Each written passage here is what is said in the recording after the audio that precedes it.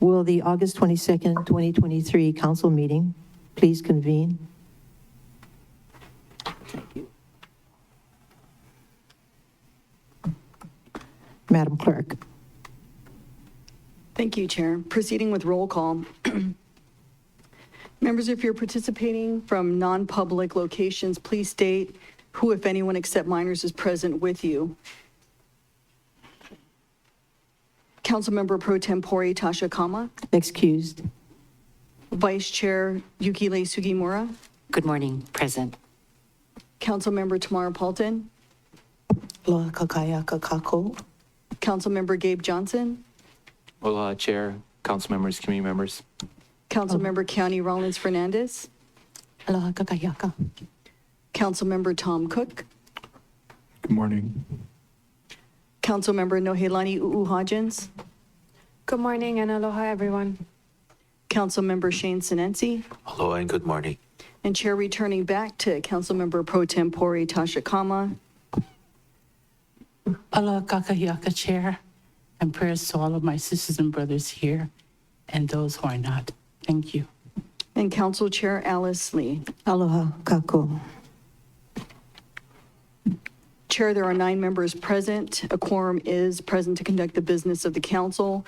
For the record, I am County Clerk Moana Ludi. Also present from the Office of the County Clerk are Deputy County Clerk Rochelle Thompson and Legislative Division staff Joyce Murashige and Lauren Saldana. Joining the meeting from the Office of Council Services are Director David Rotz and Deputy Director Rochelle Kawasaki. And from the Department of the Corporation Counsel is Corporation Counsel Victoria Takayesu and First Deputy Corporation Counsel Mimi Desjardins. Opening remarks will be provided by Councilmember Tamara Paulton.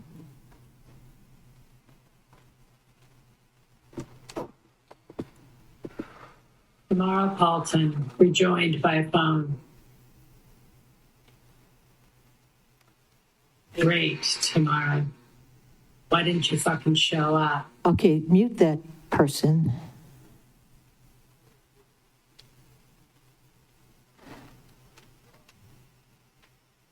Thank you, Chair. I just want to be very clear. Lahaina is not for sale. Island-wide, we will need financial assistance for small independent businesses, worker relief, mortgage assistance, a moratorium on foreclosures. But I wanted to start this morning with a quote from my good friend Kawila Hanchett. The Kupa Aina, the people of this place, are not the passive recipients of aid. They are the navigators, and I've been seeing this every day and night for the past 2 weeks. Our people are our greatest resources. Their relationships and resilience are so far beyond anything I could begin to describe. As we try to process our grief and loss, as we try to heal and lift one another up, we are trying to navigate a way forward for our keiki. We need to find other places to continue their education. Places far outside of the burn zone where our keiki will not be exposed to the consistent memories of the trauma they may have suffered through. All of our senses are heightened when a change like this happens. The smell, the heat, the visuals of what is left of Lahaina is a message young minds should not endure at this time. Our priority is keeping our families and students together and finding a space for them that has far less impact and clean conditions that allow them to be outside. The curriculum needs to engage our youth with the hope, possibility, and inspiration of what can be, to give them a sense of belonging and tap into their own creativity.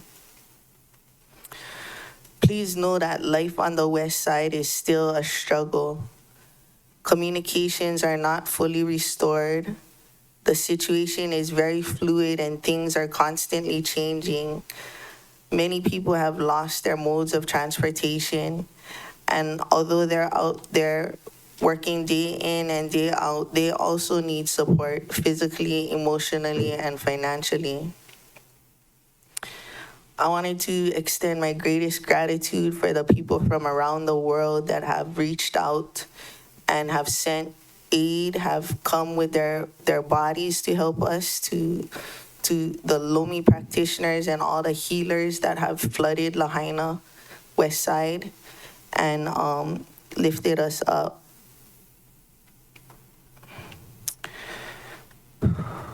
We need to honor all those people that we've lost by trying to prevent this from happening to any other community in Maui, in Hawaii, in the world. And in these times of climate change, there will be worse disasters. And so we need to also build up our resilience and have better responses to our people. 4 days without communication, 5 days, 2 weeks, it's all too much. And it's important, I know that everyone here wants to help, but the people in West Maui can't see this meeting. The people in West Maui don't know what's going on. And if we're doing things for them, we need to be doing things with them. Because unless you're communicating with them, we don't know best how to help them. We have to meet them at the level where they're at. And things are very hard right now in Lahaina. And there's so many people trying to help, but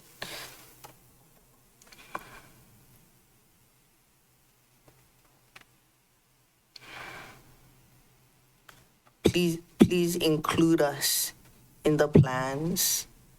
Please don't do things for us without us. Thank you. Thank you. Member Johnson. Chair, can we have a moment of silence before we do the Pledge of Allegiance? Of course. Let's take a moment of silence for the people of the West Side and for Upcountry.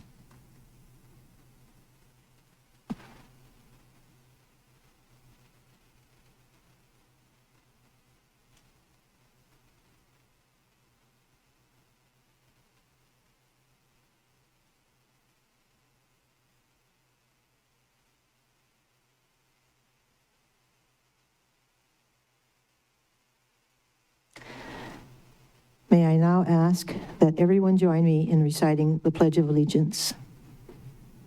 I pledge allegiance to the flag of the United States of America and to the republic for which it stands, one nation, under God, indivisible, with liberty and justice for all. Before we proceed with today's agenda, may I please request that everyone keep their microphones muted unless it's your turn to speak. Oral and written testimony will be accepted at the beginning of the meeting and prior to council's deliberation on each section of the agenda. Testimony must pertain to items on the meeting agenda. When testifying, please direct your remarks to the council and not to any individual council member or member of the public. Each testifier will be allowed to speak for up to 3 minutes on each item. Decorum shall be maintained at all times. Any person who behaves in a manner that disrupts, disturbs, or impedes the orderly conduct of any council meeting can, at the discretion of the presiding officer or a majority of present council members, be ejected or banned from council meetings, or, if participating remotely, muted or dropped from the meeting. Examples of disruptive behavior include, but are not limited to, heckling, shouting, use of profanity, threatening, or slanderous remarks made to any member of the council, staff, or general public. As a reminder, the chat should be used only to sign up for testimony and not for public commentary on the meeting. it will be considered a breach of decorum for members of the public to use the chat for anything other than testimony signed up. Ms. Clerk, please proceed. Chair, beginning with, item D, ceremonial resolutions, there are none. So there is no testimony either, so that's D and E. F, nothing on the consent calendar, so we'll begin with G, presentation of written or oral testimony. At this time, individuals may testify on any item on the agenda. The first person to testify is Mike Moran. He's testifying on resolutions 23-193 and 23-194. Mike, are you there? Yes, Chair. Aloha, Chair, and council members. Mike Moran for the PA Community Association. Our charge is to speak for our South Maui community, but needless to say, we're part of a larger community. We're part of a community on this entire island, part of the community and the entire council. So while our charge is to speak for the benefit of our particular community, today, more than ever, it's heartfelt that we are part of this entire community and the situation that we find ourselves in today.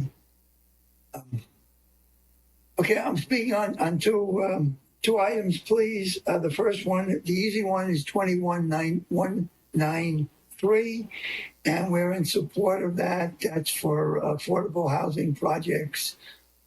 There's a total of 3 of them, all for our community. And of course, we know what the housing situation was before the tragedy, and it's now been exacerbated. So anything that can expedite getting this project moved forward, I think everybody would appreciate. Moving on to the tough one, 23-194. As an individual, but speaking for the association, I purposely tried to be the first one to speak because I know I will not be able to speak to the level of others with the emotional situation. So I felt this was, hopefully, that I could get this across.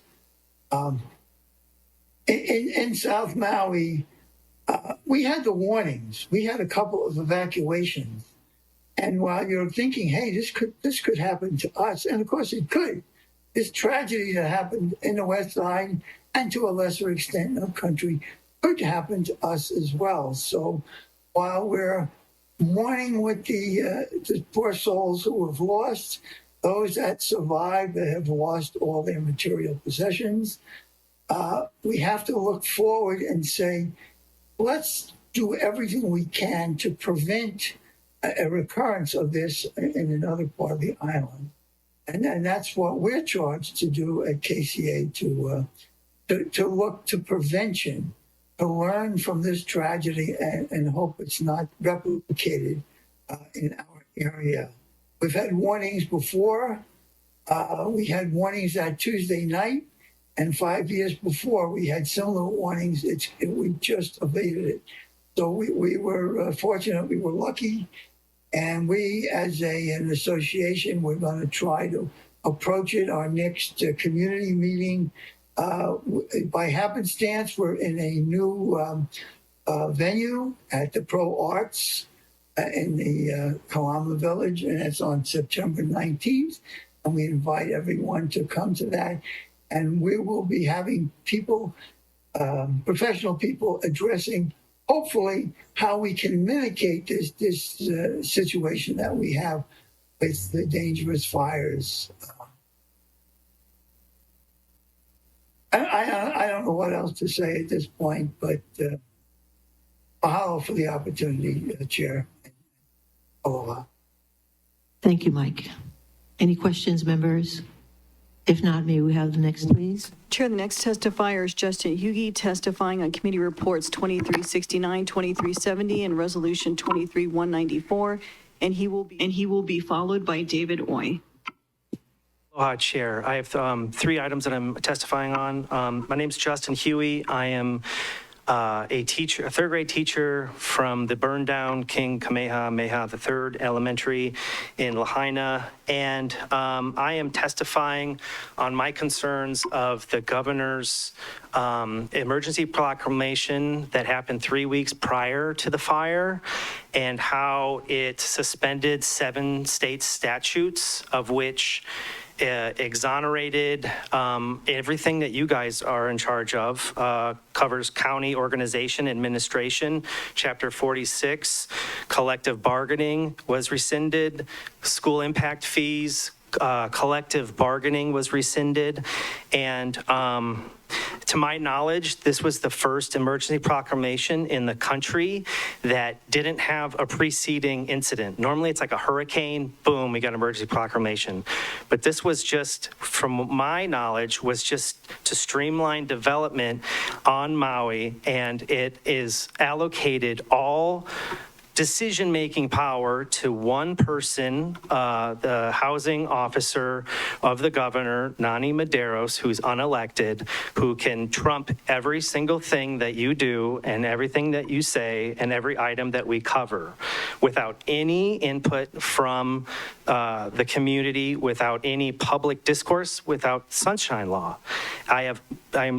Before I go to my, tomorrow, I love what you said, Lahaina's not for sale, please include us. But I don't see that happening, and I was able to meet with Nani Medeiros. I graciously invited her into my home in order to speak with teachers from the burned down King Kamehameha III Elementary and their own homes, and they're moving forward they're meeting with developers, private landowners, and not a lot of community unless you know how to maneuver correctly. So before I go to my next item, I would just like to ask each council member to let me know, are you in favor of this emergency proclamation that takes away sunshine law, collective bargaining, all your power in decision making? I would like it if you did me a kindness, and before I go on to the next item that I want to testify on, who's in favor of that? Because I have serious concerns. Mr. Huey, we don't have discussions at this point. We're just taking testimony. But I'm sure each member will be happy to respond to you on their own. All right, so can we end this item and go to the next item? Sure, yes. So, I was asked to start a teacher work group with HSTA on housing, and I was able to get people that were able to talk to Nani Medeiros, and they really need, I would love to see you pass a resolution on foreclosures, mortgage evictions, subsidized rentals. There's a lot of different things happening right now. Like, there's one teacher that lives on this side but had 3 other jobs besides teaching in Lahaina and has a $4,000 mortgage. So his house didn't burn down, but he's going to lose his house if something isn't done quickly. A different teacher who's had their house burned down moved over here and is trying to buy a house over here, but other investors are trumping her. And I just can't say enough about my concern over the fact that we have streamlined development without any community input, without sunshine law, without public announcements, without meeting notices. I just can't say enough. Everything that you do can be trumped by one person who's unelected and has no community input. And for me, I just think that, I wouldn't know why. She also said that she met with 4 council members and they were in complete agreement with the emergency proclamation. So that means there's 4 council members here, allegedly, that she stated are in agreement with getting rid of sunshine law, collective bargaining, school impact fees, and Chapter 46. And it's like, my question is, why did you run if you're not going to step up to the plate when we need you the most? And this needs to go. This needs to go right now. This is disaster capitalism of $5 billion are coming to Maui, and sticky fingers are here to take it all and develop everything without any input. Lahaina needs to decide what happens in Lahaina. But it's not just there, it's everywhere. And anything you do on this island can be trumped by one person. And more people need to be standing up and saying that this is not how government works. This is not how we teach our children how government works. And this cannot move forward. Let me see. Okay, I'll end there. And then for the next, and to go over, Biden came, if we start for the next agenda item, I'm sorry, this is pretty intense. So Biden came and spoke with the community at the Civic Center, and Biden said that, Maui is going to decide Maui's future. But again, one person on Oahu is currently meeting with developers, meeting with private landowners, and is not meeting with the public. And that should be front page everywhere. And anything you do can be trumped by one person without any notice, and you won't know until it happens. I'm thankful for Biden coming here when he did, not right away, and being there for the community. But this is a state and county issue, and the state and the county are going to decide how the rebuilding efforts go.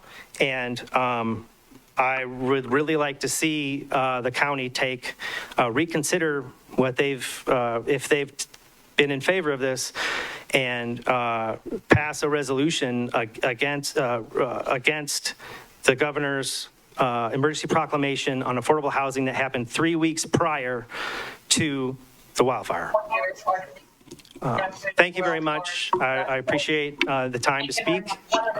Thank you. Could you hold on a second? Members, do you have any questions? No questions. Thank you very much. Next. And the next testifier is David Oy, to be followed by Susan Picola Davis. And Mr. Oy is testifying on Resolution 23-193.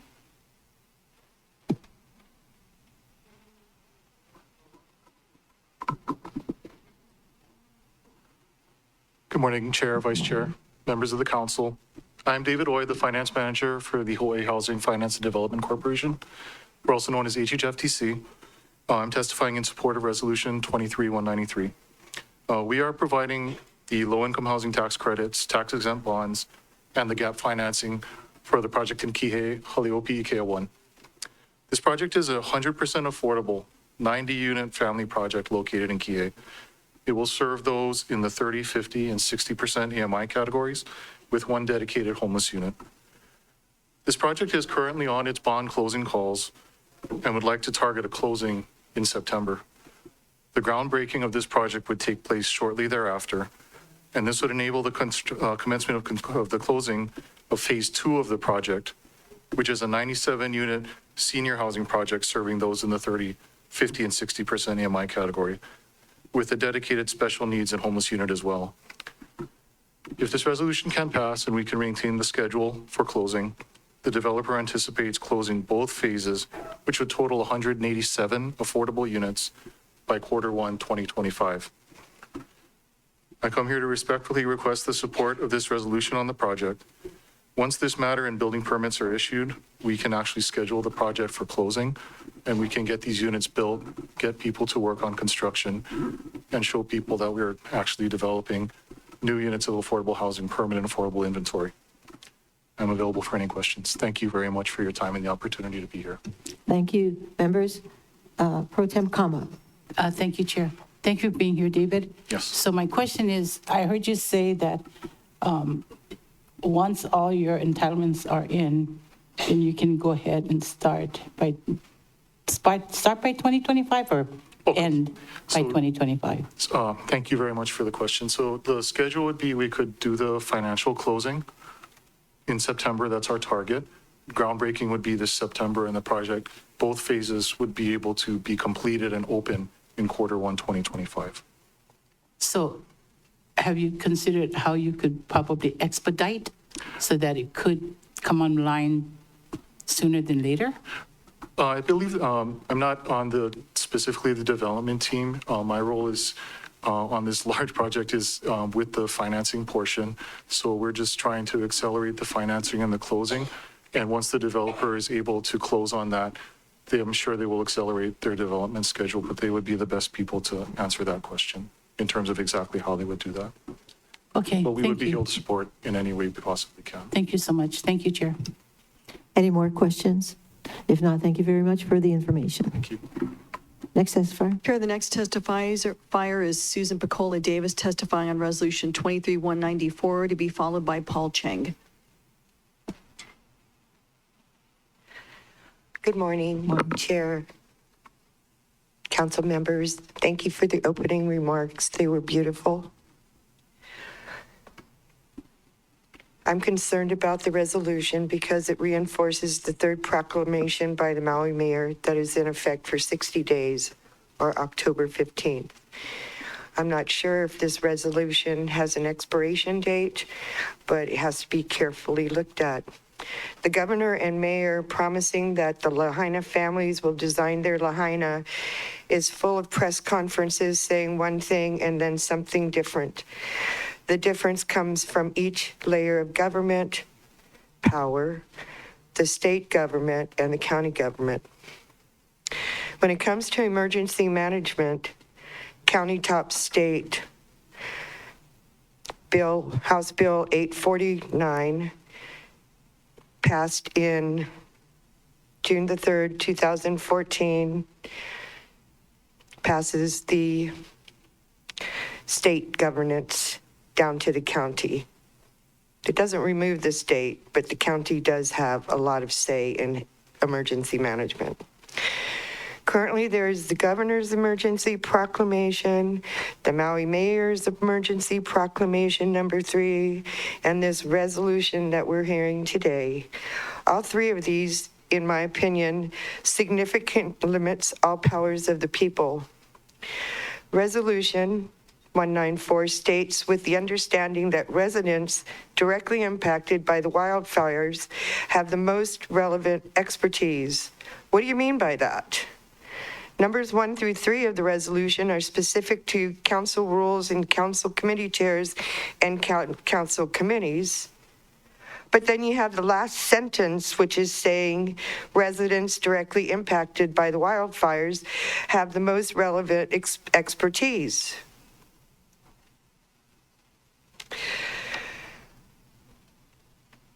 The county council must publicly announce all upcoming council meetings and committee meetings with enough advance notice so the public can participate.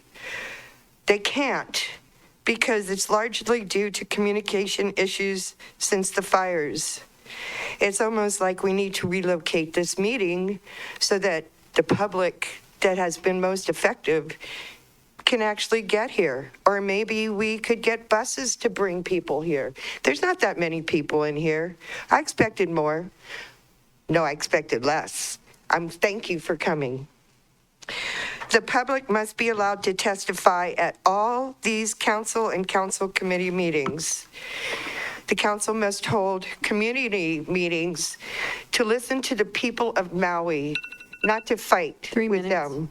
No later than August 31st, 23. Let me go down to the last 2. 3. The Maui government must ensure the safety of our keiki. All schools must have water and air tested. The results of these tests must be publicly available. All classrooms need to be professionally cleaned prior to student attendance. Any signs of dust, debris, or other dangerous particulate is visible already. The Maui government must use a third-party environmental consultant and expert to test the water, soil, and groundwater. All results must be made publicly available. These tests must include the minimum EPA-regulated contaminants as determined by the environmental consultant. Other samples and tests will be conducted and made public. And we're already here that there's other substances that will need to be tested individually. The Maui government, this I've heard a lot, must allow animals and pets in any area that are roaming to be captured by a responsible entity, such as the Maui Humane Society, to safely secure them, not to cause further harm due to lack of supply or water or food or veterinary care. This is cruelty to animals. It's cruelty to families that are looking for their pets, that can't find them, that could console them in this time of grief. The rest of my testimony is online, and I'm trying to respect the time limit. Community meetings need to start happening with the people. Community council members can go out there and do that. They need to be heard. Thank you. Members, questions? If not, thank you very much. Just one clarification for those who will be testifying on this issue. There will be no legislative action taken today. What's going to happen is we're going to refer this item to the Great Committee for further discussion, a lot of discussion and extensive outreach. Thank you. Next. Chair, the next testifier is Paul Chang, testifying on Resolution 23-194, and he will be followed by Jordan Hawker. Mr. Chang? Morning, Council. Thank you for allowing me to have an opportunity to speak in a horrible last couple of weeks. I just have a short statement, and that is that we did start construction in Pulilakur from the groundbreaking. We are probably 30% done with the grading and the retainer walls, and for the first 240 units. As you may remember, we have a total of 800 multifamily units available, residential units available on the zoning. So I've looked at the plans, and if the council feels like we can be of help, we stand ready to help. We can continually bring units on in our phase 2. We can add 200 more units to phase 2 to make it a total of 800 right away. And because of the tragedy, I'm totally willing to give up the market rate units and work with the county and state to make it all affordable so that, we can do this. Because now is not the time to talk about money. Now is the time to talk about housing, what people desperately need. So I stand ready to help the council any way I can. And we can immediately push forward. There are some little administrative items, obviously, we need to take care of, but I'm sure we can work it out with the county, and we will just do this and help everyone. So I'm here to help. I want you to know, and even as far as a temporary campus for school, any and all that, we have the land. It just so happened that we are unhurt, and thank goodness for that. So if you need a temporary campus location, we have it, and we can make it happen. We already had a permanent school location dedicated to begin with. As you remember, we have 13 acres we've already given to the school district for the permanent new elementary school. But that's up at the state level, we understand. But in the meantime, I'm here to help, and I would be honored if the council can get some help from us. We'd be happy to help. Thank you very much. Pro Tem Kama. Thank you, Chair. Thank you for being here, Mr. Chang. So my question, I think, throughout those of you who come to testify is, how soon is right away? Right away, we're under construction. We are under construction now. We just need to change the market rate units to affordable and work out the details on that. and we keep on building. We can continually build up to 800 units. Just keep going. So we just need the mechanism to do so, and we stand ready. There's no other. We have, for example, like I did have a chance to speak to somebody at State, and the first question they asked me was, "Do you have cultural clearance?" Yes, I do. As you may remember, Pulilehua is one of the rare sites where we have complete SHPD clearance. We don't even need monitoring during construction. That's how clean we are, because we did a thorough study prior. Thanks to Kai Nishiki's advice, I organized a full cultural study for the site. So we have no impediments other than administrative issues, which is fine. We have plans ready to go. It so happens that I was literally going to submit my utility plans and my vertical building plans 2 weeks from now. This is how ready we are. And our civil plans are obviously ready because we won't be digging dirt and all this good stuff. So, ma'am, we are ready. So my specific question, Mr. Chang, when will the first units be able to come online? If we can resolve all the issues, not resolve, but work out the details, I think 15, 16 months, we just got to have a green light. I just got to know the county's, permit review department is behind me, then they can put it on priority to review, all the plans and stuff when I submit, turn it around in a couple of weeks, things like that, just details that, not at the council level, but at the practical level. Yeah. So I would nothing more than happy to build it right away. Is there any more questions? Member Kiani Rollins Fernandez. Mahalo, Chair. Aloha, Mr. Chang. Mahalo for your generosity and for your testimony this morning. To clarify, in response to President Kama's question, you said that there are administrative impediments. One of them, I think you're saying, is at the planning department level. What other? No. Oh, go ahead. Yeah. What are the administrative impediments? Not. Sorry, wrong English. Impediments is the word. It's just steps. It's just normal steps. We just need expediting the normal steps. Like plan review, check this, check that, things like that. That's all. And then that, for example, like mundane things like, when we're under construction, the inspectors has to come. I just need them to come.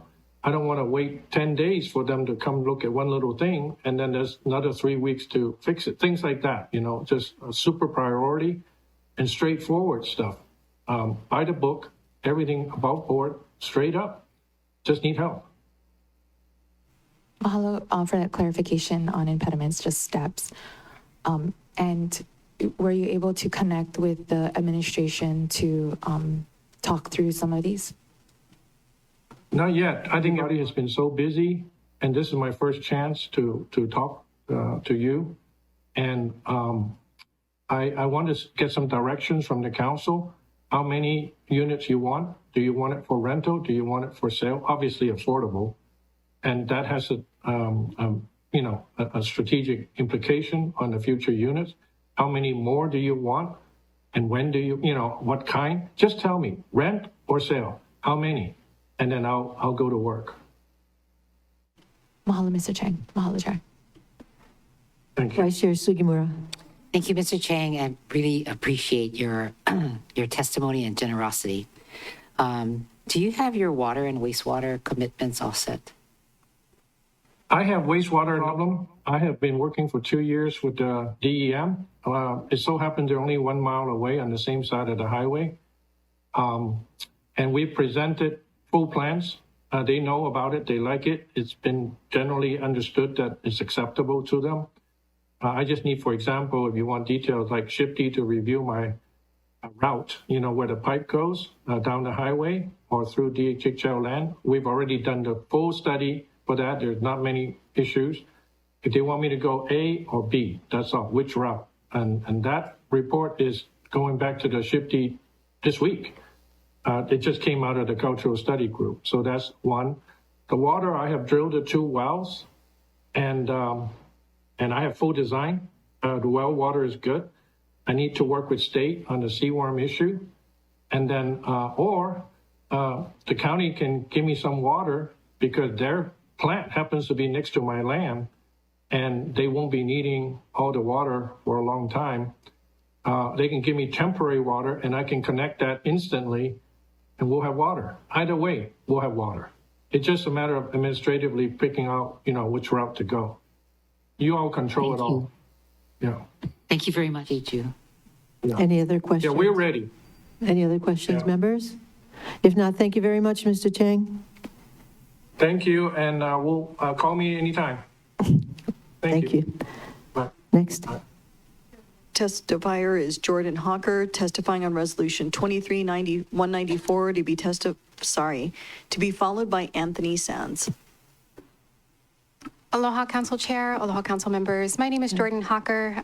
Today I am representing the Maui Tenants Association on Resolution 23-194. So I want to paint a picture for you council members through this period of loss. I'm going to start about 3 years back. When the pandemic hit, there was an eviction moratorium. But people were able to sell their houses and they were able to raise the rents, which meant that even with good intention legislature, our renters were still displaced during a time of emergency. UH Hero, which is a research capacity of UH, did a housing survey. And something like 60% of landlords reported that they believed their tenants were struggling. This is sort of post-COVID. And now we're going to fast forward to today. The Maui Tenants Association has a hotline. We've been receiving call after call of people who are being asked to be evicted by their landlords. People who are being displaced during a time of emergency when their house was like the only house standing in their neighborhood. And despite the fact that that's not supposed to be able to happen, not only are they still experiencing it, our renters here aren't even aware of what the law is. I would ask each council member to take stock. How many renters do you have in your district? And how many of them are being threatened with eviction simply because the owner of the house realized that their investment is no longer a sound investment? If you have the one standing rental in Lahaina, and some of you might have actually seen this going around on social media, it was a unit with 9 tenants in it. And just a handful of days after what happened in Lahaina, their landlord tried to evict them, stating that he had talked to the mayor about setting up a command hub. Well, multiple people called the mayor, and that couldn't be corroborated. We reached out to the tenant and let him know, hey, I know you're freaking out right now, but he actually cannot kick you out. So breathe. These are people undergoing immense trauma, regardless of whether or not their rentals are still standing, and some of them are not. Many of them are not. We know that. This body will need to stick its neck out. In affordable housing, we talk about affordable rentals, but we don't really talk about renters' rights. We don't really talk about renters' stability and how renters need to remain housed. We don't talk about how many parents are renters, how many children are in houses that are rentals. And upcountry currently, I rent, and through no fault of my landlord, I have no safe water amongst many people I know. A woman who was off of Ainakula, a small family, had to evacuate. And their property manager had the nerve to say, well, when they came back, because their house was filled with ash, that they didn't deserve. 3 minutes. I'll finish up. That they didn't deserve to still remain in the property because they left the windows open when they were evacuating. They're being harassed. The landlords who have the gumption and the gall, the nerve and the lack of empathy to push evictions on their tenants right now do not care. And I will say that community has shown up first and foremost in this disaster. I think we all can agree on that. But government bodies need to catch up. Renters deserve stability just as anyone else. And with everyone displaced from Lahaina, at this point, after the emergency proclamation is gone, you can charge whatever you want for a rental because the demand is so high. please consider us. The Maui Tenants Association will not stop fighting for Maui's renters. We are here. We are here for you. If you're listening to this, 808-444-1119. We have a hotline for you. Please call us. We are standing for you. We are not going to lay down. And I hope that this body, especially in areas that have been affected and areas that haven't been affected, stick your neck out for us because we're going to ask you to do it. So be prepared. Thank you. Thank you, members. Vice Chair Sugimura. Yeah, thank you. Thank you, Ms. Hawker, for testifying. So the example you gave about the property manager who wanted to evict the tenant, could you call my office and give me, more information? I will check with the person involved to see if that's the route they want to go.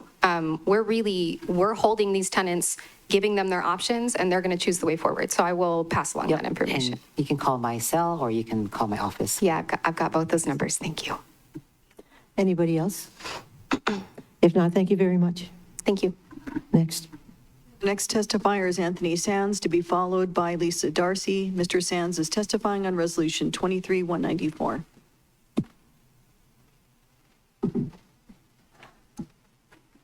Thank you for your time today. Appreciate all your hard work in this crisis. A lot of work for you guys. My name's Anthony Sands. I own a company called Above Earth. We offer quick setup, sustainable, off-grid, temporary and long-term housing that's International Building Code approved, hurricane, and earthquake and seismic, and also fire. We can set these up on unimproved land anywhere in the state of Hawaii in 24 to 48 hours, and we respect the land. By sustainable, I mean no external power, no sewer, no septic needed, no external water. Nothing comes in or out of the ground. That's why we call it Above Earth. We can scale this very quickly. Within 60 days, we'll be shipping. We can ship hundreds of units. We can move the units when the need for them is complete. They're nice houses. They're 1,000 square foot minimum. They can have kitchens and everything, so it's a semblance of a house. We can set them on any soil, 10% gradient. We support the Maui County Code 16.105.2.1 and the Resolution 23-194 to help speed your healing process. We appreciate your knowledge and your background and listening to everyone and everything when you make your decisions. Please let me know how we can help you and your constituents recover more quickly. So if you have any questions, I'm here. Thank you. Members, Member Paulton. Thank you, Chair. Thank you, Mr. Sands. I just was wondering if you could go into like what kind of conditions can this handle? Some of our areas in West Maui are windy or rain a lot. And if you're working with Peleke Flores from Kauai? He telephoned me yesterday and asked me some questions, and I think he's very interested in Kauai.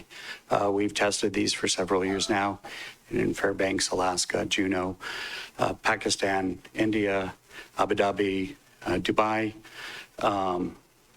Egypt, several places, Lake Havasu. So we've had years of testing. We follow the IBC code, Miami-Dade County, for hurricanes up to Category 5, also for seismic, LA and Orange County, so in San Francisco. So we want to make sure that they're good for all. They're steel. They're good for all. They're not shipping containers. They're 1,000 square feet for all the municipalities, all 105,000 municipalities in the United States and 3,200 counties and townships. So we've been working on this project for many years and have very, very good success rates. Our water follows the Swedish purity standards for water, which is one of the highest purity standards in the world. Thank you, and I might have missed it. You said you need a flat grade. 10% gradient or less. Compacted soil is just fine. They set up, like I said, in 24 to 48 hours. And we don't disgrace the land, we respect the land, and we can move them. And our impacts are negligible. Thank you. I'll be in touch. Thank you. Any other questions, members? If not, thank you very much for the information. Thank you. Thank you for your time. Next. Chair, the next testifier is Lisa Darcy, testifying on Resolution 23-194, to be followed by Carolee Higashino.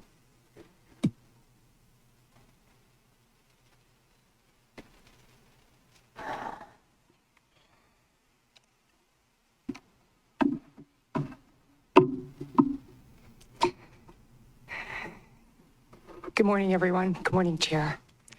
My name is Lisa Darcy, and I'm the founder of Share Your Mana. I have worked with individuals with disabilities and who have lived houseless on Maui for 20 years. I am unfit to testify today. I know this. I'm going to jump around and I am going to apologize.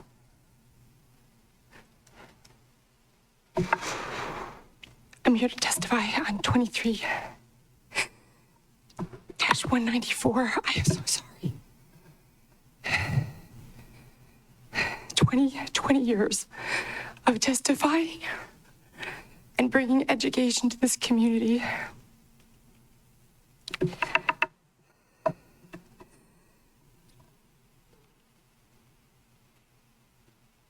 Councilmember Paulton, your words, your eloquent words on inclusion are something that I think everybody in this room understands. Share Your Mana is intimately involved with and has worked tirelessly for inclusion, and that those who are in the positions are intimate in those moments and have to be at the table. And throughout this new crisis, Share Your Mana's voices again have been eliminated because we have the roadmap to what is going to happen to so many of these people in Lahaina. Many people are not going to recover. And there's no systems in place currently to help them from falling into this despair. I come today to request that the mayor walk back his policy as of 7/20, his policy on addressing unsheltered residents in Maui County. I ask that you heed the comments of many of the previous testifiers, which indicate the ability to eliminate the wisdom that is in this community.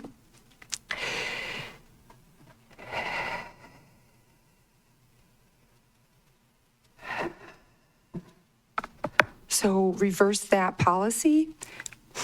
I am working right now so that individuals who are living unhoused do not have their property and their items removed and destroyed as we speak, because that is happening. And so anybody who falls into this, get ready for how the county's about to treat you, okay? And they're gonna eliminate who you are, and they're just gonna call you a success because they removed a pile of items that they call trash, or they removed your vehicle you're living in because you don't feel safe enough to leave it. So get ready. It's not a pretty picture.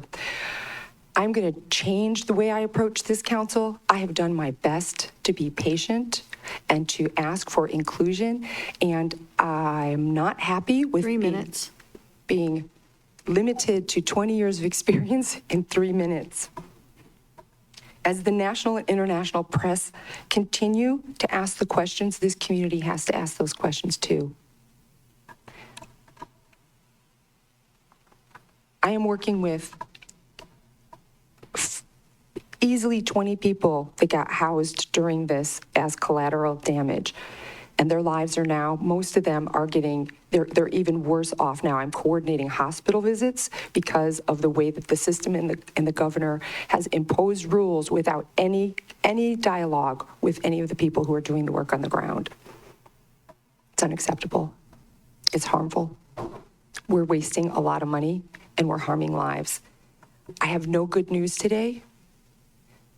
I love to say I have good news you can use, but I can't call picking somebody off of the ground in a near-death situation good news anymore. I can't do it, and I can't champion it. I need your help. I need every one of your help. Every one of you needs to stand up where you are on these situations and these laws and these proposals, and you need to say it clearly so we know and we can address it. Thank you for your time. Thank you. Members, questions? If not, thank you.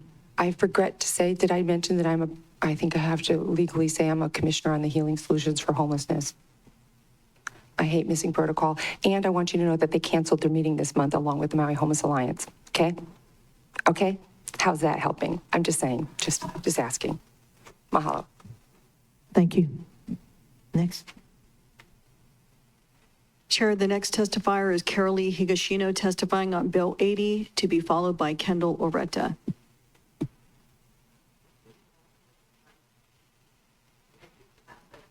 All right. All right, so the next testifier will be Kendall Oretta, testifying on Bill 80, to be followed by Kaulana Kino.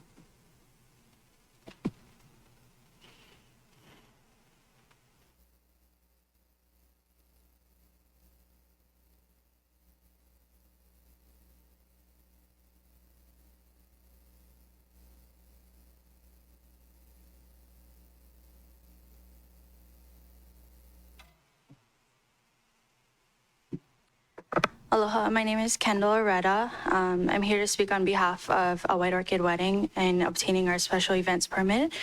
I work currently for a White Orchid Wedding, who is what is owned by my mom. So it's a family business that's been in operation for 30 years here on Maui. We're asking for immediate assistance in obtaining our special event permit to continue to support our local community. We are and have been very limited to private estate wedding venues. We currently just have 2 private oceanfront estates on the south side of Maui. The Oluwalu Plantation House has recently announced that they are not able to host events to at least November. However, it's not likely they will be hosting until 2024. Without options on island, our clients are currently choosing outer islands as their wedding destinations or choosing to support big hotels here on Maui. So how does that benefit our local economy and small business? It does not. When choosing a private estate, our clients support Kama'aina businesses such as catering companies, local farmers, musicians, bar services, retail outlets, tour companies, rental companies, transportation services, hair and makeup artists, seamstresses, bakeries, you name it, they support island-wide. Whether you like it or not, tourism drives our economy and has for years. Even local businesses, whether they think they are not affected. If our tourism workers are not making money, we are forced to choose how we spend our money in the community. That means shopping at Costco versus farmers markets. That means cutting our own hair instead of going to our local barber. That means us cooking at home versus supporting our local eateries, or maybe being forced to move out of our island home. You see how all of this affects our island, and it all affects us. Carolee is not only deserving of this, but is the most generous person I know who has done so much for our community and continues to do so. This permit has been in progress for going on 3 years, and in order to support our community and our island, we need to proceed on with obtaining this permit. With the devastation we've faced over the last couple of weeks, not only have we lost our Lahaina town, we've lost our people, we've lost our homes, we've lost businesses, and for some, we've lost our purpose. To continue to support those who have lost everything, we need to be able to support our local economy. Please hear our pleas and help us keep our Kama'aina here on island. Help us to help them to rebuild their lives and businesses. Mahalo. Thank you, members. No questions. Thank you. Next. Here, the next testifier is Kaulana Kino, testifying on Resolution 23-194, to be followed by Daniel Lang.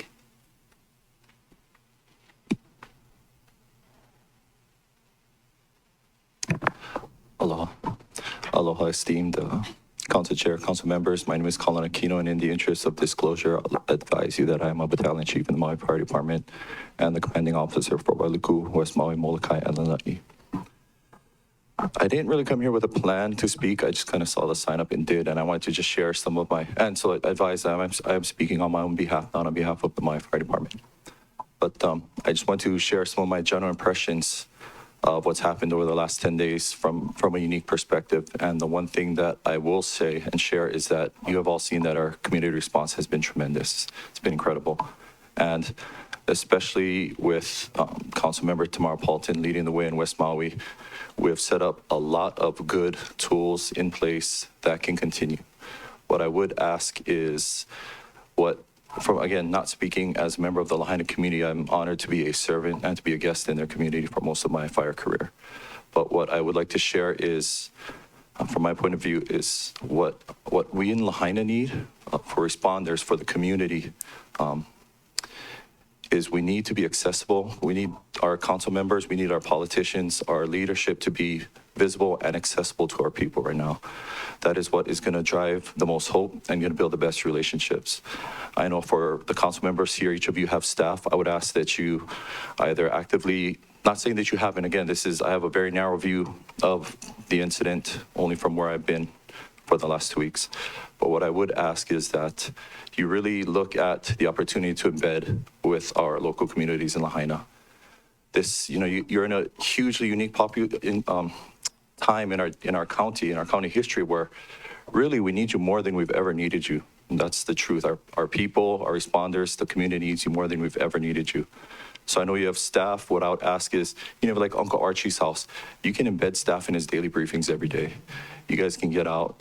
You guys, with permission of my boss, of course, are welcome to jump in my BC vehicle and ride around with me anytime you want for perspective to see the community. I try and get out to the pods as much as I can, get out to the medical units, KP volunteering and stuff. So really, that's the impression that I want to leave is, as much as possible to be visible and accessible to everyone as best you can right now. I know that's asking a lot because we're already asking so much of you, but the best you can do, we'll take any of it. And so the last thing I'd like to say is when you chose to run for these seats and when you were elected, you chose to be, my buzzer's gone off. You chose to be representatives of the people you serve. The way our elections work, those people include Lahaina. And also, I would ask, or not just Kanaka, non-Kanaka council members here, when you chose to be elected, you didn't just choose to serve the people, you chose to serve the land because that is what Hawaii is. And you're in a unique place where Hawaii, the land and the people are one. So please keep that in mind. And again, much aloha for all the work that you guys have been doing and that we will ask of you in the future. Thank you. Vice Chair Sugimura. Thank you very much for testifying. Could you give me your last name? I missed it. Yes, ma'am. Last name is Kino. Kilo, India, November, Oscar. How to spell it. Good emergency skills. And Kaulana is your first name. Thank you. And your title with fire? Battalion Chief. Oh, very good. Thank you. Any more questions? If not, thank you very much. Chair. Oh, I'm sorry. Ms. Rollins Fernandez. Mahalo, Chair. Aloha, Battalion Chief Kino. Mahalo for your testimony this morning. I just wanted to clarify the ending part of your testimony where you stated that we also serve the Aina. Would you please clarify what you mean by that? So I mean, as a Native Hawaiian, and for all of us here, as I mentioned, whether you're Kanaka or you're not Kanaka, if you choose to be a part of this community, be a part of Maui, be a part of Hawaii, and identify that as your home, then all the expectation, the only thing I can ask as a Native Hawaiian is that you love and you respect the land as us that have been here for hundreds of years, generationally. So because of our unique relationship of being Kanaka and our connection to the land, we would expect and ask that you be a steward and love it just as much as us. And for me as a Native Hawaiian, that's enough. That's all I ask. Mahalo for your response to my question. And when you say land, do you also mean water? Of course. Mahalo for your clarification. So if I may add, Please. with respect is, I think no Hawaiian in here would disagree with me, but those words are synonymous. Anybody feel different? Not everyone understands that from our cultural lens, that they're one and the same. Mahalo for your clarification. Mahalo, Council Member. Mahalo, Chair. Any more questions, members? If not, thank you very much. Next. Next testifier is Daniel Lang, testifying on Bill 80, to be followed by Della Peacock.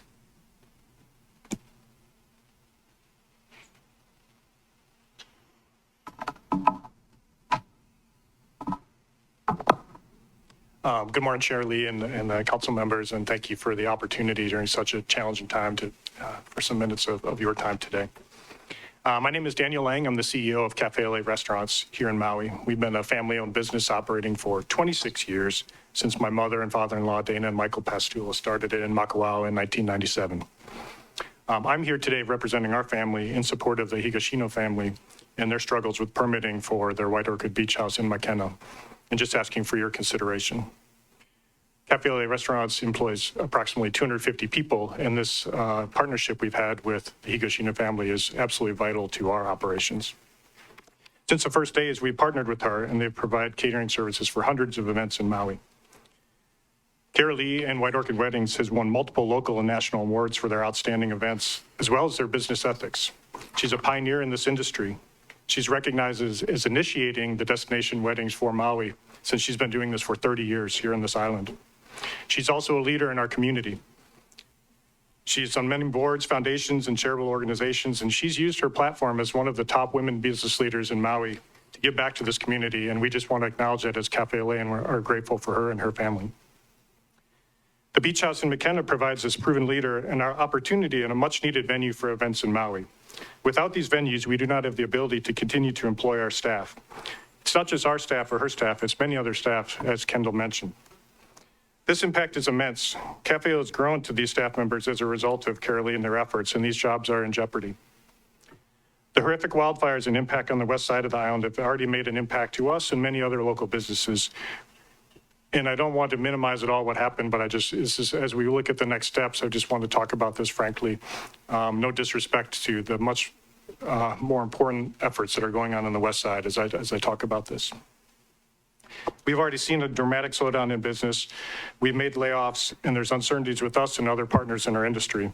We're doing our very best to keep people employed. We have random projects. We're supporting people on the west side and first responders, but those are all short-term as we look to bring visitors back to this island. Her beach house in Makena is a perfect example of what's needed to help bring back guests to this island. Many venues on the west side were destroyed, or we want to stay away to give them the time and space that they need right now to recover. And venues in other locations, such as Makena, are very important. The Makena Beach House is a special taste. I was there in 2008 for my wedding to my wife, Cherub. Interestingly, last week, as I was, Cafe LA was serving first responders, I met Kyle of the FEMA Urban Rescue Search Team from California. He said, "Oh, Cafe LA, you catered my wedding in 2010. And I was in tears. I said, "Where was your wedding?" "It was at the White Orchid Beach House in Makena. This is 2010, and this is one of our FEMA partners with dogs doing wonderful work in the west side. Lastly, Cafe LA Restaurants would not be what it is today without the Higashino family and White Orchid Weddings. The wedding industry in Maui wouldn't be the same without her. Please give your consideration to Bill 80 and allow her a permit to work in Makena as we look to transition to the new normal in Maui. Thank you very much for your time, Chairperson and council members. Thank you. Members, questions? If not, thank you very much. Next. Chair, the next testifier is Della Peacock testifying on Bill 80, and she will be followed by Dennis Kaihui.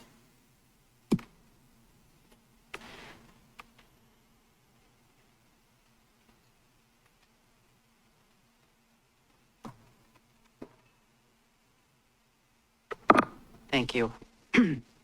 My name is Della Peacock, and I'm the owner of Delables Floral Design. Could you speak closer to the mic, please? Sorry. Thank you. I have known Carolee Higashino for over 15 years. Words cannot express the admiration that I feel for her and her family. She's one of the most genuine, authentic people I have ever had the opportunity to have known. She gives so much to her community, and I've worked with her on many occasions doing fundraising events. In regards to Delables Floral Design, we employ several full-time staff members and many independent contractors. Most of the women who work for Delables are single parents. Delables has supported my family for well over 18 years and continues to do so. I am so happy that we did survive COVID, but with the devastation of Lahaina, we're not entirely sure we can survive this situation unless every able wedding venue opens up, such as the White Orchid, the Makena Beach House. This house is an integral part of the wedding industry, and it has been sorely missed over the past years. Maui has been lacking for wedding venues for the past 6 years, and now losing almost all the venues on the west side, including Olowalu Plantation House. This is an emergency situation to get the beach house up and running. We find ourselves in crisis mode, attempting to reschedule weddings so as not to have them cancel entirely. There are many couples who do not want to cancel their weddings, but who are looking for other venue options. This is why it's imperative to open this venue in this industry employed. I sincerely ask that you consider opening up this venue for all our Ohana, both near and far, so we can continue to support this beautiful island while it heals. Thank you. Thank you. Members? No questions. Thank you. Matt? Chair, the next testifier is Dennis Kaihui. He is testifying on Resolution 23-194, and he will be followed by Michael Schiffler.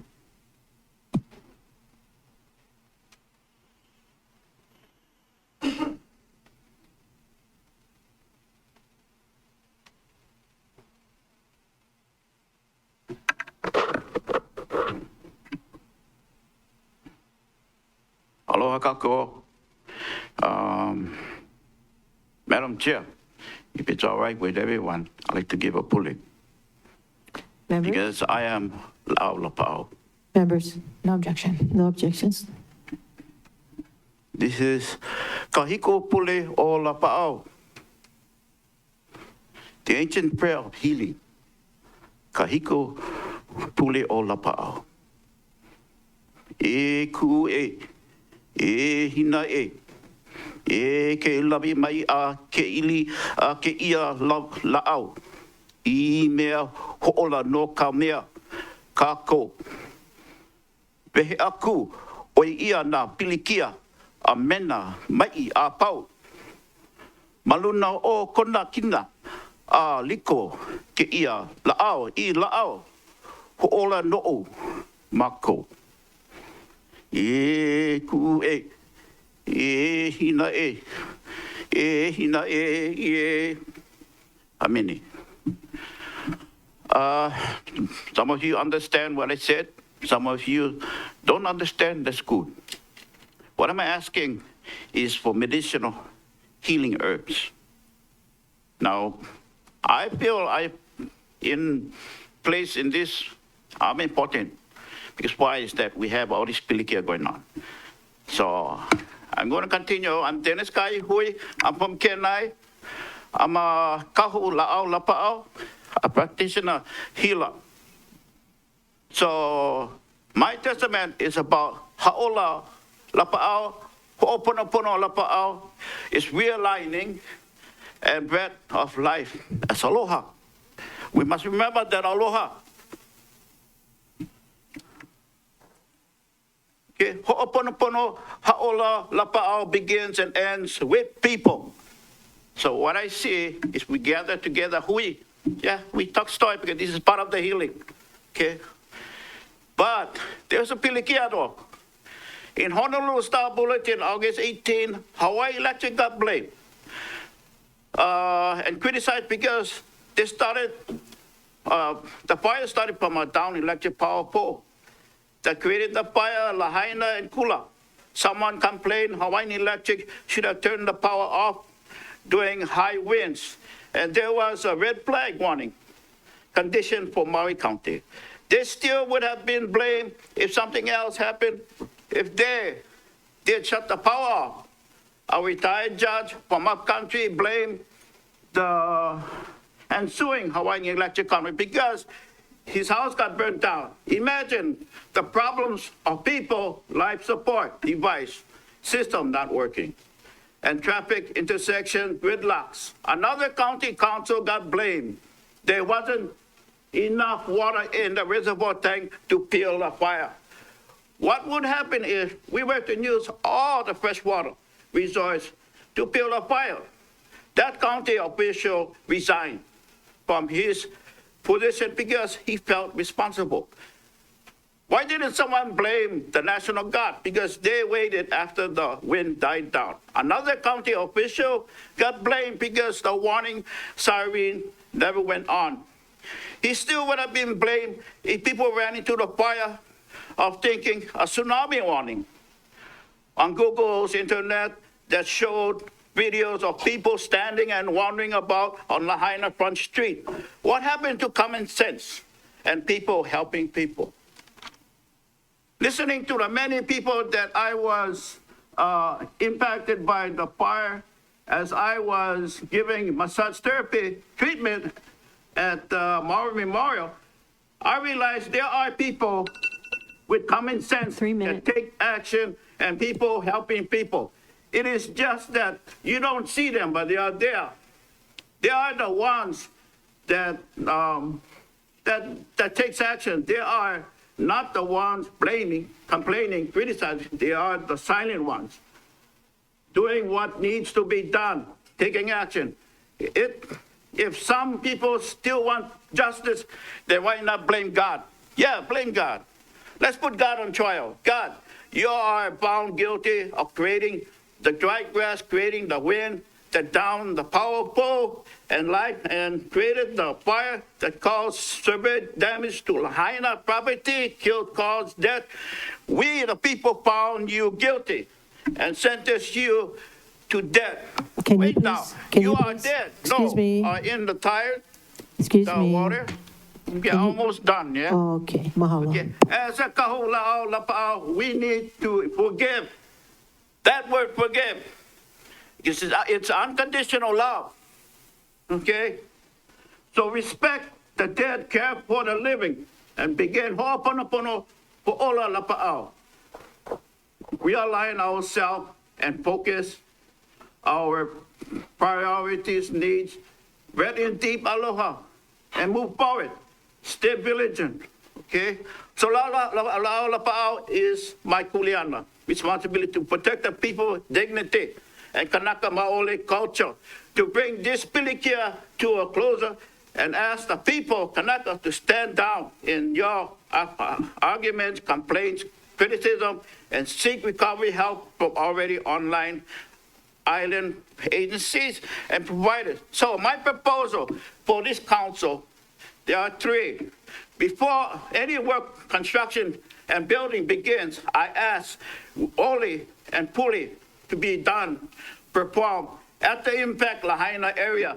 Might be two locations. Reasons, Kahiko, Oiwi, and Hemolele of those who passed away. Ancient bones, leis, flowers, herbs given by all people. Culture, information, Hana prep, readiness. Kupuna of ethnic are welcome to sit in and listen in to some of these county officials. So anyway, my closing is that the problem we need many minds, and I'm very grateful to see a lot of people stand up. Even the one that can contribute, that will make a big difference in this healing. Okay, so I say aloha. Thank you. Members, are there any questions? If not, thank you very much. May we have the next testifier, please? Chair, the next testifier is Michael Schiffler testifying on Resolution 23-194, and he will be followed by Wesley Bradshaw. Hello, council members. My name is Michael Schiffler. I am the CEO of a charity group called Red Lightning. We are internationally recognized since 2010, and we study disasters. We have categorized and looked at, I don't want to discount anything that's happened, but we've looked at the Lahaina fires and studied it. And we really break it down into 4 separate disasters. Those who have lost their lives and have perished, those who have been displaced and are facing housing challenges, the survivors on the west side who were cut off from water, food, power, and are continuing to be cut off. And there is an economic tsunami coming towards Maui that many have spoken about. If we put a percentage on what was lost on the west side, and we say, what percentage of that was tourism for the economy? I don't know the exact numbers, but I would dare say it's in the 50% range. Front Street is not going to be rebuilt quickly over time. And because of these economic hardships, we want to give a respectful warning that those financial hardships will compound the problems for those who remain here. All of those categories are going to face this sooner or later at some point. Today, 2 weeks into the disaster, Red Lightning is mostly concerned about what we call the node problem. The node problem happens, this is predictable, we can see it in every disaster, is that when distribution hubs are set up and aid is flowing, it's a wonderful, amazing thing. But there are members of the community who are vulnerable who cannot go to those hubs either through physical disability, language barriers, handicaps, maybe they're old, maybe they're afraid. We have been focusing on installing Starlink satellite internet systems. There's huge communication problems. We've been working closely with Tamara Paulton. She has been showing up every day. She has given it everything. I've been doing this for 13 years. I've never seen a local response like this ever. I've done it all over the world. I've never seen it like here for the Hawaiian people. But today, I'm standing before you and speaking on behalf of the vulnerable people who cannot make it to the hubs. We have placed about 70 Starlink units. We have another 53 on order. I'm going to give you the name and the number of our operations manager, and as well as Tamara. We work very, very closely with her. If you know of anybody who is vulnerable and has been cut off and is unable to communicate, we want to know who they are so we can get them set up and that they can at least make requests for things that they need, medicine, water, food, things of that nature. So our operations manager is Cami. She is native to Lahaina. She grew up in Lahaina. Her phone number is 808-283-0353. And I'm happy to take any questions from the council at this time. Thank you. Members, questions? Member Rollins Fernandez. Mahalo, Chair. Oh, shoot. I just forgot your last name, Schiffler. Mahalo, Mr. Schiffler, for your testimony and for everything that Red Lightning has been doing to help our community on the west side stay connected. Would you share with us just briefly any challenges that we should be aware of in continuing, like what challenges did you experience so that we know what to look out for? It's a great question. Thank you for it. In the short term, right now, the water is going to be a problem. On the west side where we're not really sure of the drain. I just want something I hadn't pointed out. In our response, we had difficulty getting in to the disaster zone originally. There were checkpoints set up. We were trying to bring these systems in. We were turned around a couple times. I have made every effort to become a member of the EOC to coordinate with them, and I've been turned around every time. We cannot get a seat or position there to coordinate. And so the decision was made to focus with Tamara and try to get these units out as soon as possible. We have a team of about 3 people, so we can install 10 to 15 of these a day. But the access, I think there was one in Kahoma Village. It's sort of down by Front Street. We were denied there as well. There were a number of families that asked for help. We could not reach them. Were those the kind of questions? Is that what you meant? Yes. Okay. Thank you. And I'm yes. Member Mahalo, Chair. Thank you, Chair. Thank you, Mr. Schiffler. I just wanted to clarify, Kahoma Villages is within the burn zone and people are living there with no connectivity and they can't call if they have an emergency, and you were turned away from putting a Starlink so that they could be able to call for help if they need it. That is correct. We were told that because we're not recognized by the EOC, we do not have access.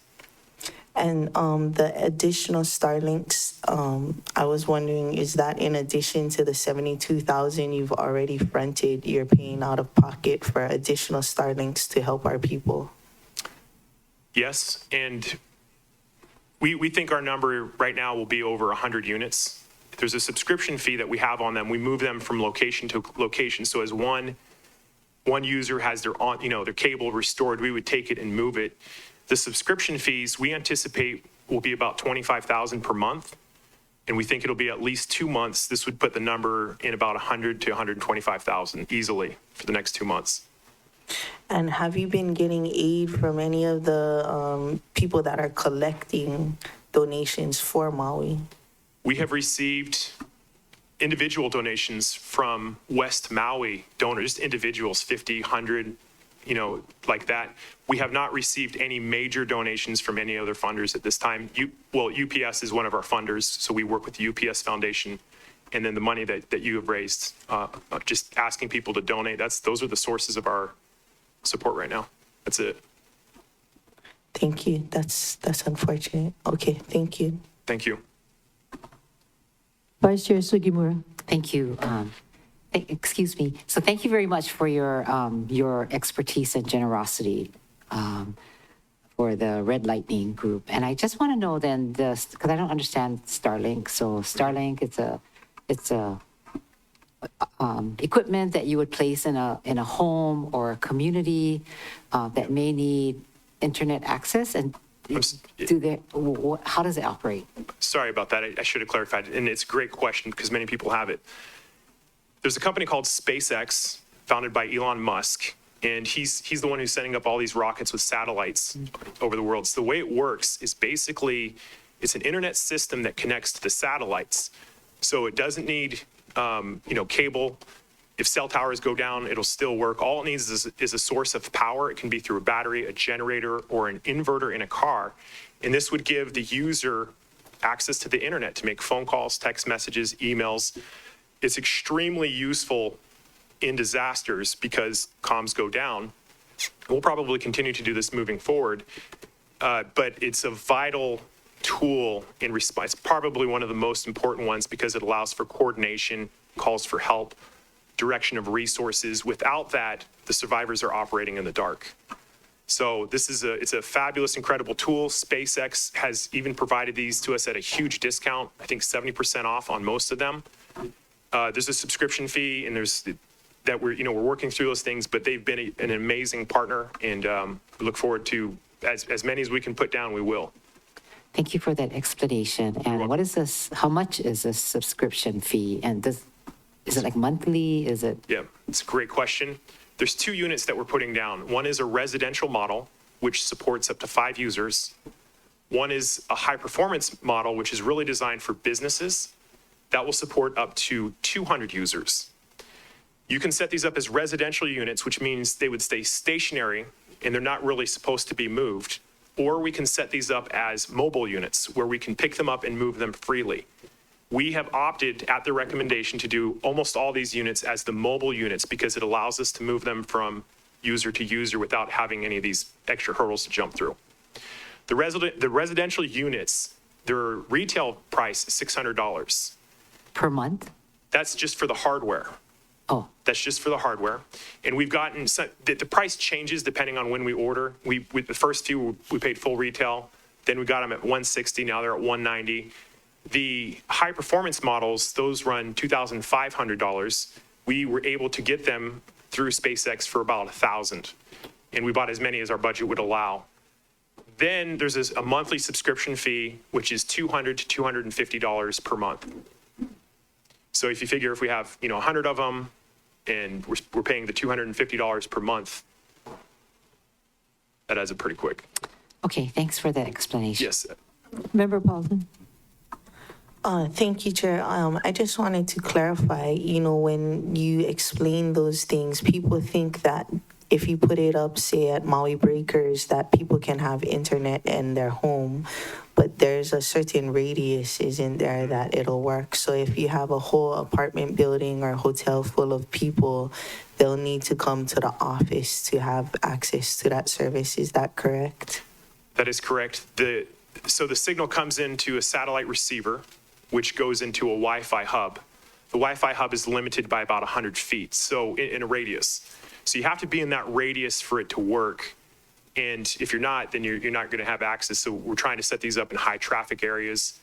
The good thing about all Starlink systems is they have unlimited bandwidth, which means they can use as much data as they want. There is priority data you can get, which would make it work faster, higher data rates and speeds. But as long as they're up and running, there should be some type of connection, anywhere from 10 to 20 megabits per second. And I just wanted to clarify, for those that have Starlinks, it's for emergency use. It's for calls, texts, and emails. And if people start watching video, streaming, gaming, the usage will slow down significantly. That is correct. And And we have to put up signs and say no streaming, no gaming, no FaceTiming, text, emails only, base communications. It's a great point. Thank you. Member Johnson? Thank you, Chair. I appreciate all the hard work you've been doing in the community, and I understand the financial need that is there. Have you reached out to the Hawaii Community Foundation? They have been gathering a lot of funds. I don't know if you reached out to them. My sister Cami has reached out to a number of donors. We've had some people say, yes, we would like to support this, and then kind of backed out. We think our limit without additional funding is going to be in that 100 to 120 unit range. We're at about 70 right now. Okay. But we will continue to do this as long as it is needed. At the end of the usage, we will, if users want to buy it or just give it to them, we'll do that too. If they just need it, we'll just leave it with them, sign it over to them. They can take over the subscription fee.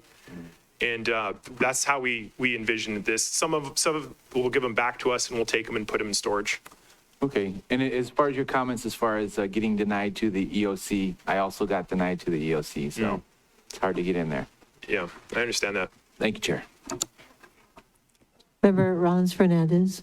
Mahalo, Chair. Just a quick follow-up. So, Mr. Shifter, one of the challenges I was thinking that you may have brought up was when, tech assistance. So it wasn't you folks that set up the Starlink van at Napili Park. No. But pretty shortly after that was set up, it went down.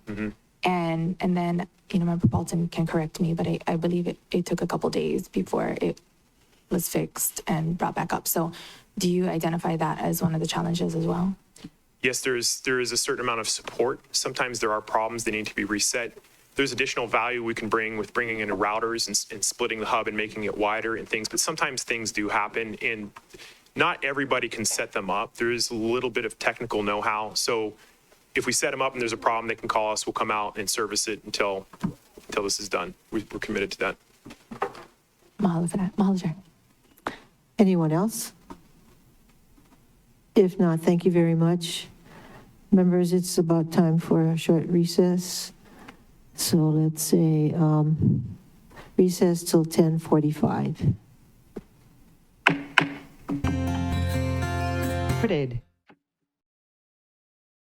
Of August 22nd, please reconvene. Madam Clerk. Chair, the next testifier is Pamela Tompop testifying on Resolution 23-194, and she'll be followed by Jamie Lawrence.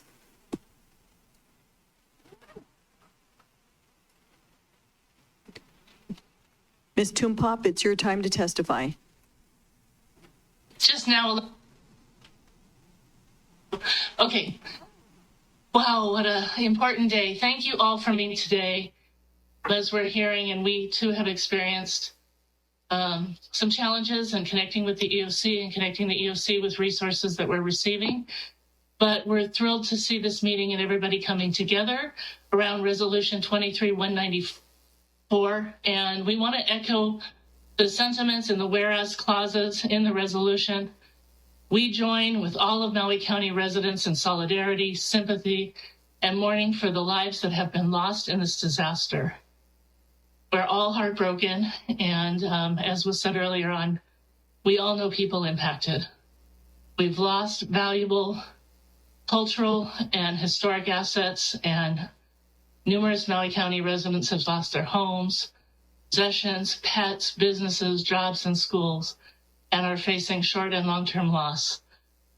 And economic hardship and mental, physical, and emotional challenges that are going to last for decades. So as this tragedy continues to unfold, impacting our entire economy and community, we really want to work with county officials as they are fulfilling their responsibilities and acting with respect, compassion, and diligence to mitigate the harm to residents and businesses in the time ahead. We appreciate that the council members and legislative branch have been working very hard with the emergency management teams on island, FEMA and SBA, and of course all of our first responders, our firefighters, our police, and others to help us get through this as quickly as possible while being respectful. We wanted to offer some suggestions that as we set new policy, this resolution is the start of regenerating policies for a robust and comprehensive recovery and resiliency plans that the administration and public can implement. We need very specific plans in each phase, including plans for recovery, resiliency, restructuring, and rebuilding. We want to ask that you consider creating task forces with community members and experts to start this focus on resiliency and new ways of rebuilding to provide adequate fire, flood, disaster protection, keeping in mind sea level rise, hurricanes, and more, economic sectors, revitalizing ag and our visitor industry, under the way we've been looking at it through the DMAP process, and including new and emerging industries, creating messages to encourage visitors to come back to areas not impacted by the fires, and educating them on the importance of how to be respectful, heed restrictions and warnings, and teach them about our culture. This is critical to our economic recovery. And Maui Island specific, a marketing plan to market and promote Maui through new and positive messages, sharing our recovery and resiliency efforts of people worldwide have chosen to contribute and help with. 3 minutes.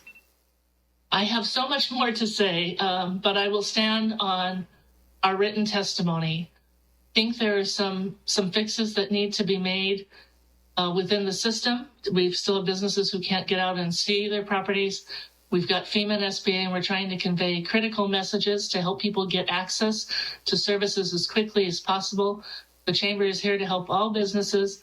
And we also, of course, want to support and stand on written testimony on the other measures before you today that help expedite housing and that help with grantees address how they can submit their receipts. So we thank you all for your time and effort, and we are here to serve. Please don't hesitate to call on us. Thank you very much. Members, questions? If not, thank you. I have a question. Mute that person. Chair, the next testifier is Jamie Lawrence, testifying on Bill 80, and he will be followed by Kim Willenbrink.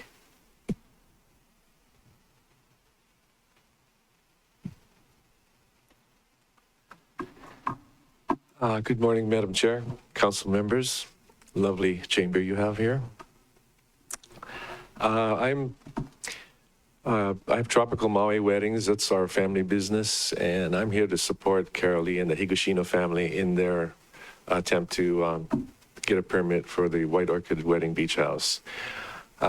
We share a lot of the same vendors, and these vendors are really struggling right now, and we really feel bad for them. And I mean, some of them have already moved off island in anticipation of a long, drawn-out situation. And as many of the people who are in support of the beach house have said earlier, we do need a place like that. I mean, we have so few venues right now. Olawalo Plantation House, where we did most of them, we're not sure what's happening with that right now, but it doesn't seem like it's going to be an option in the near future. I just would like to say that I've known Carol Lee for a long time.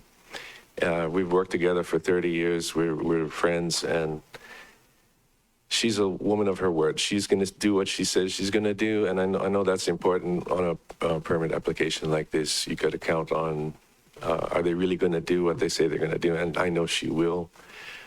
So I really would like to support it. We've lost so many venues. I think I've just recently found out that we've lost nearly 50 wedding venues, if you count restaurants and things that, places that would be able to take care of weddings over on the west side. We've lost at least near 50.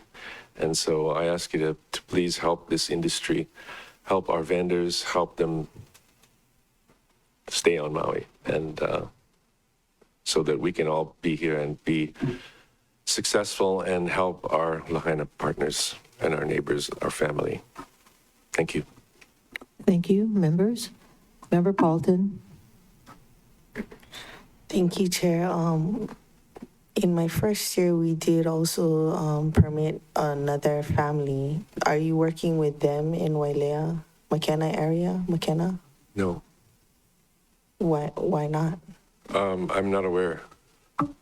Okay. It was I think the Changs and the Kukahiko. Oh, I'm familiar with them, and I would also support them. Okay. Yes. And I just wanted to clarify, we've lost so much more than wedding venues in Right. West Maui. But Thank you. Exactly. Any other questions? If not, thank you very much. Thank you.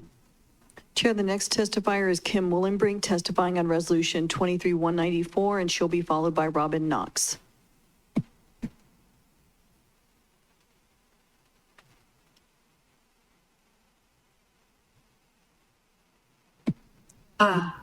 Madam Chair, members, my name is Kim Willenbrink. This brief testimony is for Resolution 23-194. I'm reading this message on behalf of Dr. Reza Danish, MD, and Chief Executive Officer of Moto for the People, a nonprofit organization providing acute emergency and preventative health care to Maui's underserved population. Chair Lee and members of the council, I'm sorry that I could not be here in person to say mahalo for quickly setting in motion a process by which this county can revisit emergency action procedures and move forward in confidence. My team and I were some of the first responders to the devastation in Lahaina that dreaded morning after the fires. I am board certified in emergency medicine, and I drove the fully equipped Moto medical unit to the scene as soon as I heard the news. We were able to quickly set about helping victims and later set up a tent to see patients in immediate need of medical care. My team has worked tirelessly, and we have nothing but gratitude for the outpouring of local and global support. I am humbled by the unified presence of the medical community in the days since this tragedy. My testimony is to offer my assistance and knowledge when drafting a comprehensive recovery and resiliency plan. As a member of this community, a member of the medical community for 12 years, and mostly as a voice for homeless, underserved, overlooked patients with limited access, or any individuals that need free or low-cost on-site health care, whether it be during an emergency or on a typical day on this island. Thank you for the opportunity to testify. Thank you. Members, any questions? If not, thank you. Next testifier is Robin Knox, testifying on Resolution 23-194, and she'll be followed by Rita Ryan. Aloha, Chair. Aloha, council members. Thank you for being here to hear this today.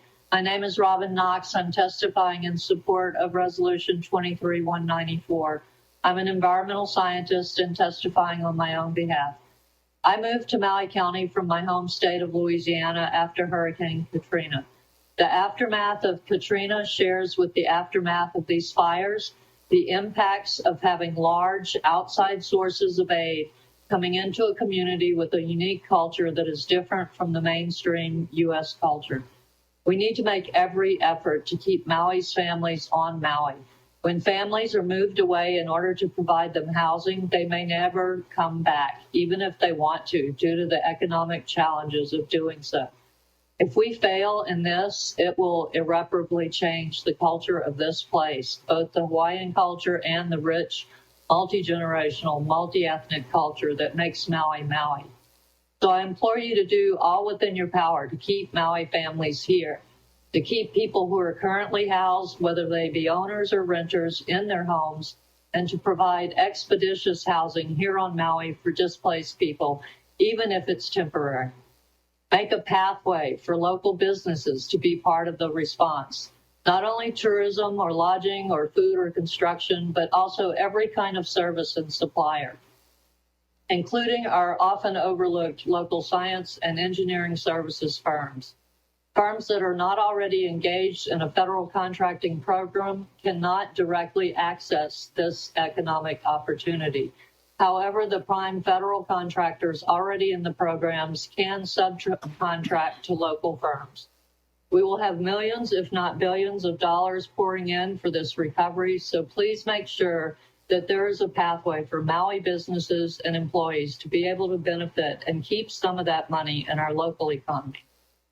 And lastly, move rapidly to establish resiliency hubs in every Maui County community. Generators and fuel, solar panels, Tesla batteries, water, food, communications, equipment, medical supplies, PPE, cots, bedding, can all be stockpiled and ready to go in case of emergency. Having multiple hubs not only ensures that an individual area can be served in the event that they get cut off from other aid, but it also sets up each community to be able to receive evacuees from affected areas. Thank you so much for your time, and Godspeed with the work of coming up with our resiliency plan. Thank you.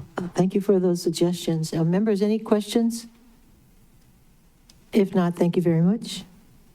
Next testifier is Rita Ryan. She's testifying on resolutions 23-194, CR 2369, and Bill 81. She will be followed by Tiare Lawrence.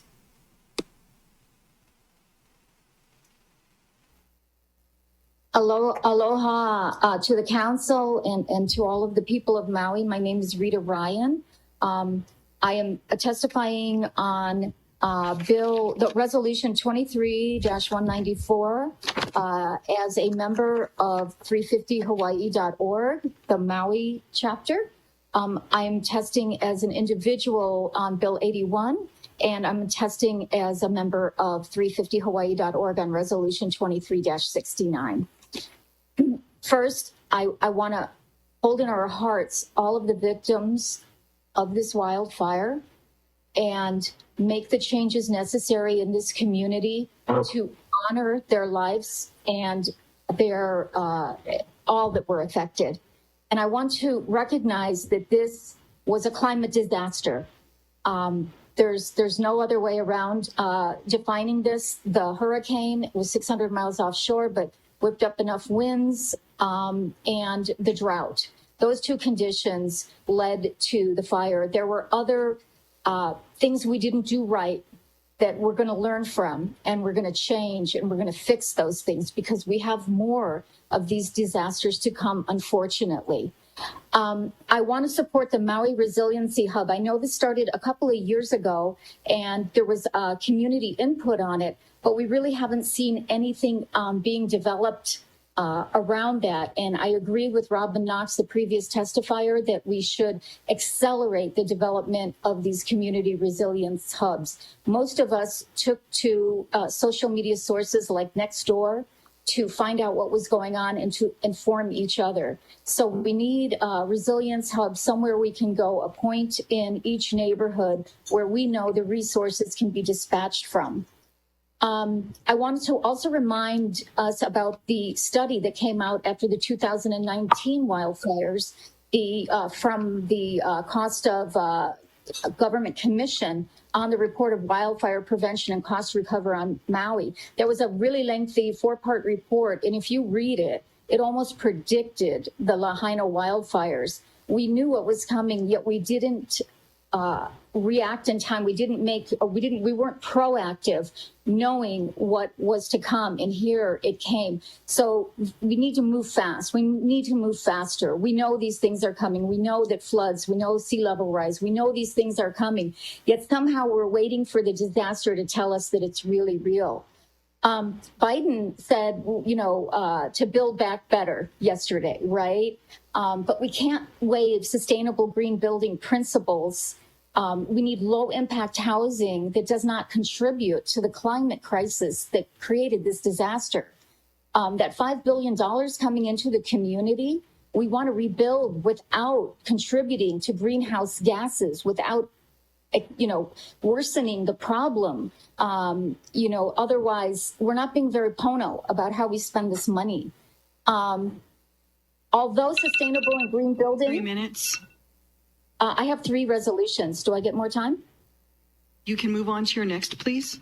Okay, the next one is as an individual, Bill 81. I agree that Curly Higashiro be granted the permit to conduct business in McKenna for her wedding business because so many wedding businesses were lost, and we need that as a community. And then I also wanted to talk about Resolution 23-69, the Housing and Land Use Commission.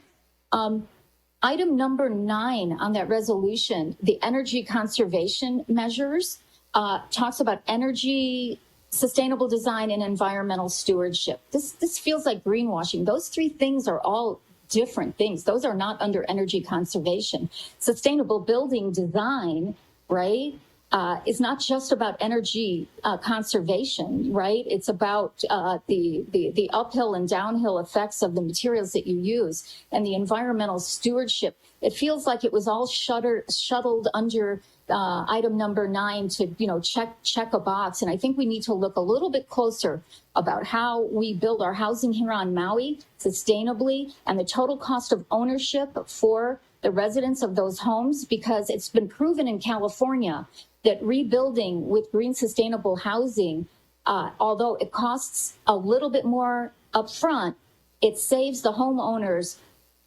multiple times that, exponentially times that extra that they pay in their mortgage to operate their homes with the lowered utility bills. And also item number 13 on that, about the sirens in that new community, and it said, just let's follow state guidelines. Well, we can't follow state guidelines on sirens anymore, can we? Because we see what happened in Lahaina, and we need different sirens for different emergency events. One for fire, one for tsunami, one for hurricane, one for whatever. We've got these events coming at us. They're going to come fast and furious. We have to be prepared. So if we're building a new community that just relies on the state's guidelines, we're selling ourselves short there. And I also want to talk about, these are both on the recovery and resilience ground, but some of the things we need to really look at is the toxic waste in Lahaina. And where's that going? Is that going in the groundwater and out to the reefs? Is that going into the central landfill and into the groundwater? We know what happened in 9/11.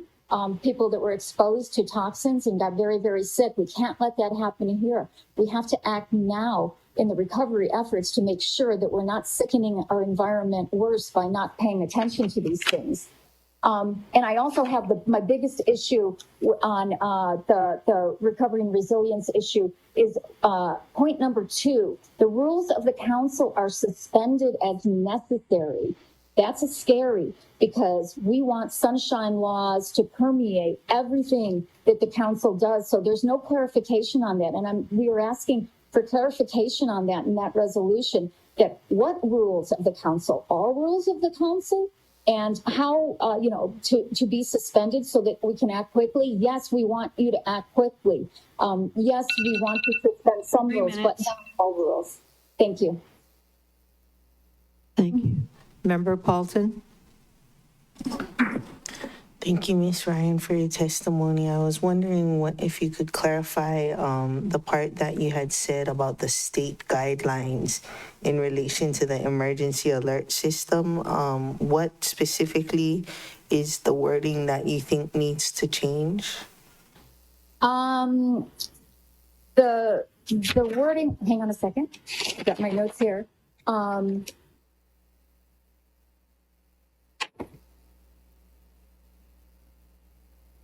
Okay, and item number 13, I can submit what we think the wording would be more appropriate on that, on both number 9 and number 13. I don't have anything written up right now, but what we want is to have some local Maui guidelines for those sirens. And then we also want to have, not greenwash the energy conservation measures for the building of Waipuku Town.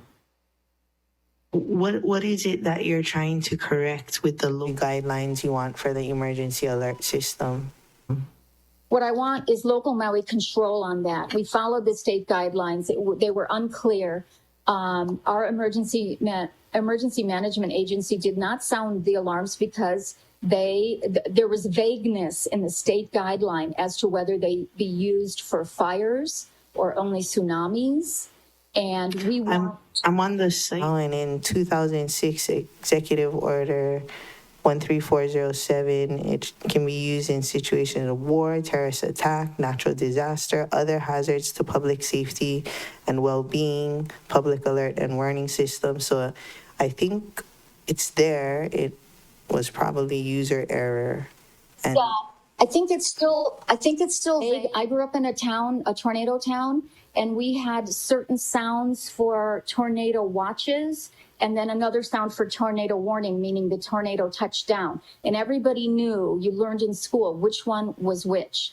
So I think that instead of just one sound of a siren, which doesn't give any information other than, impending doom is coming and we don't know where it's coming from, to have specific sounds, tweets, that indicate, whether it's a tsunami, whether it's a wildfire, whether it's a storm event.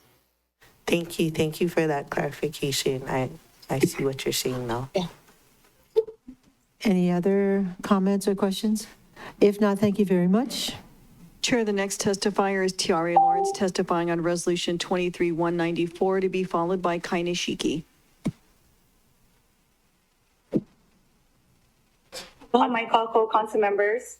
Before I get started with my testimony, I just want to acknowledge and mahalo Councilmember Tamara Paulton for all of her hard work out in West Maui. I'm so proud to call you my friend and a member of our family, and just really proud of your leadership.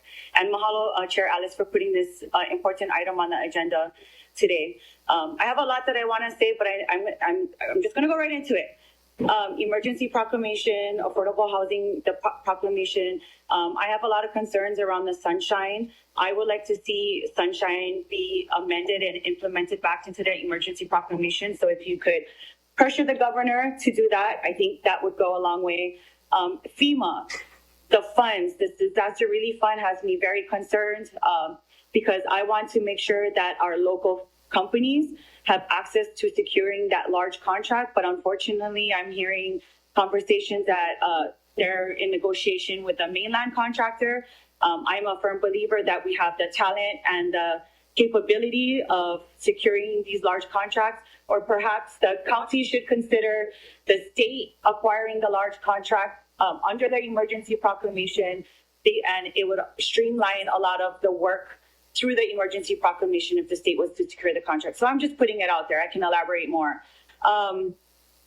Land use, as many of you guys know, it's poor management surrounding Lahaina that has created a dry, arid, desert-like condition. And so I think moving forward with impacts of climate change, we need to hold these large land owners accountable to, one, putting in fire breaks, and two, if it's zoned ag, you should be doing agriculture. I can elaborate more on that if you want. But and then in terms of housing, there's a lot of talk about rebuilding Lahaina, and this is a conversation that needs to be had with the community, like by the community, for the community. I would just encourage that if the county advocate and pressure the powers that be to build housing on already public lands. The county owns acreage near Launiupoko and outside the border of Lahaina town, as well as the state up above Waihikuli and into the Leali'i area. These are lands that could potentially be developed, and it's owned by the public. And I say this because I hesitate when we're developing housing and using public funds on private lands. And with the private developer, I feel like the county and the state should step to the plate and develop these lands and work with Department of Hawaiian Homelands in doing a lot of that. But I'm just rambling. Yes, that's what I have to say. But I am proud of Maui. I am proud of all of our first responders, our firefighters worked hard. We are such a resilient community. 3 minutes.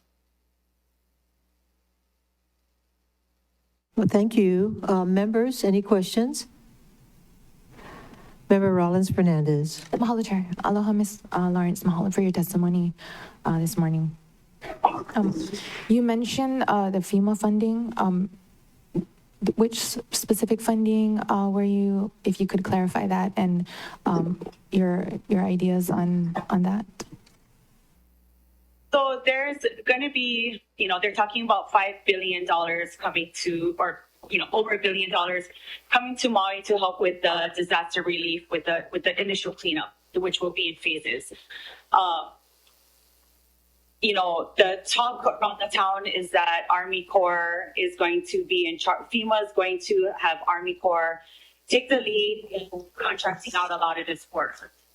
I just concerned that this money will go towards a company on the continent. I can privately talk to you about this and who these companies are that have actually made billions of dollars off of disaster relief.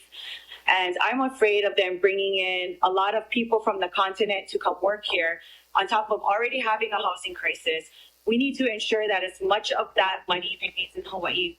6,000 people are currently unemployed. Prior to the fire, that number was in the 600 to 800 range. And I believe that we have businesses here that can do the work. There's already ads being put out there for people that are looking for work and for this disaster relief, and offering only $17 an hour. $17 an hour is a slap in our face when you're putting our people in a hazardous conditions, and then it's for a company from the continent to capitalize and make money. No, we need to hire local. We need to ensure that that money remains here in Hawaii and helps our people get by this devastating time. I'm kind of going on a rant, but I think the county should look into the state getting that contract because it already waives, with the emergency proclamation, it already waives the need for procurement and some of the environmental policies. So this would be a way that we can streamline some of that. But anyhow, I'm ranting. That's what I think. You guys can take it for what it is. Mahalo for your clarification on that. And then you mentioned land use was a concern. If you could clarify that portion of your testimony. No, absolutely. I've come in front of this council many of times about Lahaina development. One of the reasons why I was staunchly opposed to development in Oluwalu, one, because my family lost their home it's nearly 20 years ago, and they're still living in a trailer in Oluwalu.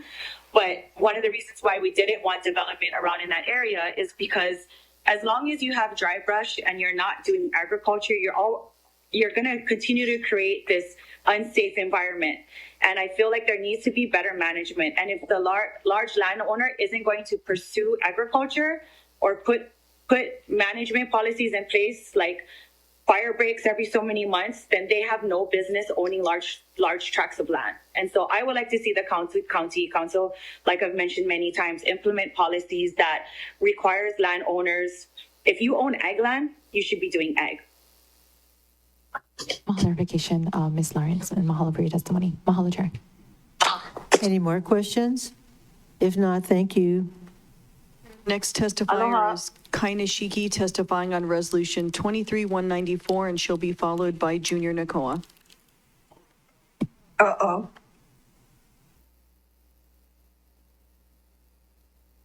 Ms. Nishiki?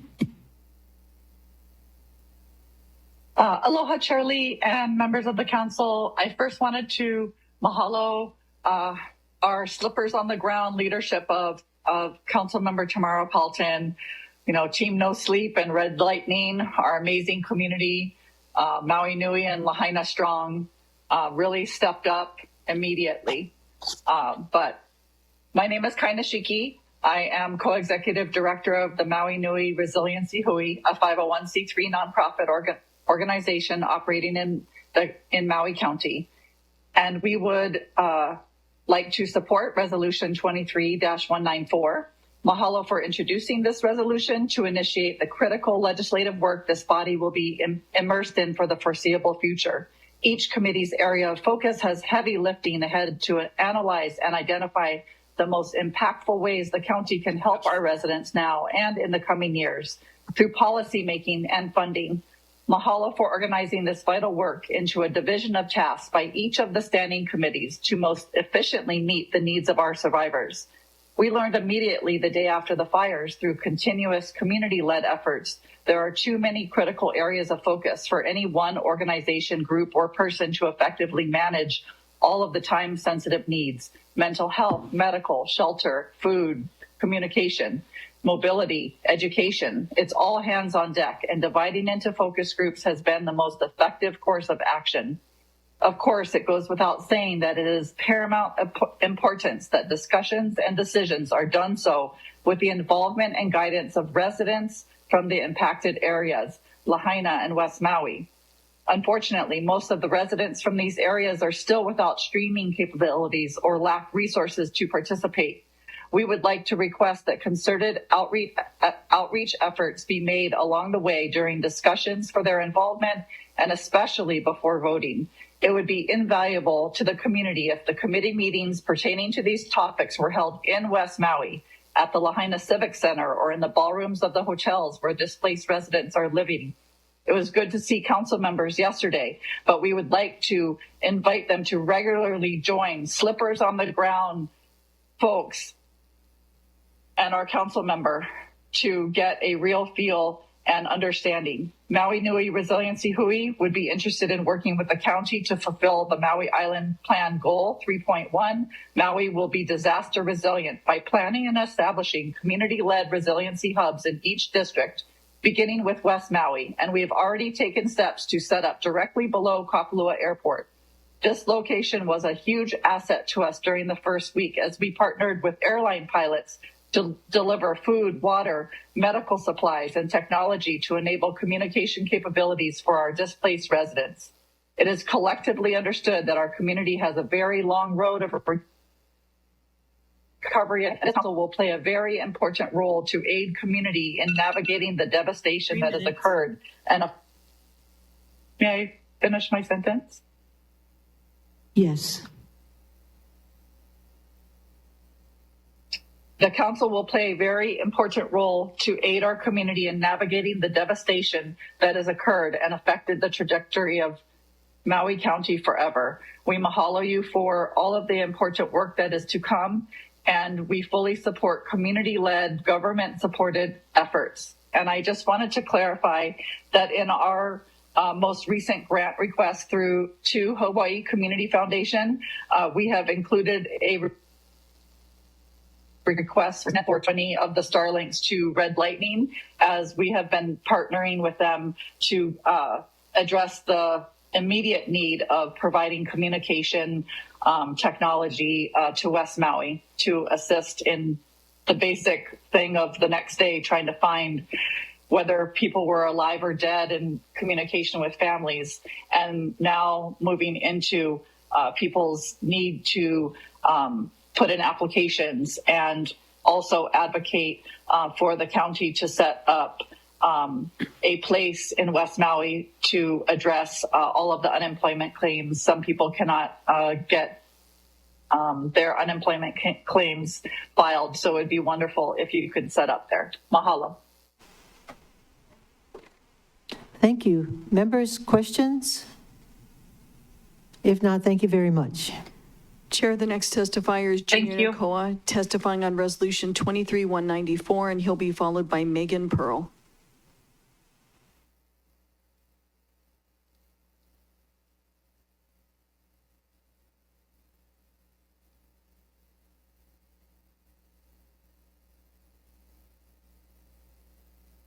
Can't hear you.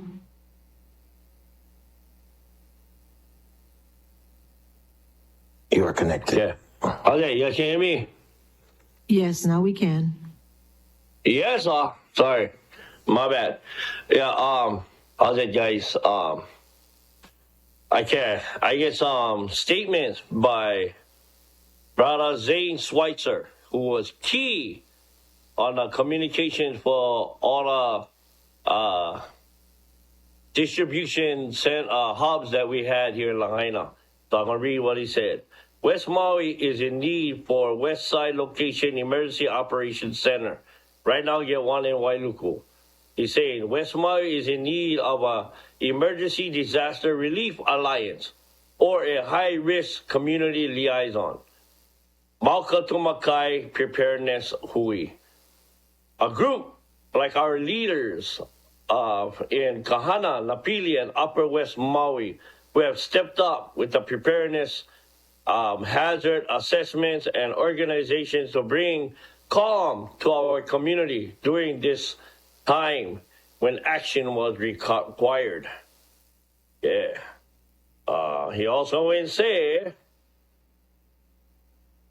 that is most importantly, we are on the same page as a community with our goals for our Lahaina and our new Upper West Maui community along with a school. Families need the security knowing their short-term and long-term plans in place for safe learning and our displaced Kama'aina. Mahalo nui, you guys. Sorry he couldn't make it. We also had Blake. I don't know his last name over here, but they're out there putting crosses at Lahaina Luna, up Lahaina Luna for all the people that went past. So everybody busy still yet and all that kind of stuff.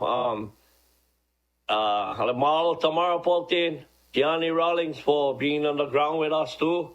Molokai came in strong and hard in the very first day that we called out to everybody for bringing supplies. We had this, everybody know about it now, Kahana Boat Ramp was key to receiving all of these supplies from Molokai the first day, Lanai. After that, a couple of days later, I came in from Honolulu, but I was on 10.5-hour trip to this rough water. Oh my God. But all this time, we've been having at least 18 trips from Honolulu.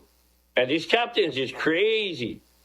They one of them did 5 trips. Wanara Wahine, one of the trips, she did them by herself. And we told her she's not doing that anymore. So we make sure we get somebody on the boat with her to get these supplies over here. And I'm going to tell you guys this, with all of us guys putting this together, yeah, it was because we couldn't get supplies from the other side of Maui. You know, with all the checkpoints and the EOC, I had the number. Nobody communicated with me. I called Mayor Bissett. I get his cell phone number. He's my cousin, and I told him, I said, Honolulu, I'm coming to West Maui. I like one of those satellite phones. I like to do something because I was in communication. Even though I was in Honolulu, I was in communication with Boat Ramp because they had little bit service. With S-turns, because it had a little bit service. So with the minimal amount of service and connectivity, we still made it happen, but it would have been way better if we could be part, like I know a couple of people said, they can be part of the EOC and, have a communication. Us guys is the guys who live here and know what's going on and make things happen. You guys never use us.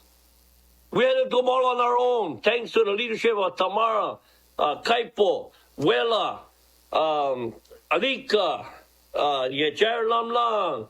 Oh, bro, I can just go on and go on and go on and go on. But we did this, yeah? We had to do this. We had to do this. Yeah, because there's no other ways to get supplies. And earlier part, the Red Lightning guys, yes, hey, everybody out there, Red Lightning, not Red Cross. Red Lightning, not Red Cross. They went hit the ground running. Came over here, no questions asked. Fund that thing, that Skylink thing. And then, hey, we gonna raise his money for him and they can support us some more. So, Red Lightning, not Red Cross. But you know what? Like Kihei Ice, they gave us plenty ice, you get all these guys cooking for us, the hot food. We still get plenty stuff that is stored here just for the next thing yet to come. But I know that everybody's talking about this housing. Paul Chang was on this baga earlier.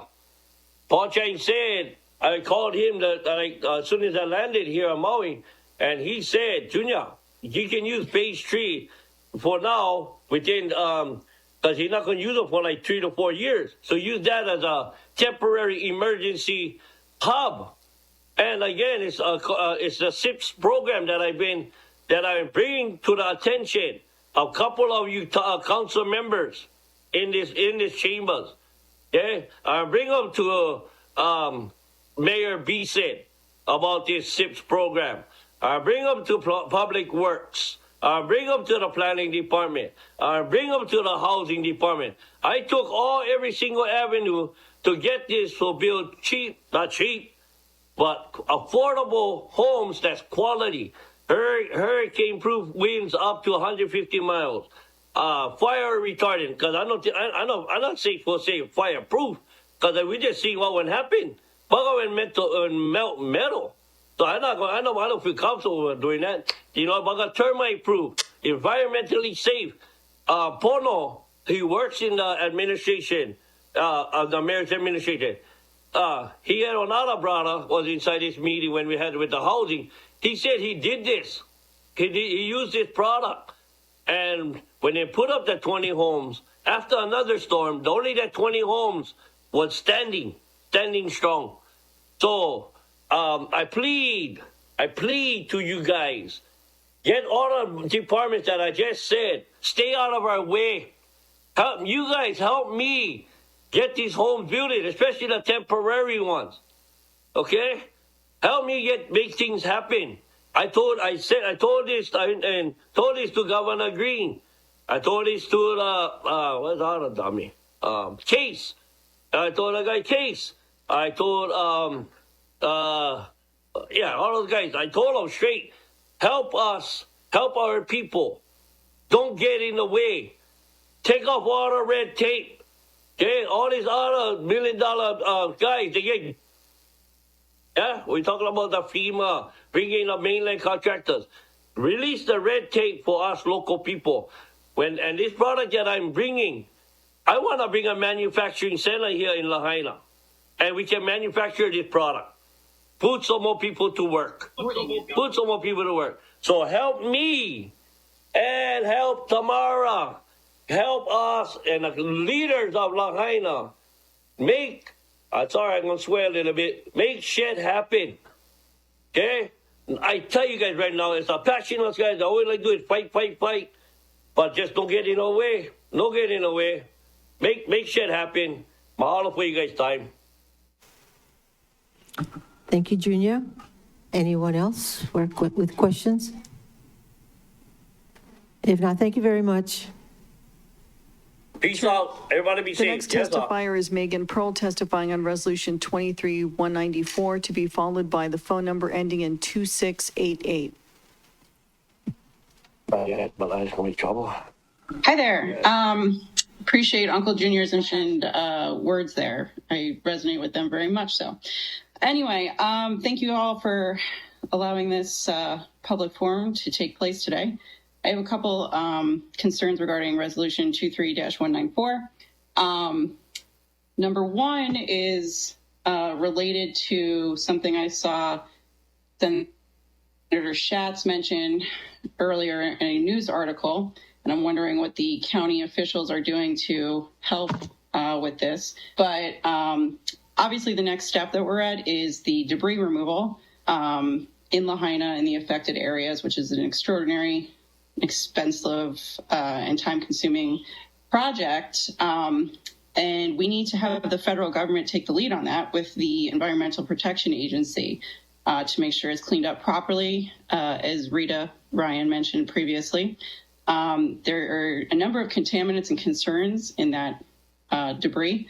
And the state can pick any 30-day period within the next 120 days in which the federal government will pick up 100% of the cost. What is the council and the county officials doing to work with the higher-up leadership in the state to request this federal assistance? Because there is a time frame which this needs to be implemented and requested within. My concern is that if the council and county and state officials do not request this, then who picks up the cost for this cleanup process, which is going to be extremely high cost. And I don't want that to fall on the people of Hawaii in any sort of taxpayer ways.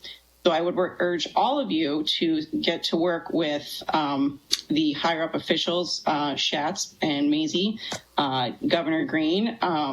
Obviously, Mayor Bisson should be heavily involved in this request and escalating that as well. But there is a very strict time limit on this, and that needs to be adhered to. My second concern is what is being done to protect the ancestral burial grounds at Waiоla Church.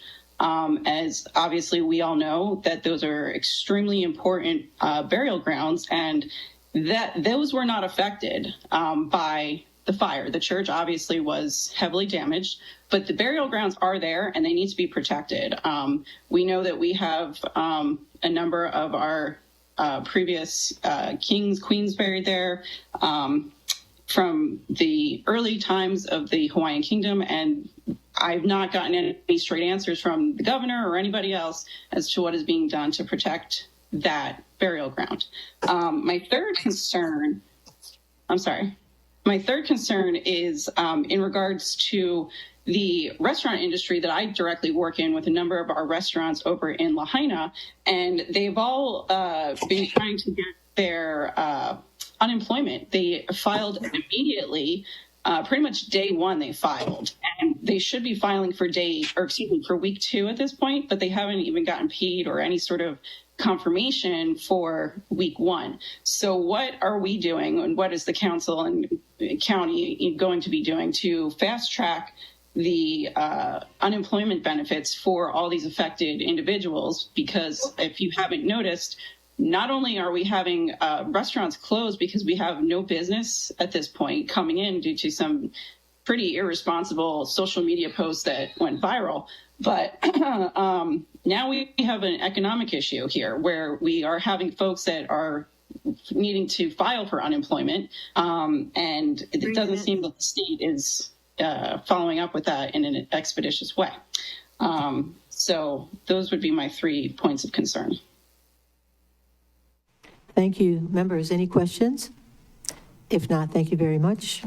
Chair, the next testifier is from the phone number ending in 2688, to be followed by the phone number ending in 2714. For 2688, once you unmute, could you please just let us know what you were going to be testifying on, please? My name is John Kandarian. I'm part of the West Maui population. The fire started about quarter mile from me.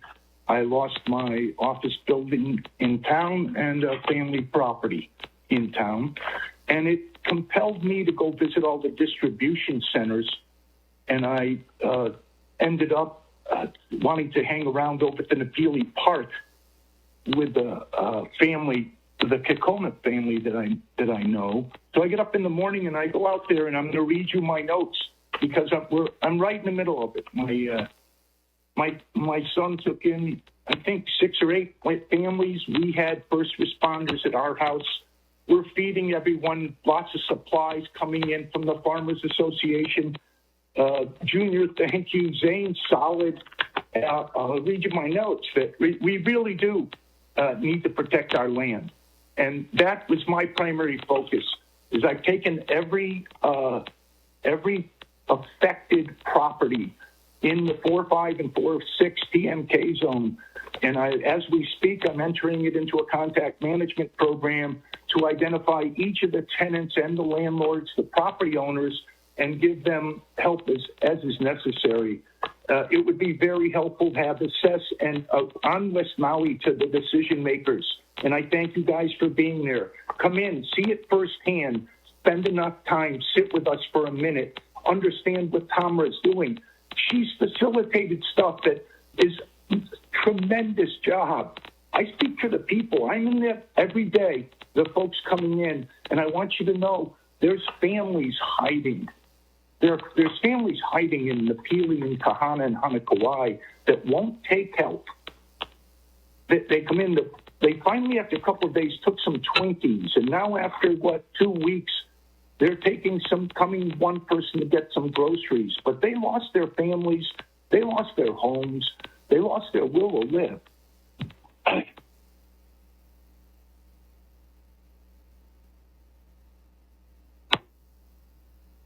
Trying to get the kids out of there and get them to the soccer field. Give me a second. The kids come in with a hollow look in their eyes. They get on the soccer field with the youth counselor, Zeb, from Kumalani Chapel. He takes 25, 50 of them.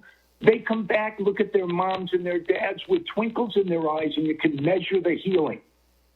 And it's fabulous to see and be part of.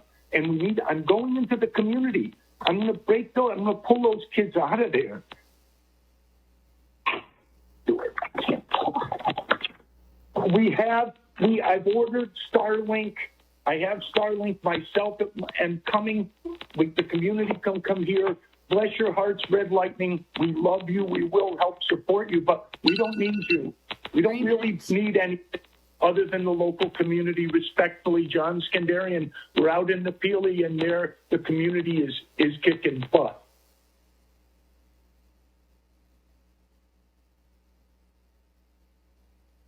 Thank you very much. Members, do you have any questions? If not, thank you. Chair, the next testifier is calling in from the number ending in 2714. If you could please unmute and let us know what topic you will be testifying on, and that will be followed by Jen Mather.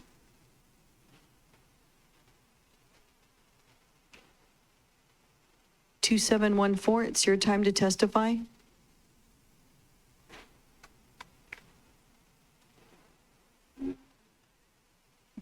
Moving on to Jen Mather, testifying on Resolution 23-194.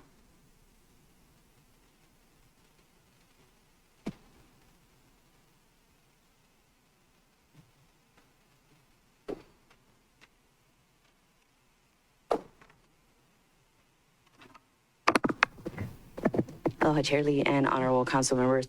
Warnings, the tears are going to come. So my name is Jen Mather, and I am currently a resident of Kahului. I'm going to read off this paper because I'm going to cry. But my heart is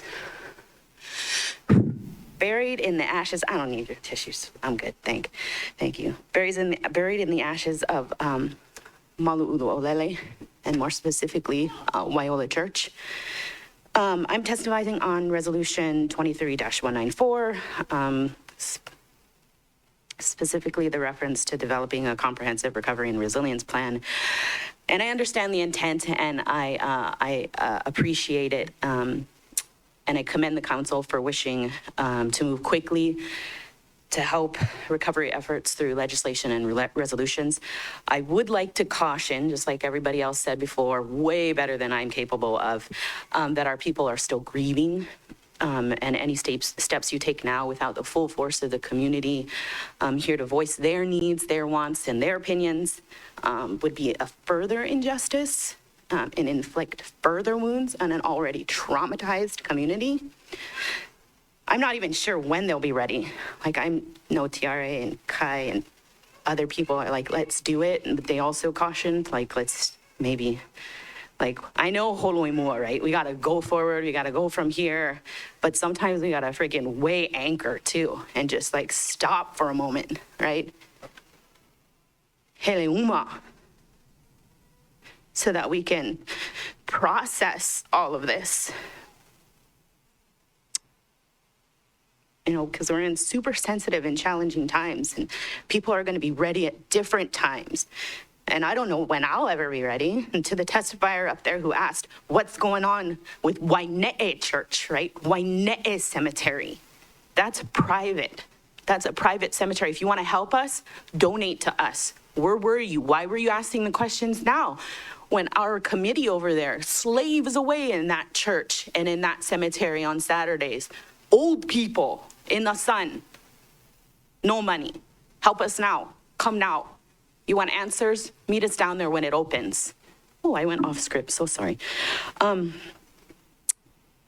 I just want to say, like, weigh anchor, pause pump the brakes a little bit. Yes, get your committees ready, get your SME, your subject matter experts in line, get all your resources together, come into the community, ask us what we need, right? And then move forward with those who are ready to do so. And then in closing, I want to mahalo those of you who have been like in the thick of it with us in the response. Councilmember Paulson, super rock solid. She is like Tita, and she always has been, and I will finish up. I promise I'll just stick to the script. She's been handling like a champion through 2 weeks of community organized efforts. Councilmember Rollins Fernandez, she's been escorting us in, donations, containers into Lahaina, swimming from boats to get to us. Any of you who I've personally not seen, but you've been out there in response, mahalo to you. I see this, what you're doing right now, is another opportunity to assist us. I just want you to pause, give us a little more time to organize, and then, like, because we've super organized as a community through all of this, and then recovery is going to take a long time, but it's going to take a whole heck of a lot of thought too. So, mahalo nui. Thank you. Members, questions? If not, thank you. Chair, the next testifier is Colleen Rosinski, testifying on Resolution 23-194, and to be followed by Foster Ompong.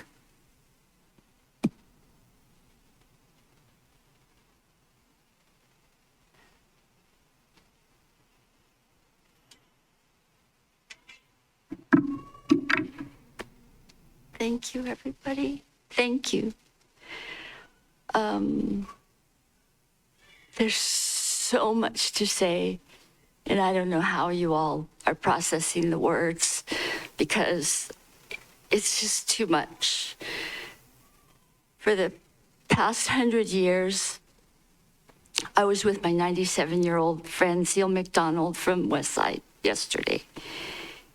And she's overloaded, so we're just trying to down-regulate her.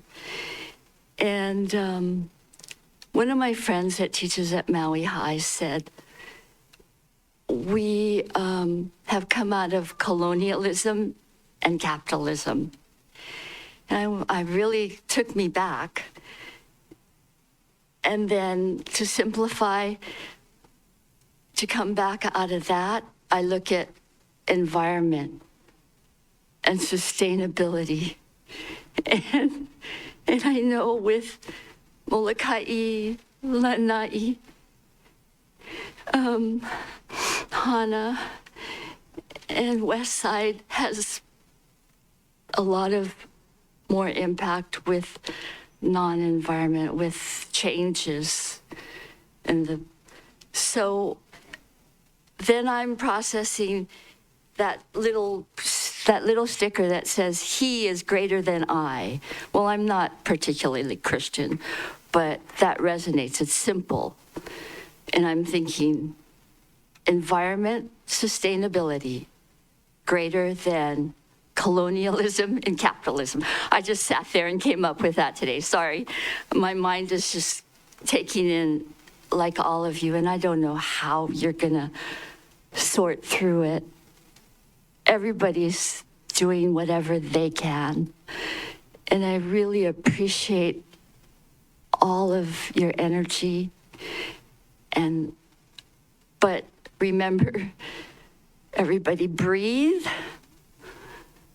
do your down regulation, drink, and eat consciously, because we all have to sustain ourselves. First, please sustain yourselves so that you can grow and make this all come together. Because we need all of you, all of us, to make it work. My husband's going to be mad at me because I didn't say what he wanted for business, but it'll come. Thank you. Thank you, members. Next. Chair, the next testifier is Foster Ompong, testifying on Resolution 23-194, and he'll be followed by Faith Chase.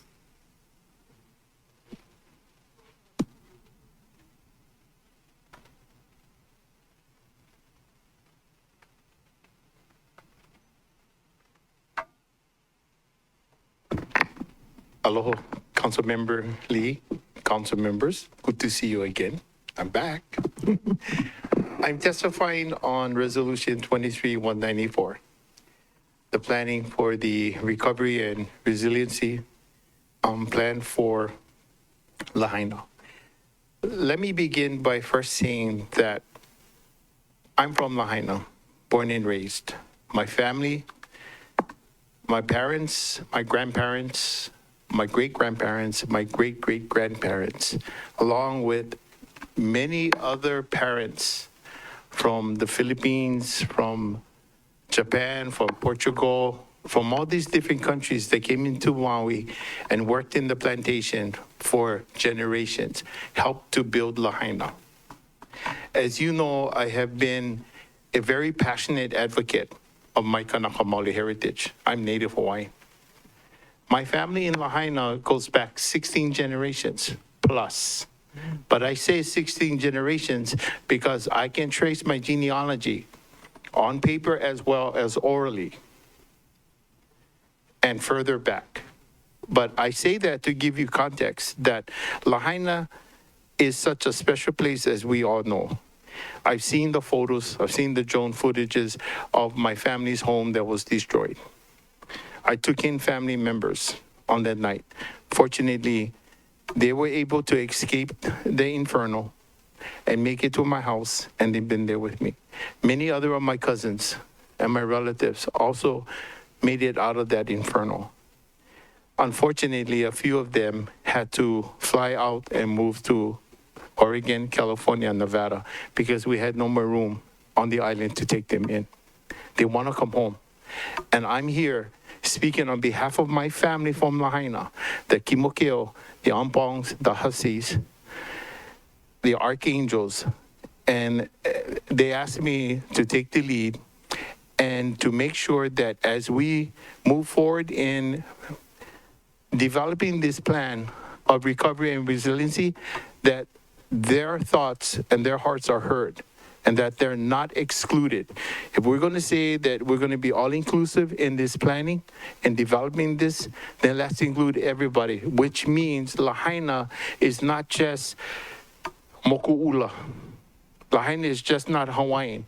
And I'm glad to take on anybody that wants to challenge me on this. I am a recognized descendant of Iwi Kupuna from Moku'ula, as well as a recognized lineal descendant of my ancestral lands and ancestors that are buried in these areas that were burned down. And that's going to be one of my kuleanas when we're permitted to go in, is to go in and assess and make sure that our families' ancestral lands, our families' ancestral burials are still intact. 3 minutes. I actually have more to say, but I'll be glad to answer any questions. Members, any questions? Pro Tem Kama. Thank you, Chair. Thank you, Mr. Ampong, for being here. So would you be, I understand what you're saying about including those who are not here and also those who have come here who are not Kanaka Maoli.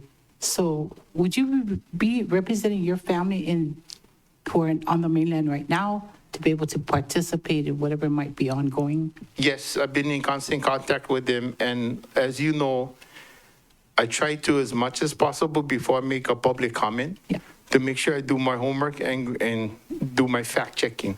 And so, yes, I have their blessing. Okay. And also I'd like to say that many of them wanted to be here for this meeting, but a lot of them just the pu'uwai. You know, they're it's not easy. Yeah.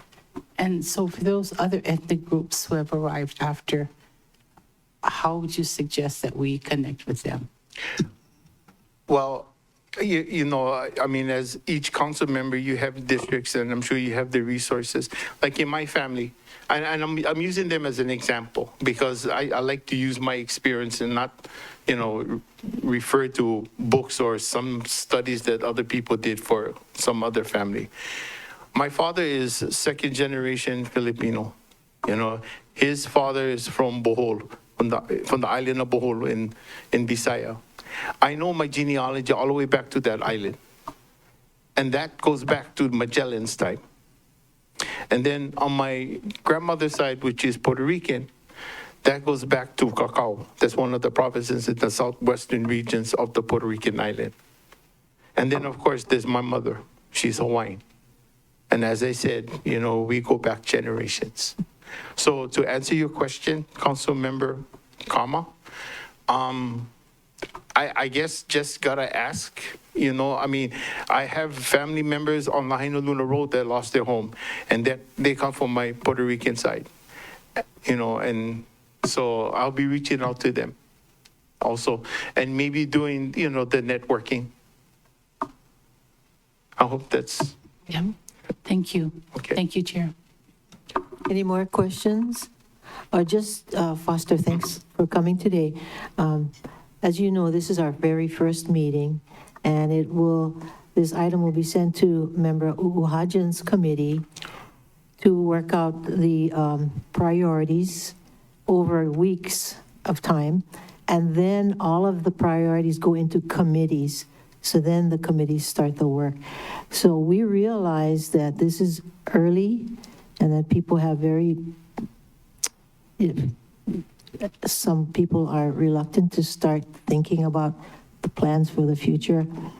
But we're taking this as slow as we possibly can and in a way that's going to involve as many people as we can. So if you are in contact with others in your family, Yes. please let us know, because we need to hear from everybody. And we know that communications is not fully up yet. Can I say something? Since you mentioned Council Member Uhaja's committee. Right. So I was fortunate enough and to be part of her working group that worked out the cultural overlay map. And she might not like this, but I really want to say this sincerely. How she organized the meetings, how she ran the meetings, and it was all inclusive, and it was very transparent. That had to be one of the best working groups I ever worked with. Everything was positive. We worked on the issues. We had differences, you know, but we never beat up each other, and the food was good. I mean, she knew how to bring us back. So I'm glad that you right on. Thank you. Yeah, we chose her on purpose. Thank you very much. Thanks. Okay. Yeah. Chair, we've got about a dozen more testifiers. The next is Faith Chase. I do not know what resolution she's testifying on, so if you could please let us know when you get up here, and she'll be followed by Sterling Higa. Aloha, Chair. Hi. I'm going to be speaking to the resolution 23-194. I'm Faith today. Thank you so much for muscling through and having this meeting, because I feel like a lot of people have been trying to get answers and have been calling to no avail. And this is obviously a central point and a portal for people to ask and address things that are bothering them and things that hurt. I appreciate you all. I am going to speak specifically to the Comprehensive Recovery and Resiliency Plan. Thank you for elaborating with the previous testifier. I needed that information. I would like to request, I'm requesting now that Johnson and Councilmember Johnson and Councilmember Kama create a dual referral for items that are specific to environmental management, specifically to the landfill. I got to get a little bit of listening ear of Councilmember Kama a couple weeks ago, but at this point, as we look at ways that we can build safe places for families, we need to recover every resource that we have, and that is specific to something in lines with Councilmember Shane Sinensi wanting to do a transfer station in Hana, but we need to do that in a larger way in Central Maui. Not one piece of good material for building needs to be wasted. So I will be following up in U'uhajan's committee and asking that of my other two council members. And just wanted to get that on the record because Director Shane Agawa obviously is extremely busy right now and not able to return correspondence, but I just want that on public record that we need to save everything. And I'm looking forward to working with my council members in that area. Thank you so much for the time. Thank you. Are there any questions? If not, members, do you want to take a lunch break now? I see one shaking and one nodding, so okay.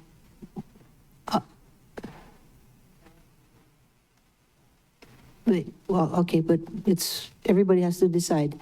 So let's go down the line. Member Sinensi? Chair, just wondering if people in the chambers are wanted to testify maybe prior to lunch or if they need to be elsewhere. Can we see a show of hands of who plans to still testify? 1, 2, 3, 4, 5, 6, 7.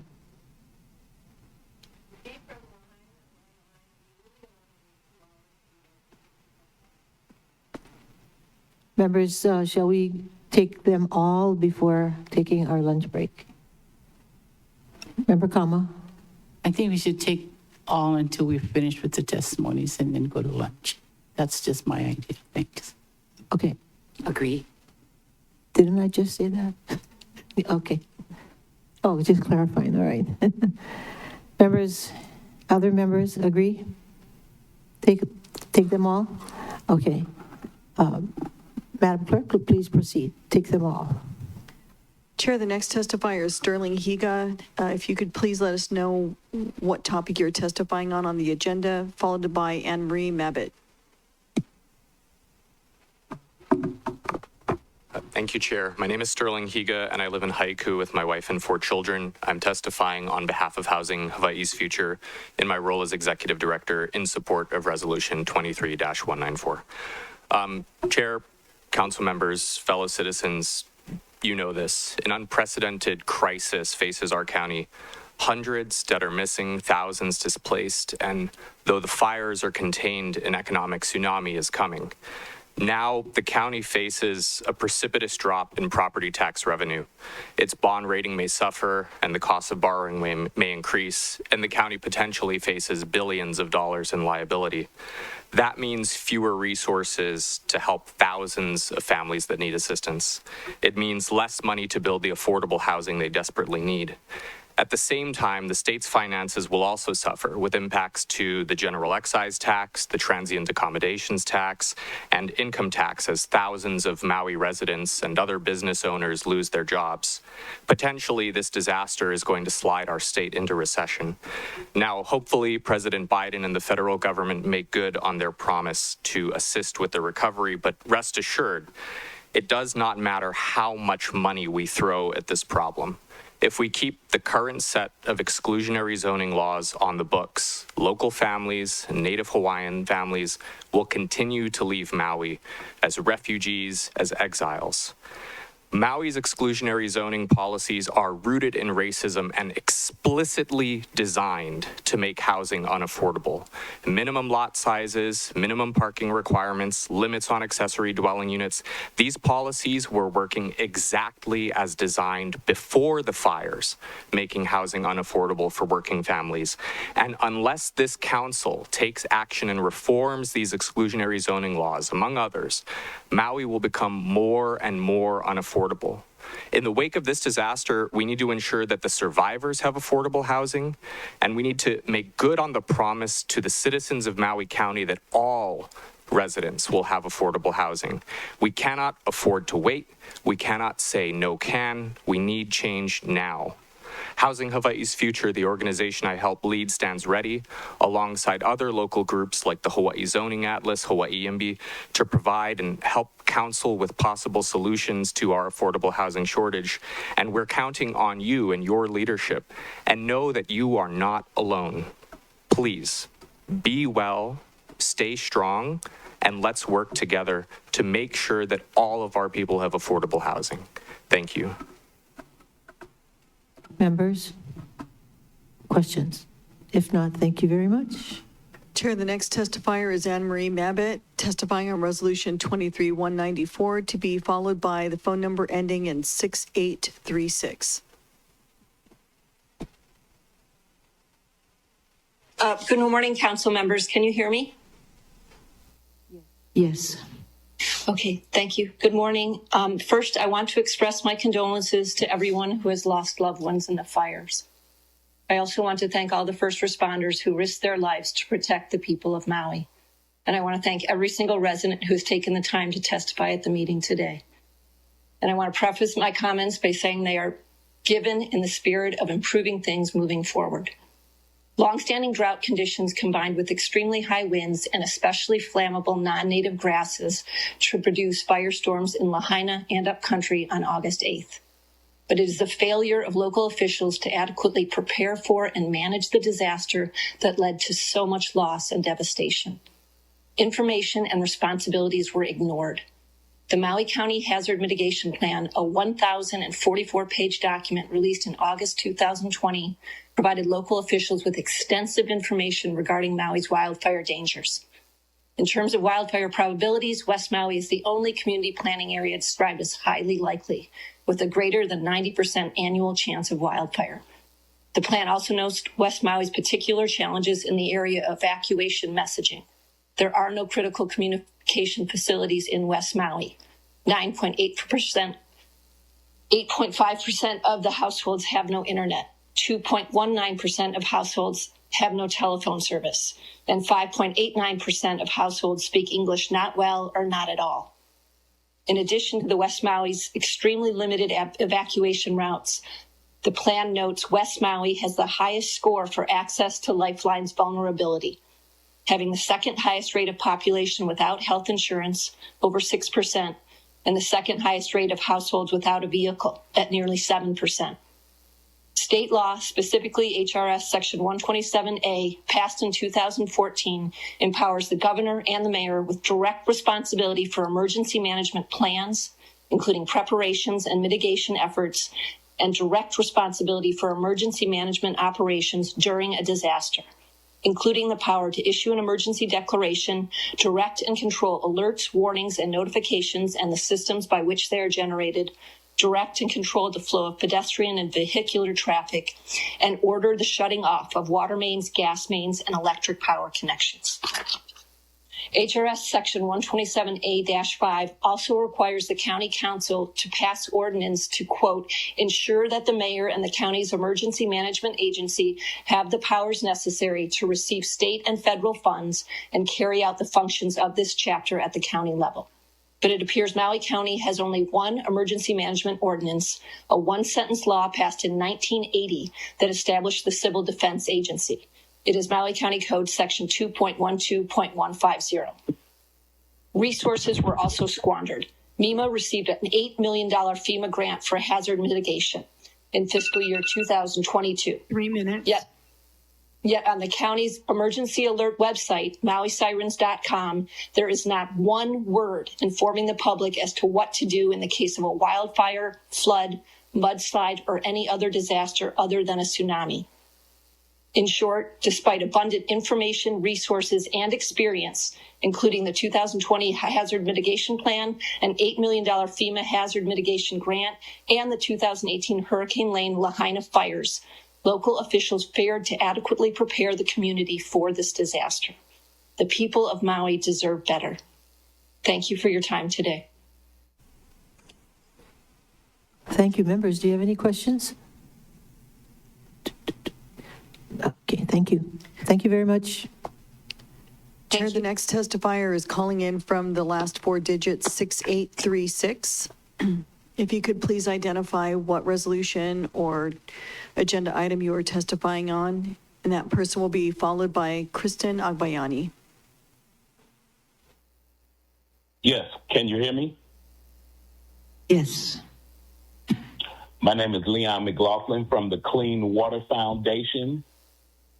in Washington, and our organization would like to talk about schools, school teachers' homes that we will be donating water units to.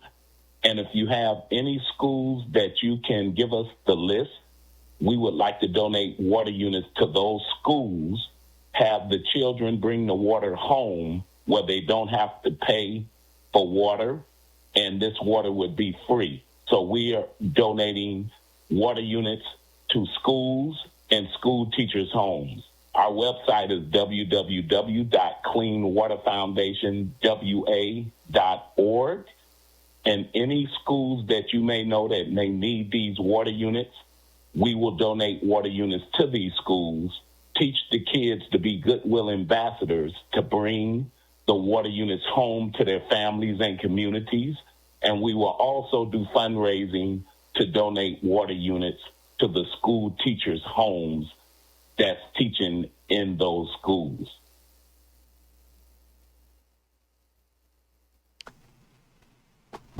Well, thank you very much. Members, Vice Chair Sugimura. Thank you very much for your testimony and your gifts. So are you in touch with Department of Education, who takes care of our schools?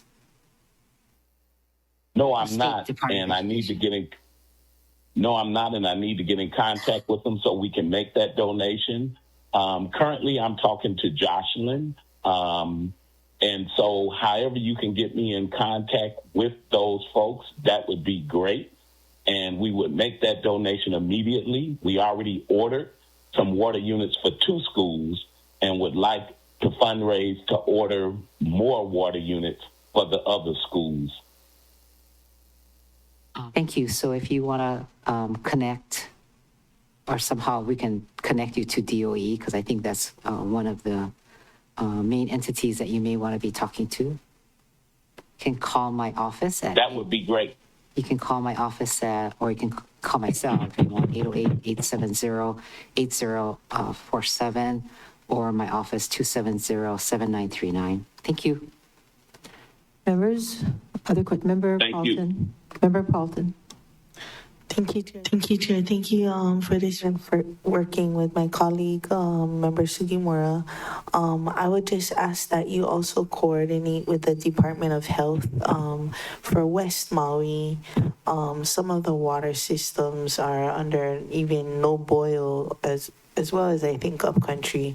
And so there are very toxic chemicals, you know, when the medical facilities burnt down, when the transformers burnt down, all the cars.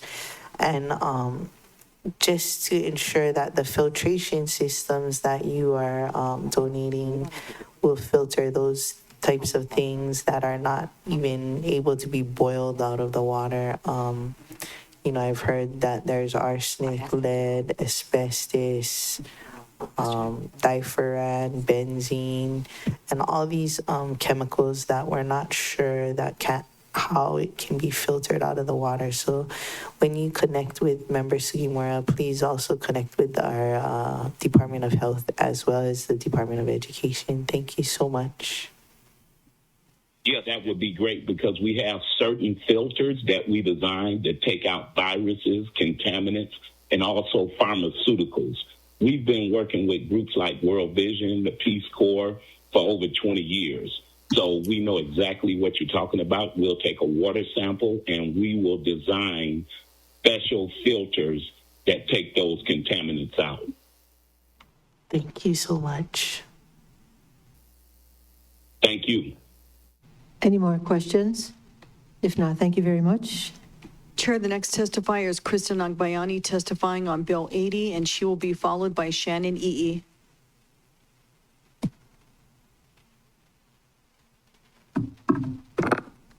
Thank you so much for letting me speak here today.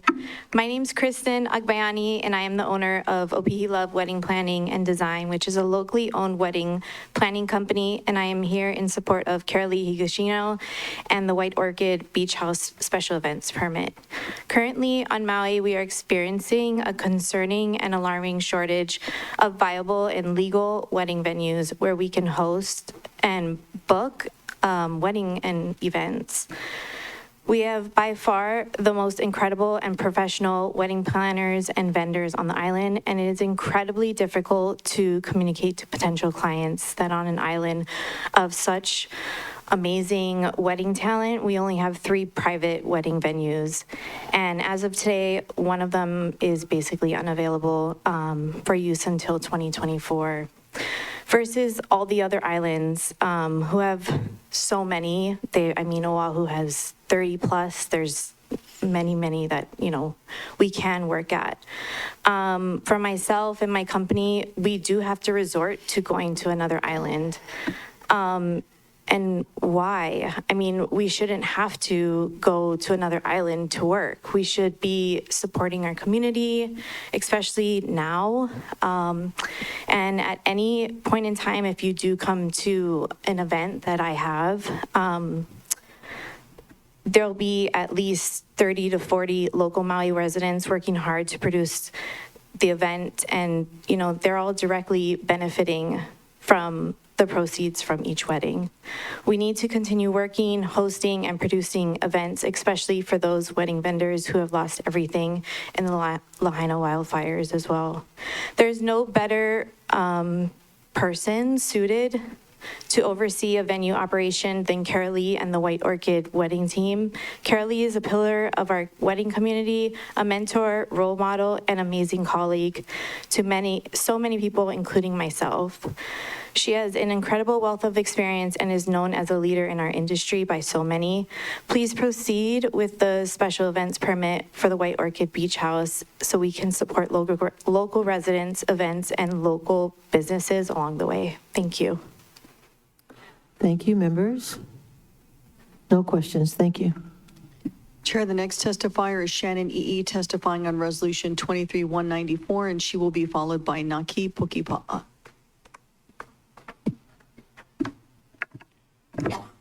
Aloha, Council Chair and Council members. Sorry, excuse me, this is going to be a little tough for me. It's uncomfortable. My name is Shannon E.E., testifying on Resolution 23-194. I came here to listen with no intention to speak. I, as well as my ohana, are survivors of the Lahaina fire that happened on 8/8. I left my house with just the clothes on my back. Although my ohana and I lost our house in the fire, our Lahaina hometown is and will always be there. My kupuna and their spirit continue to surround us there. I feel as a Kanaka and 10th generation mo'o of the Lahaina community, it was important to come up and share my mana'o as someone directly affected. First and foremost, mahalo to all of the community members who have been and continue to work tirelessly to help our kaia'ulu. I ask that you as our community leaders make decisions through work and not talk. Work with the ones in the community. We can easily sit here and talk about making decisions and fast track this or that because there is a need. But you are connected to the people and places and spaces that you represent. I have seen our Lahaina representative, Tamar Paulton, and Keani Rollins, Molokai rep, working day in and day out, but they need help. We need help. As a council, you work as a whole. You're a va'a that need each member to move. We need help in Lahaina. We need all the support we can get. We need water to live in. Unfortunately, most of the water is privately owned in our town of Lahaina. You need to hold a meeting out in Lahaina so that the voices of the people directly affected are heard. Unfortunately, many of our community members have no hope in the decisions of our people and leadership in what they're making. We need to rebuild the people first. Rebuild that hope by showing action and not just talking. We deserve for you to sit at our table and not for us to come and sit at yours. We have nothing left but our hometown in Lahaina, its memories and our pride. If you don't know the history, most especially,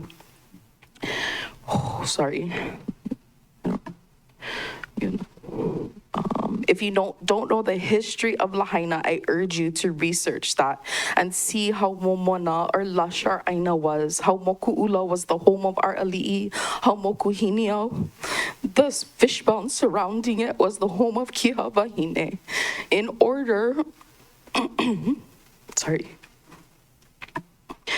to make decisions, you need to know our home. There's so much going on that personally, as a victim, it takes a lot to get through one task in a day. Knowing that people are making decisions for us is hard because although some may be in our best interest of our communities, others may not. At the moment, I'm looking at how fast we can build. At the moment, we're just looking at how fast we can build, but we need to build up our people. And I'm just looking to survive at this point. Sorry, that's all I have. Thank you. Members, thank you very much. Chair, the next testifier is Naki Pokipala, testifying on Resolution 23-194, to be followed by the phone number ending in 3321.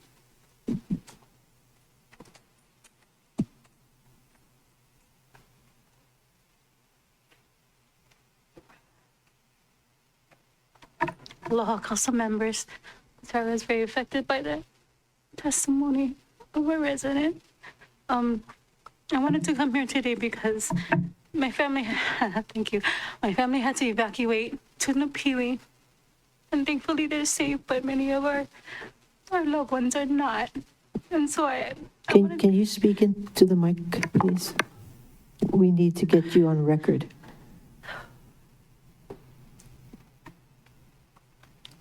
I come before you today because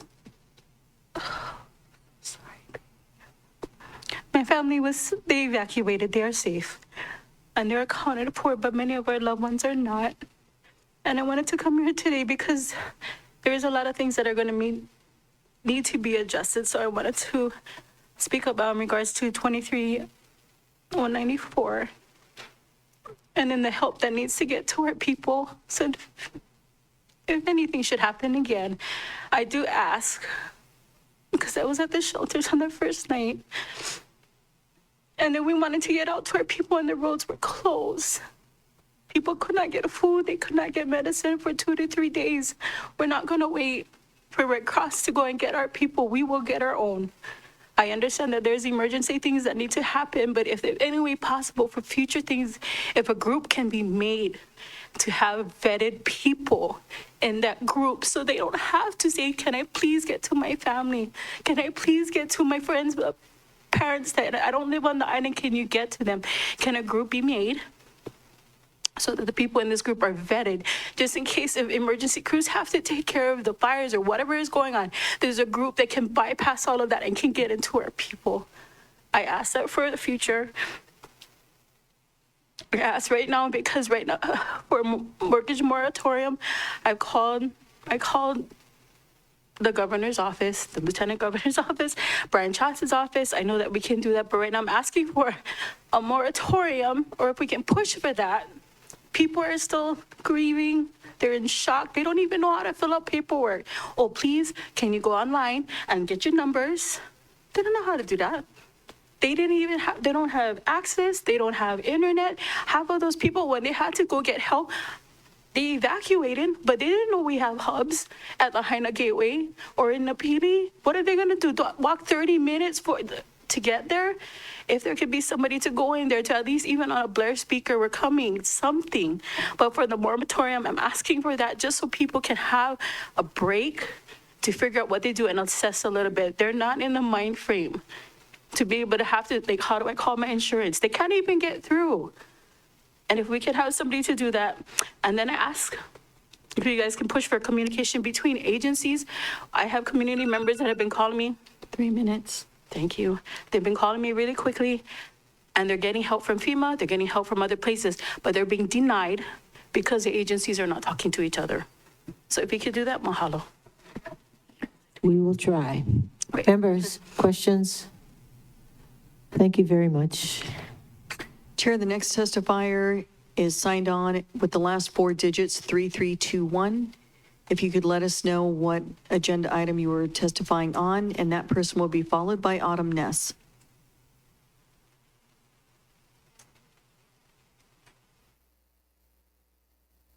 3, 3, 2, 1.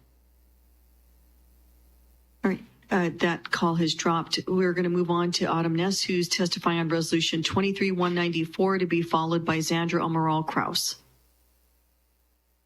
Aloha, everybody. My name is Autumn Ness. I am not speaking in my capacity as an aide for Councilmember Johnson at this moment. I'm also not a Lahaina resident, so me speaking here is a little bit uncomfortable, but I'm just going to have to do it. I was in a lot of meetings in the first few days after this disaster where people are talking about Lahaina folks without them in the room, and it felt really gross. So I couldn't handle it. So I went west side where I knew folks were operating, and I've been there almost every day since. And so because I can be in this space and I'm not over there, I feel compelled to pass things on that I don't feel are being understood. First, I hear some people talk about it, but I don't know if you folks are digesting it. Folks are still in active mourning, literally trying to stay alive. And in that is a collective rage. And I don't say that lightly. There is a collective rage that a lot of this feels like a setup. A lot of this feels like, I'm not talking conspiracy theory like somebody went and lit the fire. I'm talking about this is the result of a decades and generations long conversation that West Maui has had with people in charge that this is going to happen between Miko and the power lines and the fire response and the water department not communicating to people that there is a problem with their water properly, between the sirens not going off. People are pissed, and it's justifiable. And in the face of all of that, these resilience hubs, whatever you want to call them, these Ohana hubs have been established quickly because of the relationships of the ties in West Maui and outside of West Maui that are beyond government and agencies. And the feeling, the palpable feeling in the couple of days after this disaster that we are on our own. Nobody is coming to save us. We've been asking for help for decades and nobody's coming to save us. And so now we're going to feed and water and medicine ourselves. And now, a few weeks in, agencies and government people are starting to come in and be like, we have the answer and we have these protocols that you have to follow and here's our policies. And people are like, get lost. Why would I trust you after you put our town in this position and after you left us for dead? And now you come in and you tell us how to do things. It's insulting. I'm not even from there and I'm shaking with anger because I see it happen every day and I just cannot handle. It's really hard to trust the agencies that put you in this very position to get you out of it. The same people that made the decisions about water and electric and egress and getting in and out of Lahaina that trapped all these people are now the ones that are being asked to be trusted to build the solution. The other thing, if you're going to get aid, you have to have a FEMA ID. Nobody is going to trust FEMA right now. So we have to establish something outside of FEMA that allows people to be verified of their need and get response. I have to say one more thing. I'm so sorry. The other big thing is our pace does not match the urgency of the situation. The urgency of the situation in the beginning was gasoline, water, food, and everybody was so slow. And now, all of a sudden, people are talking about rebuilding. Like, that's the most urgent thing. The most urgent thing right now is getting people in some kind of shelter where they know they're going to be there for a year. That's not going to be a home that's built on vacant county land. That could be... The urgency right now should be clearing out Airbnbs and non-essential units for people to live and catch a breath and mourn with their family so that in 6 months or a year from now, they can digest the conversation about what do we do next. The urgency about having this rebuild conversation when people still don't have roofs over their heads. They have 30-day vouchers for their Airbnb and they don't know where they're going to be in a month. That's urgent. People don't even have the space to talk about rebuilding because they don't know where they're going to be in 2 weeks. So this rebuilding needs to just hang on for a minute, and urgently this county can clear out things that are made for visitors and house people there, and the economy all around tourism on the west side. People should be paid those same good jobs to care for their own community at this point. And then we can talk about rebuilding. Yeah, that's all I have to say. Thank you, guys. Members, questions? If not, thank you very much. Chair, the next testifier is Zandra Amaral Kraus testifying on Resolution 23-194, and she'll be followed by Shay Chan Hodges. Aloha, Council Chair and Council members. My name is Amaral Kraus, and I come to you to testify on Bill 23-194. I'd like to say to my family and all Lahaina, ka'upu'uwai a me ka'ualoha I ka'uohana kai aulu Lahaina. My heart and love goes out to you, my Lahaina community and family. I would like to first extend a world of thanks to the firefighters, some who lost their own homes and family, putting fires out for the community. I'd like to thank our mayor, our governor, the President of the United States. I'd like to thank and send my love and aloha out to Council Member Tamara Paulton. I'd like to also send my aloha out to the managers of the hotels, the two hotels that I broker, and Ka'anapali Kapalua, where they work endlessly in housing our employees who were misplaced by the fire. Some of them losing family members to this fire, where these managers and our staff work diligently shuttling these individuals to different locations where FEMA is, having people with them to sit with them, helping them to fill out the documents that they need to. I would like to thank every community member that I had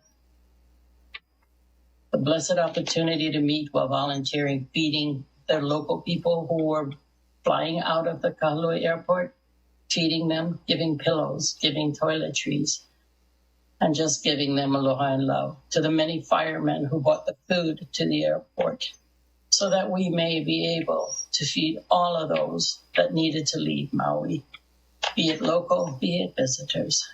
Thank you. I would like to also let you know that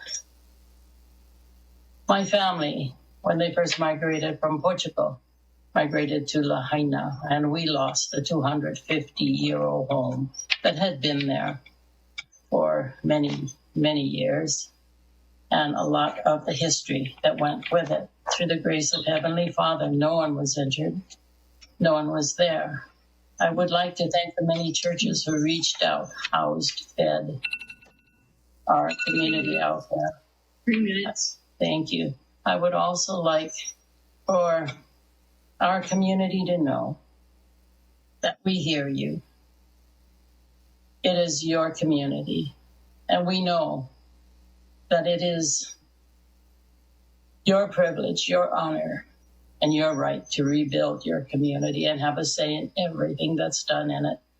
I also ask you, Council, to be sure to follow the mayor's lead in not letting investors in not letting permitting in that area.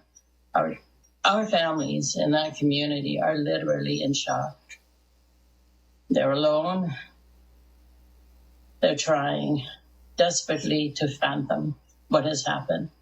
We have lost basically everything in Lahaina and everything it was, from the ancestral grounds to the local families that worked and raised generations upon generations of families.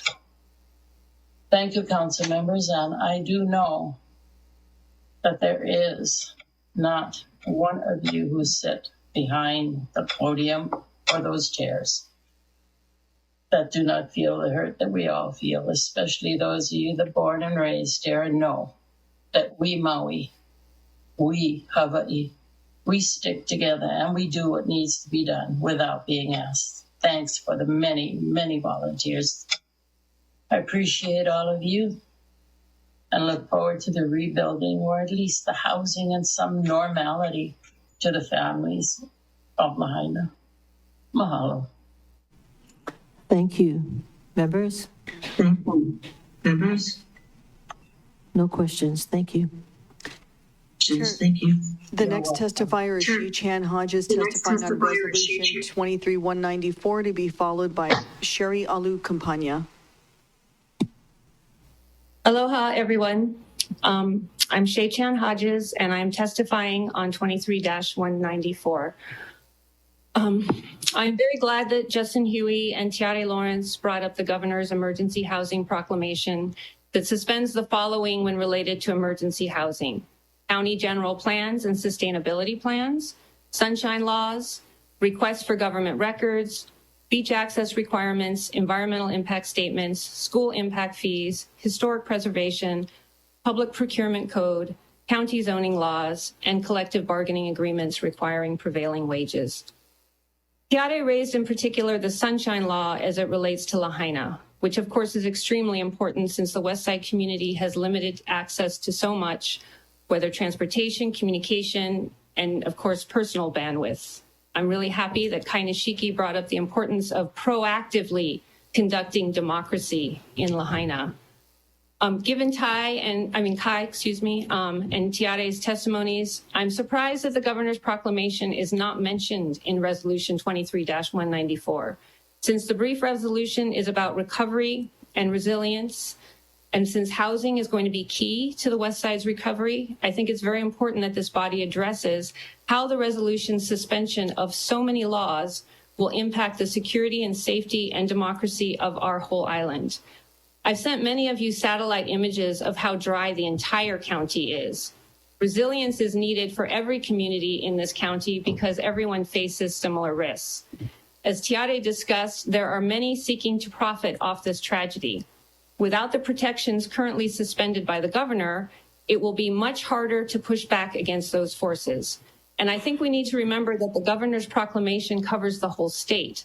Speculators will not just be looking to take advantage of West Side residents. They will be using this extremely acute need for housing combined with the health and environmental hazards on the west side of the island to push for more housing throughout Maui County.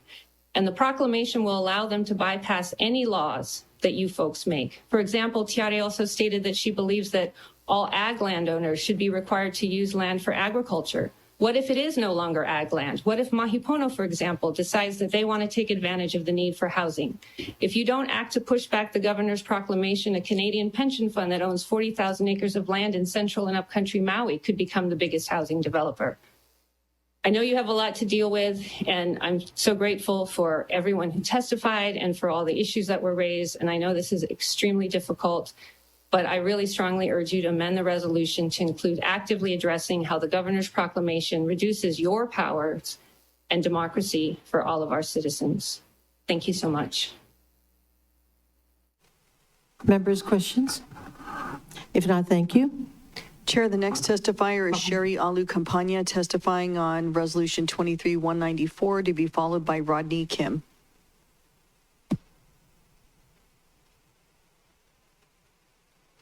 Again. Sherry Alu Campagna, it's your time to testify. Okay, next. All right, we're moving on to Rodney Kim testifying on Resolution 23-194, and he will be followed by Christine Borge.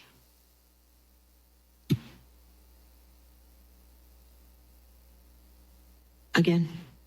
Aloha, Chair and Council members and people of Maui. My name is Rodney Kim, calling in from Oahu, and we are a construction company, a fourth-generation construction company here on the islands, and we are in the process of doing affordable housing projects here. We build we're like one of the top 3 in the state on residential construction, and so we are in the process of working with modular custom-built homes in Australia from a company in Australia and New Zealand. And so we just so happen have this program or this process that was going and getting units, homes built. And we have 46 homes built that's ready to come over here that can be built and completed in 45 days. We can bring them to Maui, and we were looking to see who we can approach to get it there.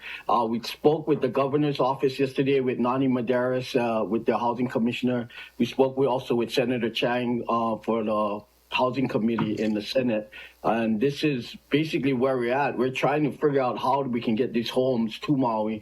They're permanent homes that can be used for temporary housing, but can also be repurposed as for affordable housing or affordable rental units for the county. So that is what we're here for, and we'd like to see if we can get more information on how we can get these homes to you guys. Thank you. Members? No questions. Chair, the next testifier is Christine Borge, testifying on Resolution 23-194, and she will be followed by Rob Cole. And how many after that? We have 50 testifiers currently, and we are now on number 45. Okay, thank you. Hello, my name is Christine Borge. I guess you could say I'm a kapuna. I'm 61. I was living on 1A Street. When it happened, I walked away with nothing except my dog. And I've been part of the human experiment ever since. First we were in Maui Prep. They passed out toilet paper because they wouldn't let us use the bathroom. I guess we look like leprosy people to them in our dark skin. Then we went to Baldwin High. Now I'm at Royal Lahaina. We need help because we're being told by people from the mainland who are culturally insensitive to fill out papers that will give the America, which I am a forced American. I'm not a proud American. I am forced to be American in Hawaii. You're telling us to fill out this paperwork so that you can give us the least amount of money. All I've had since day one is $700. FEMA is fighting with SBA. I walked out yesterday because I'm hearing conflicting stories of what paper I should fill out. We need meetings in Lahaina. So many people, my employees, they're of Filipino ancestry, they're Filipino. They don't know how to fill these papers out. 4 out of 5 of us lost our homes. It was burned to the ground. We are only being told, stand in this line, sign here. What are we signing? Who is it benefiting, us or America? That's what I want to know. And I want to know when we get to go back to our home in Wainea. Maybe it's gone, but for reasons that I don't want to discuss, we need to go back there. Are you guys going to just scrape it all away and say disaster zone? And America's going to get what they want, their satellite city? Because this was planned years ago. It's now happening. And all the poor people, the homeless, the hardworking people of the hotels, the kapuna, we lost everything. So you could have your satellite city. This isn't fair. I feel like I was used. I feel like crap on the ground. This is not right, and we should not be treated this way. We're in a hotel, and we have no communication. I cannot watch the news. I don't know what's going on. I just happened to see on Facebook there's a meeting here. We couldn't even have our pastor come in and ask us if we need prayer in the very beginning, but Oprah could come in. Who is she? Who is she? They said, oh, she knows the governor. We didn't need her in there in Bowen High. Get her out. We don't know. We also don't need people like Kai Nishiki telling tourists don't come to Maui. Because some of us, thousands of us, work in the hotel industry. They pay our mortgage. They give us our medical. And the medical, besides the county, is pretty good for somebody old like me. So don't go tell tourists, don't come Maui, because you're not speaking for us, the working people. You're speaking for yourself. Tourists come, we love you. We have aloha. You have gave us money through your donations. We're not saying don't come. Come, because you will be helping us, the lower people. The grains of sand of Maui is what we are. We're not the ones living up in Laniapoku. Not one of those houses burned. Puamana is still there. Lahaina Shores is still there. Everything beyond the Civic Center is there, but the homes where we were working, where we were scraping, where we had less than $1,000 a month to pay for our basic needs of gas and food, we busted our ass. And this is what we get? Nobody called us. Our phones didn't work from 5 in the morning. The fire was not 10 o'clock when I went to work. The fire was still there. There was no water. Tell me if that's not coincidence. No water, no warning, and everybody talking about the satellite city before the fire. Lahaina gonna be the first satellite city. Well, hey, Jeff Bezos, you got what you wanted. Oprah, you got what you wanted. And the guy who owns the nut, you got what you wanted. Fuck us all over. That's what happened. Okay. We need help in Lahaina. Who's gonna come now and ask us, can I pray for you, Auntie? Thank you. Can I help you with your paperwork? Because all we got so far was $700, and we don't know who to call or anything. It's culturally insensitive in that zone. Okay, thank you very much. Any questions? If not, may we have the next testifier, please? Chair, the next testifier is Rob Cole, testifying on Bill 80, and he will be followed by Joe Grass.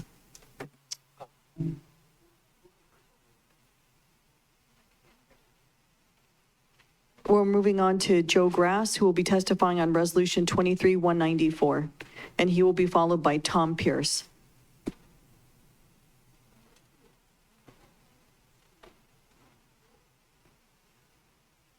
Next? Okay.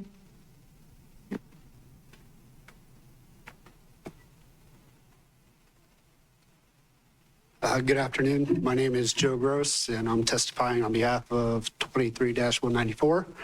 I am Vice President of Synergy Disaster Recovery, and so I appreciate you affording me 3 minutes today. I've been a guest of your community for the last week, and I've been able to talk to community members and volunteers and members of your public works, water and wastewater. Excuse me, did you say 30 minutes? What did 3. you say? Oh, 3, yeah, okay. 3.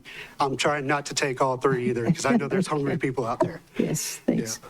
But I just want to say the outpouring of support and the way the community has come together is like anything I've ever seen before. Even like my local partner here, Stantec Engineering and Environmental Consulting, has been open arms, took me into their office, gave me a place to stay for a little bit. And so just, well, why am I here, right? I'm here because I'm no stranger to disaster. Again, as a disaster recovery consultant, we focus on the financial recovery, the FEMA public assistance, and the debris monitoring. And December 30th, 2021, my community in Boulder County, Colorado, undertook a very similar disaster. And by December 31st, it was the most destructive fire in state history. And it took 1,800 buildings down. And I fortunately was able to assist that community. So when I saw fires here, I jumped on a plane as soon as I could to provide whatever service I can. You know, if it's just a sounding board, if I could provide some best practices, you know, those type of things to make sure you can learn from other people's events. Every disaster is unique. I get that. I was able to put somebody in Public Works in touch with an engineer from Larimer County who had the largest fire in Colorado history, which I also worked 3 years ago, it was 2020. So I just want to make myself available for questions, whether it's here or later, to be able to provide whatever I can to help. I've been on debris task force, the state of Florida, after Hurricane Ian, spearheading the vehicle and vessel removal. You know, did the Oregon fires of 2020, New Mexico Permit Peak fire, their largest fire. So I've presented on wildfire recovery at conferences and the FEMA Public Assistance Program and debris management. So again, just wanted to say hi, thank you. My heart goes out to your entire community because I've been there, unfortunately. So, mahalo. Thank you, members. Thank you very much. Chair, the next testifier is Tom Pierce testifying on Bill 80, and he will be followed by Jordan Aimoku Chi.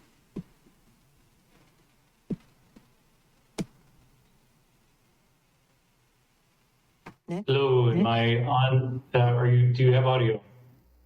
Yes, we have audio.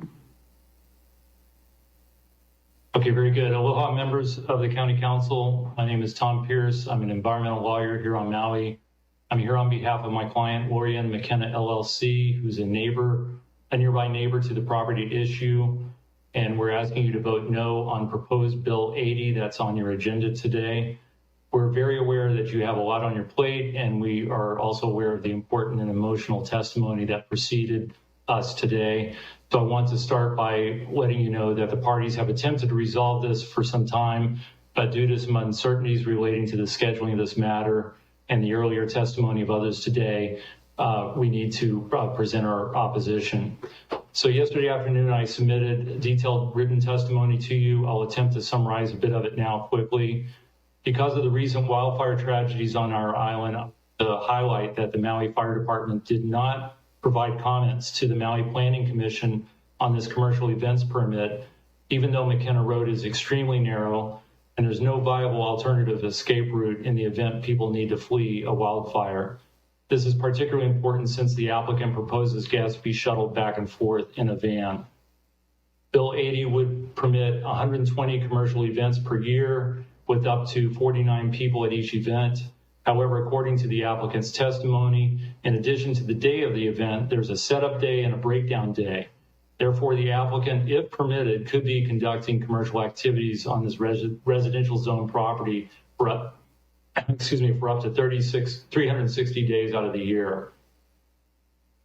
The applicant acknowledged to the planning commissioners that even for small events, there would be significant coming and going from the property. In addition to the bride and groom and guests, there are usually many supporting services, she mentioned, including floral designers, ministers, photographers and videographers, musicians and DJs, caterers and servers, and setup and breakdown crews. Contrary to earlier testifiers, I want to emphasize that by denying this permit, you will not risk anyone losing a job. The applicant and her family run a very successful wedding events business through their company, White Orchid Wedding.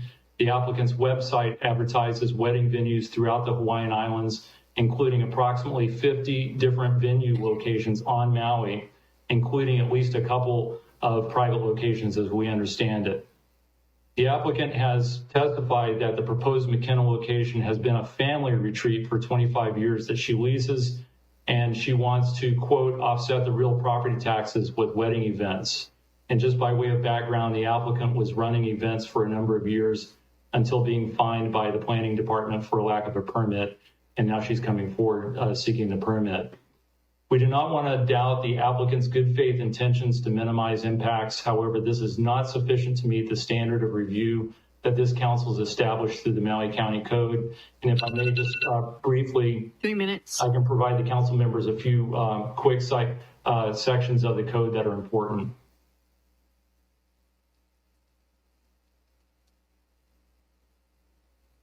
Are you asking for more time? Yes, if I may, Chair. But you could actually email us that information. I can do that, Chair. Okay, thank you. Appreciate it. Okay, thank you very much, members. And granting this would essentially be a change in zoning.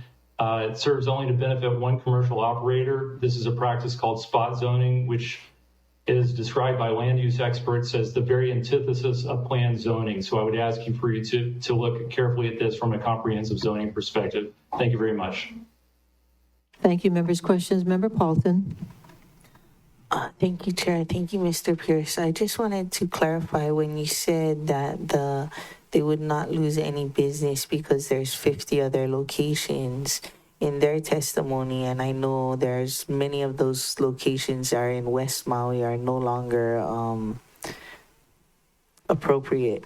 And so how do you say there's many other locations and they'll not lose business?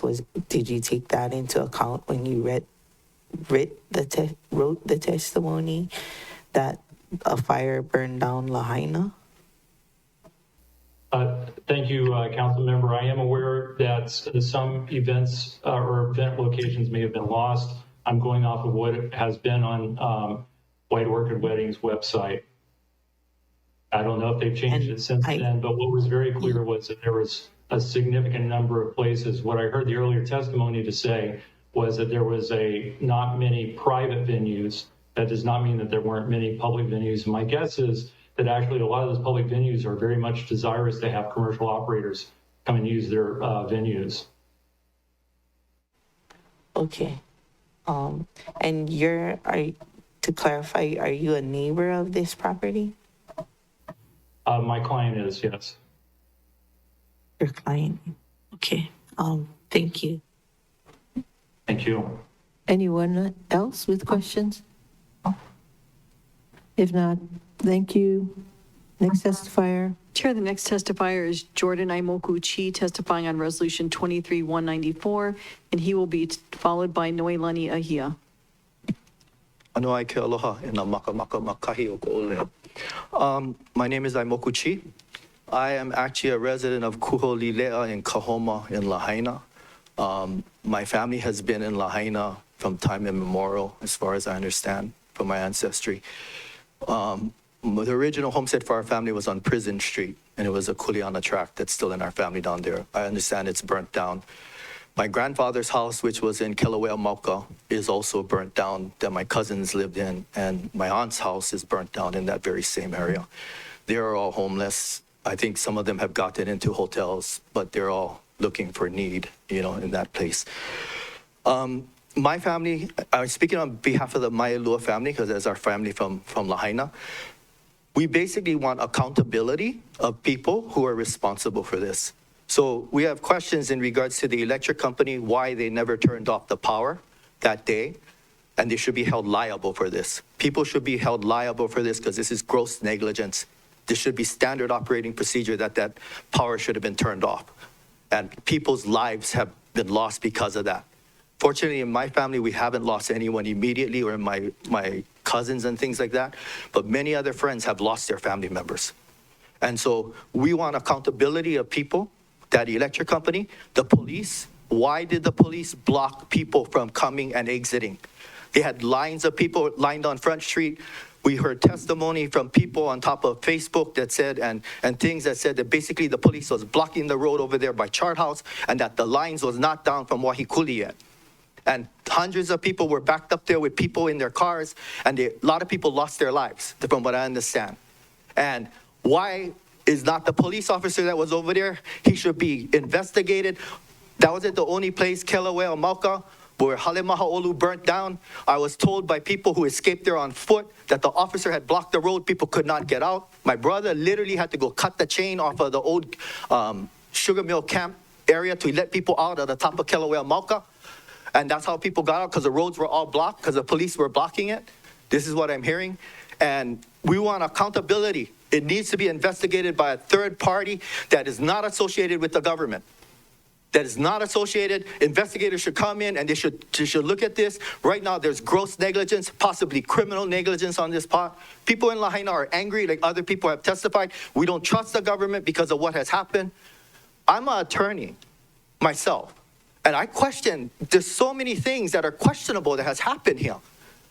And we want the trust to be restored in the government situation. And we need to have clarity, transparency on all these things. We were blocked out from coming back into Lahaina. I was blocked out several days. I could not come in. There was chaos. People was rioting at the stops. People told us it was fires, but my cousins told me it actually was riots going on over there.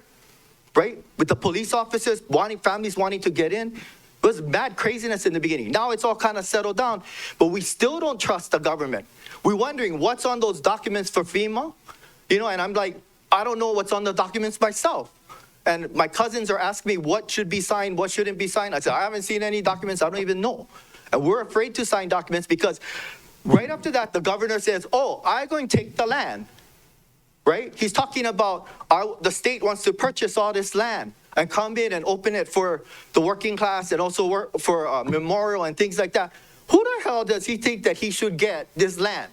This land belongs to the people already. Okay. The government is liable for this, grossly negligent, at least if not criminally negligent, right? And they should clean up all that land, restore that land to the people who own that, because they failed here. They failed. The government failed. Okay. And then the last point is this. The water and the issue with that water, why all that water wasn't coming down that mountain.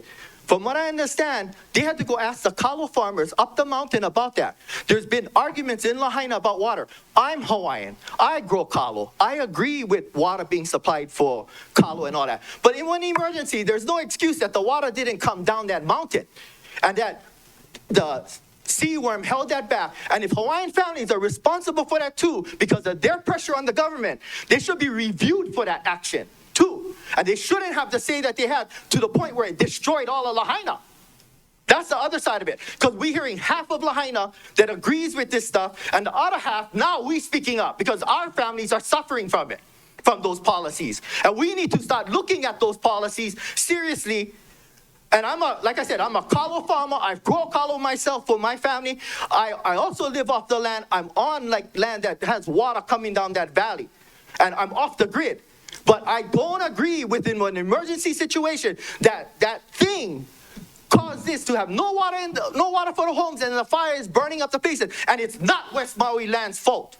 Okay, you raise very good questions, but we have other testifiers as well. Thank you. And we want accountability. We want accountability. Lahaina wants accountability. Thank you. We have a question for you, sir. Can you come back? Member Rollins Fernandez. Aloha, Mr. Chi. Mahalo for your testimony and for expressing their rage. My question is it your understanding that the Launiupoko irrigation system is connected to our fire hydrants that would have been used to put out? From what I understand, and I'm not sure if my information is accurate, because it all comes through family and cousins, all right? I was told that West Maui land ordered the water to be taken so that it could go into the hydrants. It could go. And that the person from Seaworm actually said, oh, you got to ask permission from the kalo farmers first before you do this. But West Maui land was like, no, there's an emergency and we don't care what happens. We want that water to go because there's a fire, there's an emergency, and it needs to do. And we'll deal with the fines later, from what I understand. That's what I was told through the grapevine. I don't know if that's official or not. So it's not West Maui land's fault.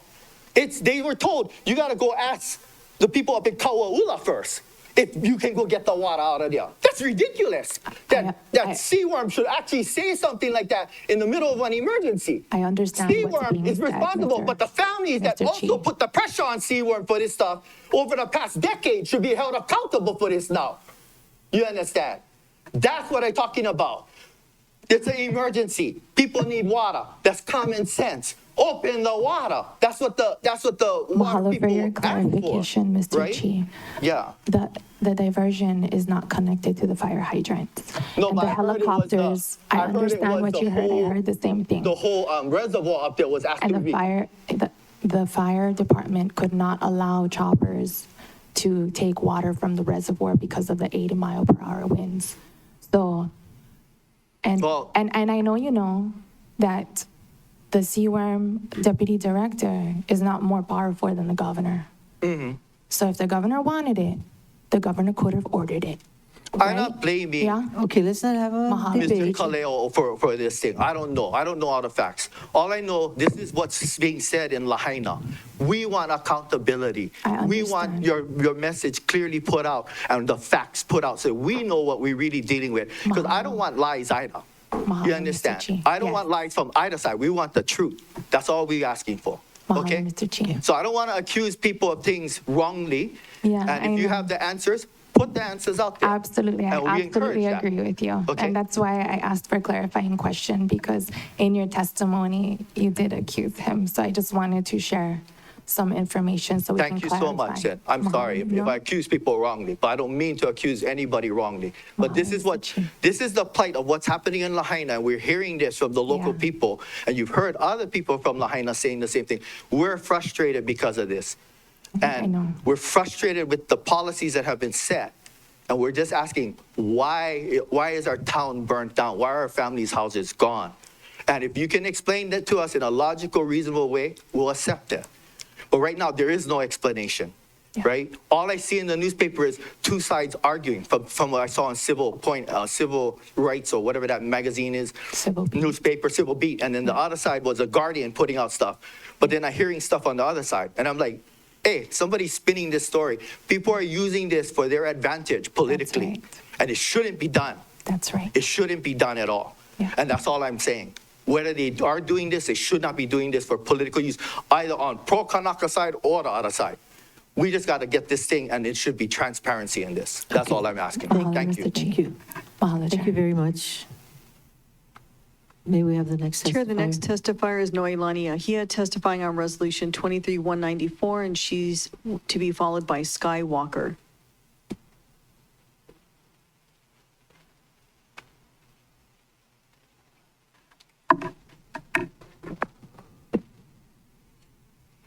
Aloha mai kako. I'm Noelani Ahia. I'm testifying on my own time and my own behalf.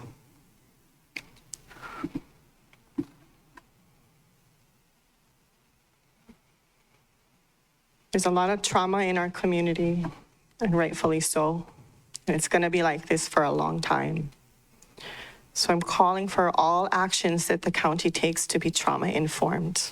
Maybe we need to bring in some specialists to train county staff and workers and even you folks about what it means to be trauma-informed so that we can hold a space for our people that acknowledges the grief, that acknowledges the anger, the pain, the suffering, the confusion, the suicidal ideations.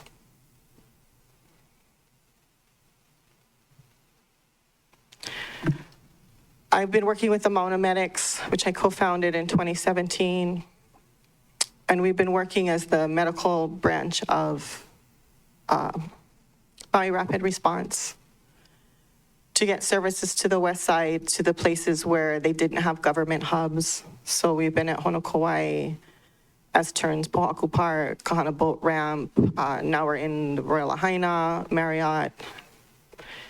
And we're trying to bring some little sense of stability and calm in a very, very frenetic situation. When we go into fight or flight, blood doesn't get to the front of our brain. Our prefrontal cortex stops functioning. And we get outside of our body. And when that happens, that's when we might hurt each other because we can't think clearly and we can't witness our experience. So I'm encouraging folks who are listening at home to please get some embodied work. Go get a lomi, get some acupuncture. There are practitioners all over Maui right now who are reaching out, trying to help people pull them back into their bodies and start to just very gently do psychological first aid because our people are hurting. I wanted to thank Councilmember Tamara Paulton, Councilmember Rollins Fernandez, Councilmember Nohe Uuhajins. I saw you out there too with your vest. I saw Councilmember Gabe out there yesterday. This is not about titles or labels or hierarchy or leaders. This is about our people coming together and building a community of care because it's what we need. It's what we've needed for a long time, but now we don't have a choice. And if we continue to work towards building communities of care, we can create a future where we don't see this kind of tragedy anymore, where we're in relationship with our aina, where the waters flow freely, and where our government supports our people and stands behind us in our self-determination to take care of ourselves. And that goes for all people, starting with Kanaka at the Pico, and then our multi-generational families, and then our newcomers as well. we can aloha kekahi I kekahi, malama each other, and create a future that's worth living. I just want to say one more thing. The other day, I snapped a picture. It's been shared a lot, but there was a kalo plant that was growing out of the ash up in Hawaiian Homes. That reminded me of the resilience of our people, our ancestor, Haloa, and that we have the opportunity to make pono here if we stick together. Auntie Aloha Hui no Keolopono told me the other day, we gotta hold hands and not let go. All of us. Mahalo. Thank you, members. All right, next. Chair, the next testifier is Sky Walker, testifying on Resolution 23-194, and he'll be followed by Edward Sun. Aloha, Council. I'm grateful to be included in this dialogue, and I just want to honor and acknowledge your leadership in this unthinkable time. And I've only had a chance to read over very quickly the resolution, but what I read indicates to me that this council and this county with the emergency proclamation is in a position of tremendous latitude. The power, there is tremendous latitude in the power available to the county council and the county at this moment in time. And my intention with making comments is to invoke a sense of recognition and honor and support and aloha for you. This is a leadership challenge beyond the magnitude that I could have ever imagined for our home. And specifically, there have been testimony about things like modular homes. And, and this is just one very small example. Modular homes, is that the right thing? When we have tremendous available vacant second homes that are roofs, proper roofs that are vacant. And the county has, the mayor, to my reading of the emergency proclamation, has eminent domain. So is it appropriate to exercise that power, or is it appropriate to set up, plastic sheds for temporary housing? And I just cannot, again, those are not the questions that I'm in a position to answer. Those are the questions that I understand that you're in a position to be evaluating and responding to in this just staggeringly unthinkable time. And to echo what Shay and Tiari said, it's a vulnerable time too to corrupting power forces. And anything that I, as a resident and member of this community, can do to support your leadership and the community's healing is my wish. And I thank you. Thank you. Next. Chair, the next testifier is Edward Sun, testifying on 23-194, to be followed by Kevin Phillips. Yes, thank you. My name is Edward Sun, and I'm calling from Honolulu, Hawaii. And I want to thank the council as well as the people of Maui for their resilience. Just wanted to offer something, is that years back, I was the oversight for the Homeland Security Data Sharing Network. And we had developed a technology which could extend the Starlink terminal for over 1 mile area. So we had developed this for MedStar, for EMS and first responders. We also have deployed that in Hawaii at Sea Life Park and other locations. I've been trying to reach someone so that we could offer our services. But I just wanted to let you know that if you have a Starlink terminal, we're able to extend that terminal to an area of about 1 mile from that terminal so that everyone can connect up using Wi-Fi. So I just wanted to offer that. And if anyone has any questions, my name is Edward Sun. The company on Oahu is called Sun Global Broadband. It's a Hawaii company. And we developed this in joint relationship with some of the government agencies that deployed this after 9/11. So I want to thank you for allowing me to comment. I apologize not putting on my camera, but I'm actually driving. So I want to thank you again. You. Member Paulton, I knew you'd have a question. I just was wondering if there's a number to go with that contact Sun Global Broadband. Yes, feel free to give me a call. Once again, Edward Sun. My number is 808-393-7996. My email address is esun, E-S-U-N, at sunglobalbroadband.com.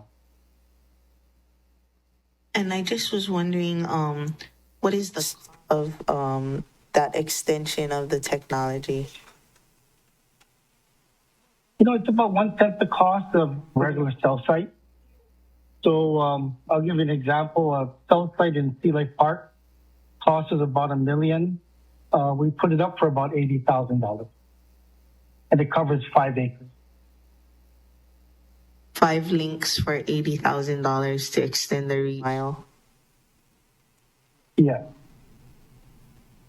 We've actually also done this in conjunction with Waianae Coast Comprehensive Health Center, and for actually 2 communities in Kauai for housing. Thank you so much. I'll yield if my other colleagues have more questions. Members, anyone have a question? If not, Member Paulton, you have another question? Oh, I think I got it. I can contact him direct with the number. Okay, good. All right, thank you, Mr. Sun. Next. Currently, the last person signed up to testify is Kevin Phillips, testifying on Resolution 23-194.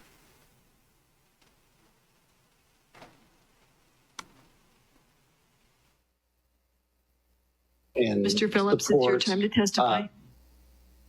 Can you hear me now? Yes. Can you hear me? Okay, perfect. Hi, my name is Kevin Phillips. I'm the former town manager of the town of Paradise. I'm testifying for the town of Paradise. In 2018, the town of Paradise was destroyed by the Camp Fire, and we lost over 18,000 structures. The one thing we know that is the most important to bring people home is housing. And we're here to help with that in any way possible, to give lessons learned, to really understand the nuances to bringing that housing funding that should go to the people to bring them back home. And so all we're doing today is we're offering our support to Maui and to all of the people that live there in any way possible. So please, if there's anything that you need, please reach out. And the council has already passed a resolution opening up all funding mechanisms for any support that the town of Paradise could give.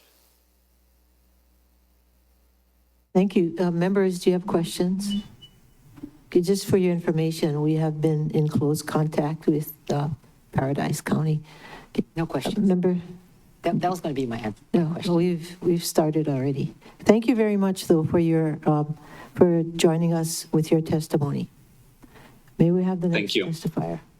Chair, there's no one else currently signed up to testify at the beginning of the meeting. If there is anyone who would like to testify at this time, please identify yourself now. We'll do a quick countdown. 3, 2, 1. Chair, there is no one else signed up to testify. Okay. Members, any objections to closing testimony? No objections. Okay. Any objections to accepting written testimony into the record? No objections. So ordered. What is your preference for the length of time on lunch?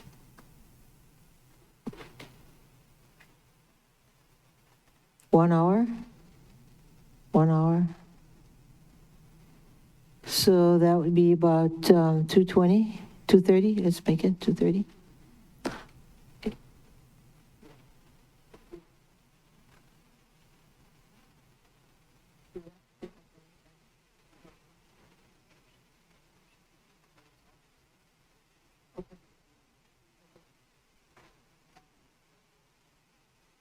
Members, to make things move quickly, sort of, we're going to take up testimony on resolutions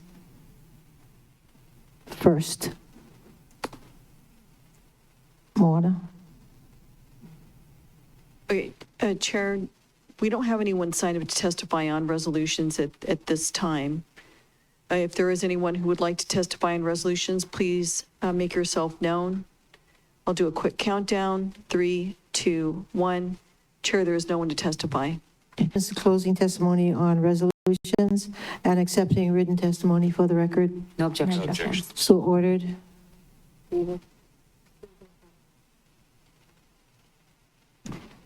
Thank you, Chair. Now, if the body would like to commence initial deliberations on any of the resolutions, then you can determine that testimony is closed for resolutions. Thank you. Okay, let's take up the first resolution, please.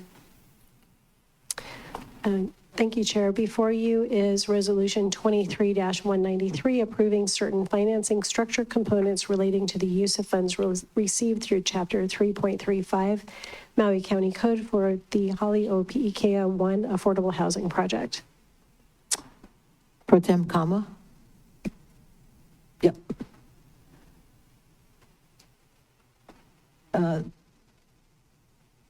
Excuse me.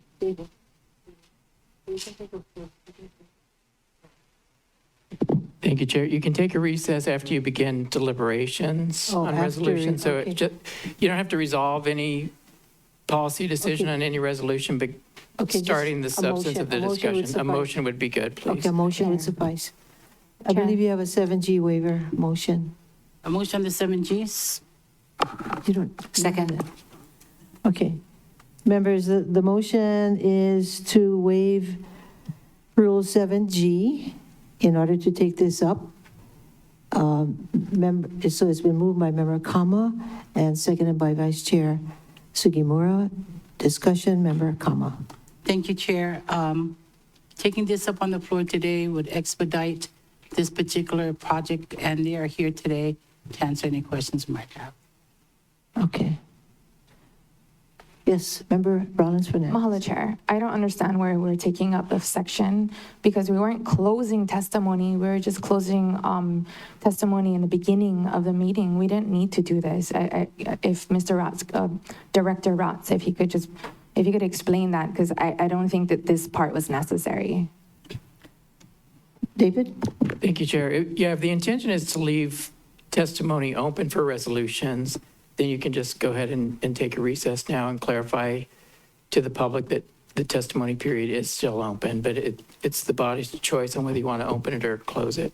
I mean, Chair, we've already opened and closed testimony on L, but I didn't want us to start a new precedent because we took testimony in the beginning of the meeting, but we didn't start on a section. So we weren't closing testimony indefinitely on any of the items before taking action. So I just wanted to state for the record that us taking up L before we took our lunch break was not necessary, and that we were only closing testimony in the beginning of the meeting. And for each section, we would open it again and then close it before we took action on any item. So moving forward, I just want us to remember that is our procedure and not this. Mahalo, Chair. Okay, my understanding, Member Rollins-Fernandez, is that testimony was called on item L, and there was no testimony. Yes. So then we closed testimony Correct. on item L, yeah?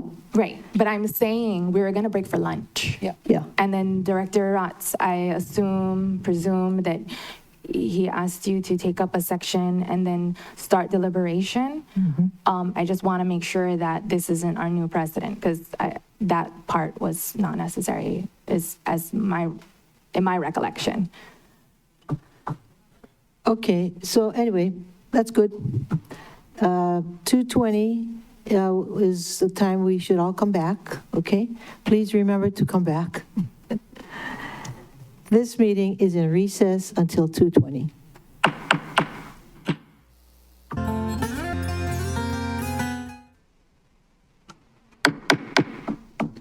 Will the council meeting of August 22nd, 2023 please reconvene? Madam Clerk?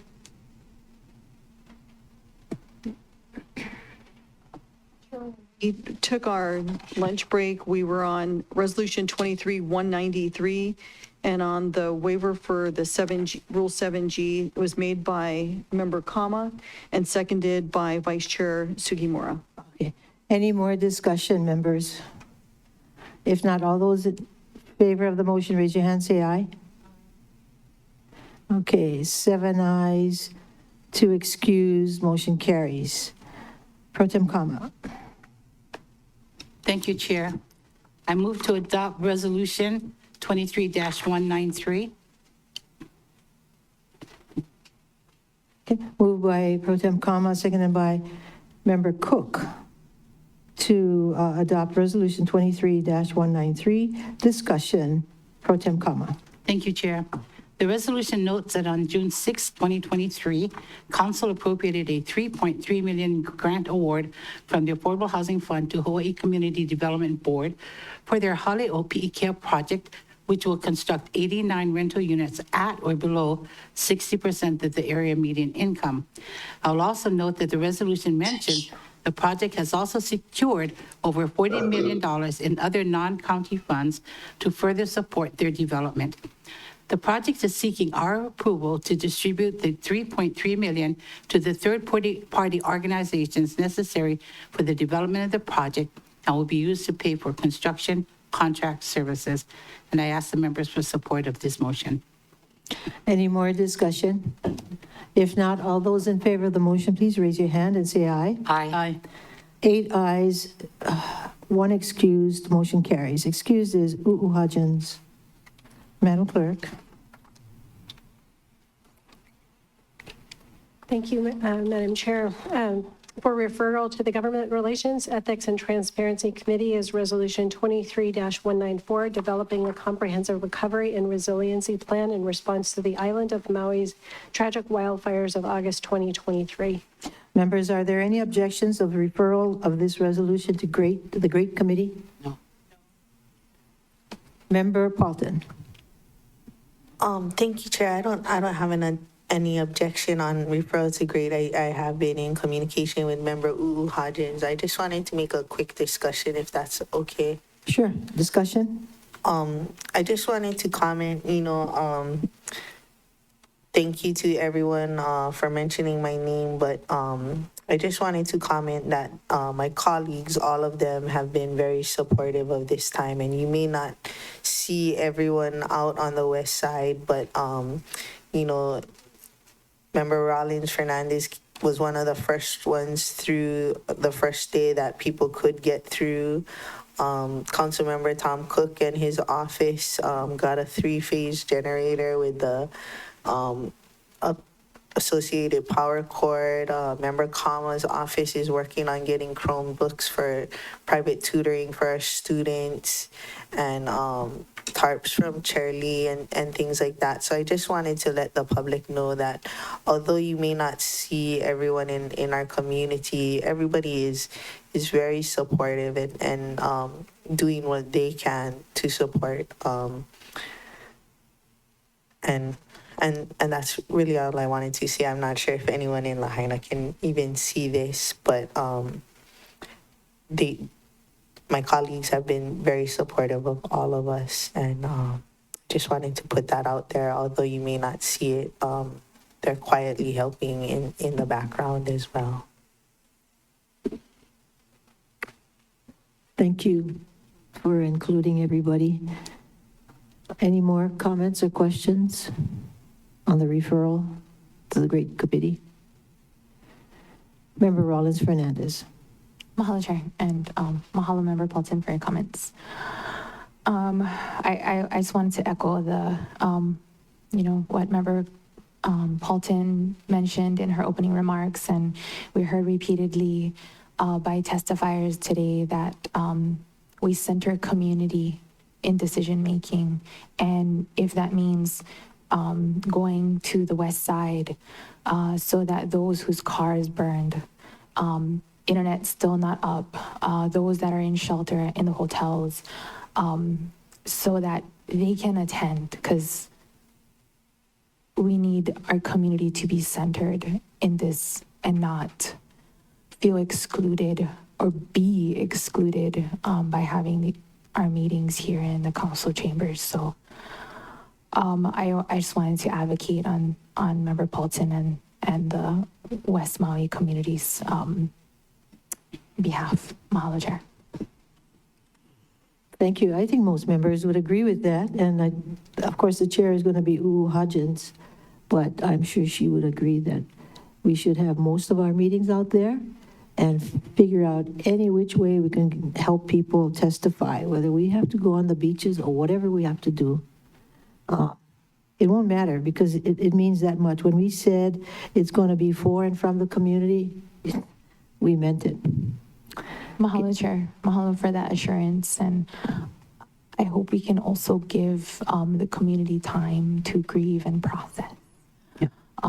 I know that it's been said many times that this will be a marathon, and there are components of it that are a sprint. But I just, we're still locating the remains of loved ones, and there's people who still haven't even made time and space to grieve. So I just wanted to ensure that we're also honoring that request. Mahalo, Chair. Member Sinensi. Mahalo, Chair, for my opportunity. I just wanted to add that it was nice to visit with the families that were affected yesterday with President Biden's visit and his wife Jill. I think the important message and a lot of state government officials and our county officials were there when they did hear the president say that he wants to move forward with the input of the Lahaina community. So I think everybody heard the president loud and clear. And so we're hopefully that we can go ahead and take his lead on that. Thank you. Mm-hmm. Yes, that's right. And then if I may add one last thing, from a practical point of view, we're the body that has actually the time to go and gather the information from the community, because the federal agencies, the state agencies, and even the administration is still very much preoccupied with search and recovery. So I think it's incumbent upon us to take the lead in getting the input from the community on what their priorities are. And the reason why it's important, even though it's difficult because they still are grieving and are hurt and are angry and frustrated and so forth, if we don't collect this information in an orderly and timely manner, then others may be making decisions for them. And so we will, with the information we collect, we will have information that is accurate and represents the community and can be confirmed. And it's going to be on the record. So when we say the community wants X, we know what we're saying and we can prove it. We can prove it. So it's important for us to proceed to get the information so that when the time comes and the money starts flowing from the federal government and the state government, that the money is spent in the right places. Pro Tem Kama. Thank you, Chair. I think in reference to what Member Rollins Fernandez had spoken about in terms of being sensitive to timing, that I would like to at least allow Member Paulton to determine when it's okay for us to go and how she plans it out with her community. So I just wanted to put that out there, that I would defer to Member Paulton the time and the place and the space. Thank you. Member Paulton? Thank you. I feel a little bit like the first days, where I had to go outside to communicate, and then I'm not communicating in real time with the people inside West Maui. I think at least another week or so before posting. But if we start out with some listening sessions, and perhaps the hotels will let us do their ballroom for one, maybe maybe Maui Prep would let us use their gymnasium, but a lot of folks lost their vehicles. Getting a shuttle up and running, I think, is one of the things that are in the works.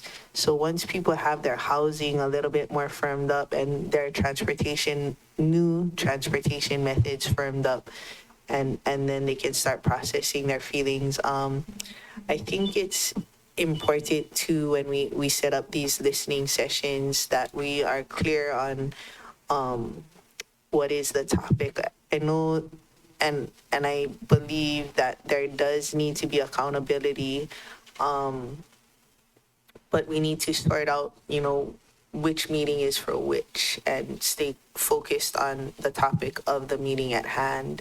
So if we're having a meeting on accountability, it's all about accountability. If we're having a meeting on moving forward through housing, it's all on that. And communicate that we're not just going to go out there one time for one issue. I think unless by some miracle everyone starts to get power and connection. But, while everything Laniapoko and south of there wasn't really affected by fire, I think those folks are still without power and connection. And so, while some people lost everything, some people didn't necessarily lose anything, but they're still struggling to connect with the outside world. And there's a lot of conspiracy and different rumors that go along with not having readily access to an unbiased source of information. When people have a vacuum of information, then everything becomes true or false, So hoping within the next week or two that we can have people more settled in where they are going to live, at least for like 6 months out. Transportation figured out, hopefully some sort of power system for those south of Laniapoko and south. But it's a different world inside there, and it's amazing to come outside here and it feels like everything is kind of normal, I'm on blue jeans and I can call wherever I stand, and all the stores are open and the gas station is open and the bank is still standing. Like, I asked someone to go pay my mortgage because my bank burned down and I lost my slip, So it's just those little things that we're kind of dealing with right now. I'm behind on my mortgage payment myself, because the bank burned down. And so like 1 or 2 more weeks,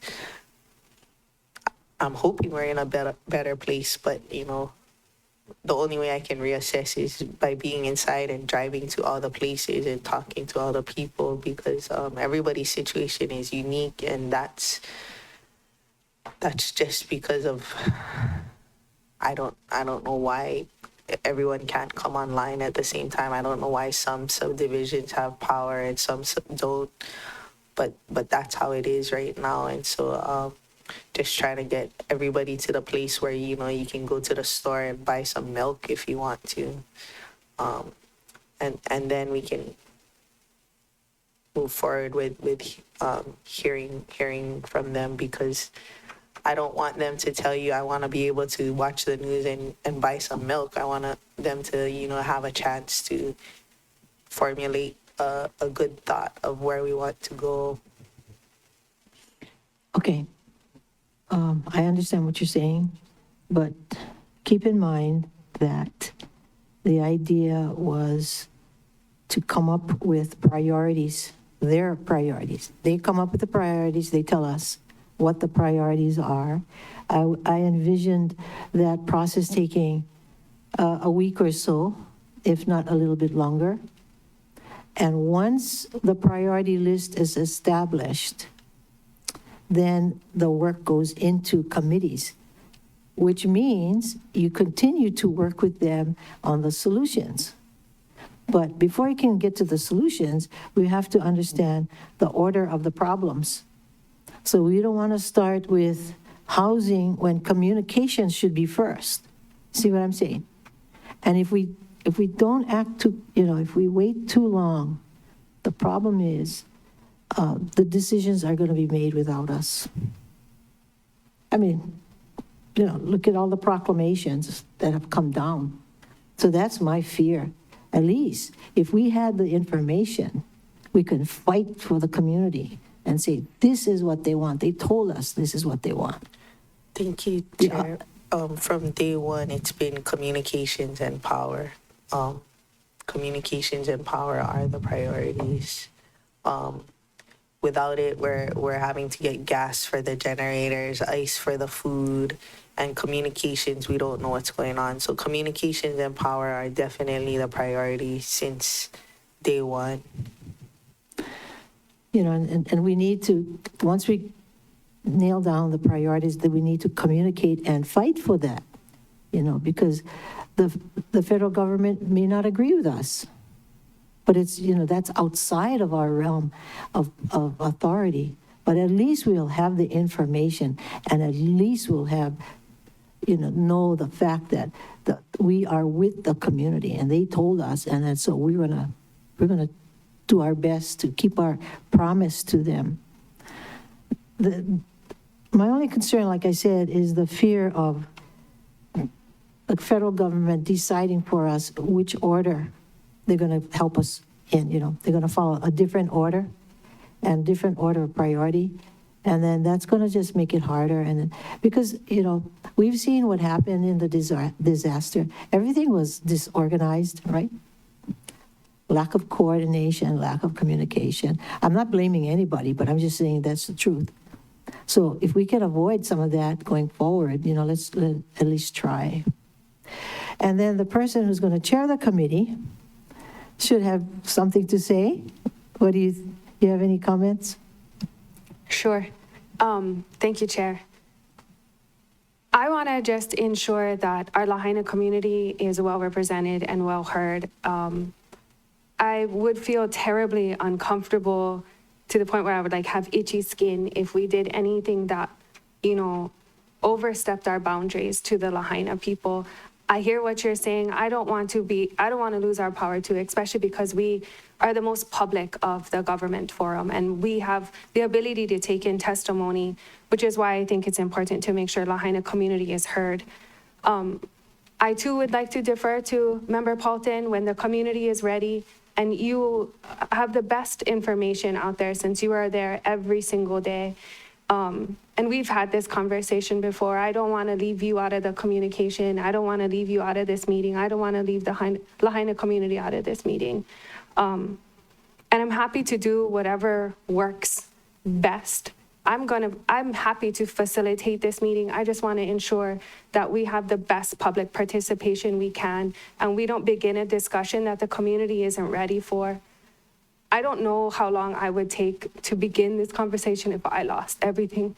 So I just want to be sensitive to that. Thank you, Chair. Thank you. Okay. So we are at the point of voting to refer this to committee, your committee. And it just so happens that the vice chair is Member Paulton. So it should be a good combination. All those in favor of the motion? Point of order. Chair. Oh, I'm sorry. Okay. Any objections? No objections. No objections. So ordered. Very good. Thank you. It's now in your hands. Madam Clerk?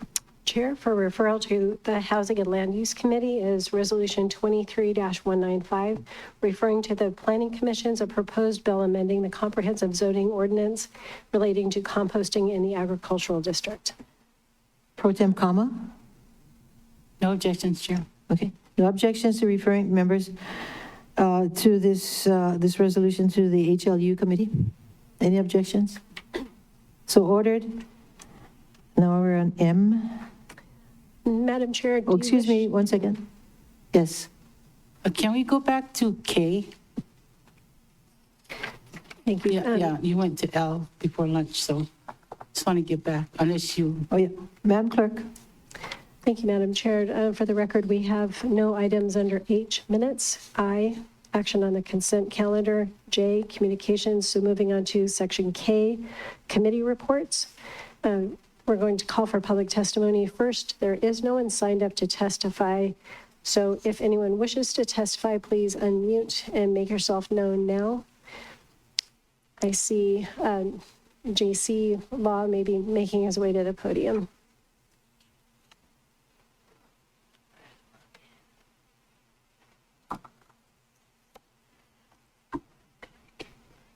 Okay, ready.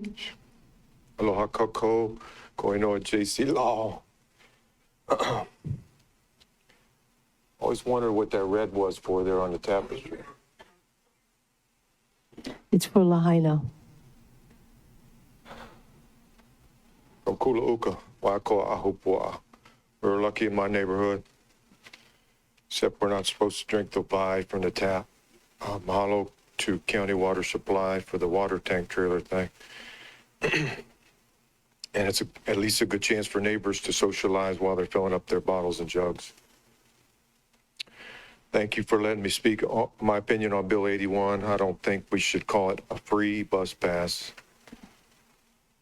but a no-charge bus pass because it's not free. The taxpayers still foot the bill.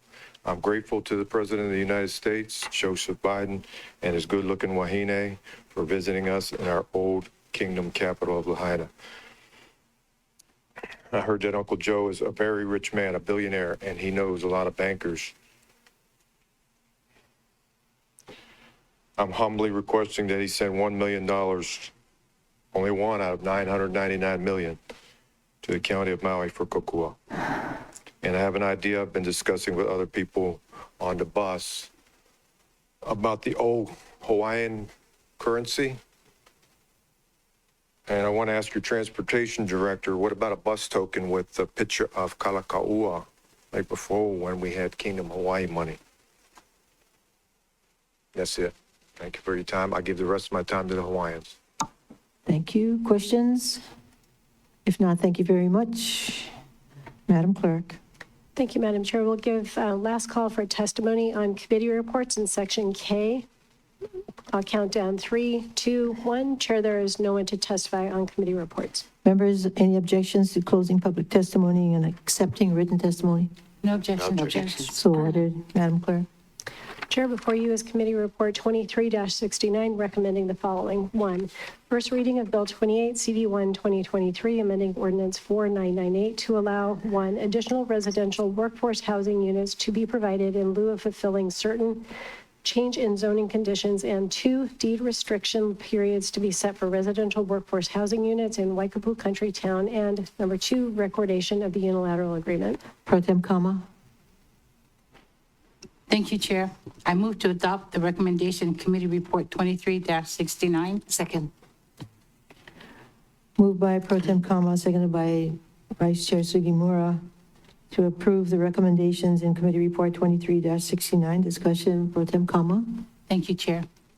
Your Housing and Land Use Committee, having met on May 30th, 2023, and June 27, 2023, recommended approval of Bill 28, 2023, which will amend Waikapu Country Town's change in zoning conditions to allow up to 150 additional residential workforce housing units to be provided in lieu of fulfilling certain change in zoning conditions, and the deed restriction periods for the residential workforce housing units to align with Chapter 2.96 of the Maui County Code.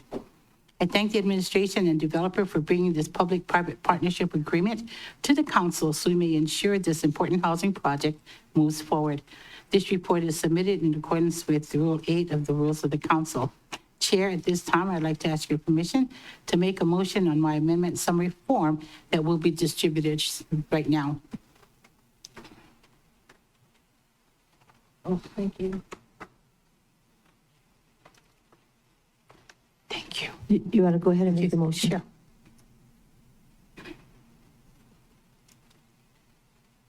I move to amend Bill 28, 2023, CD1, as indicated in the amendment summary form being distributed now. If I receive a second, I will explain why. Okay. Then moved by Member Kama, seconded by Vice Chair Sugimura, to make this amendment as per the amendment summary form. Discussion, Pro Tem Kama. Thank you, Chair. This amendment aligns the signed unilateral agreement with the conditions of zoning. Passing this bill as amended is needed for the Waikapu Country Town project to move forward with construction. Any more discussion, members?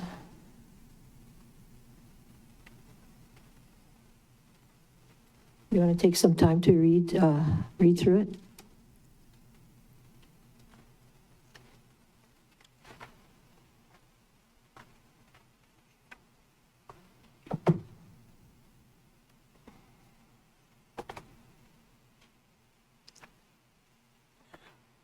Can I just clarify, all the changes are the underlined one, or those were already, some of them were already in there before?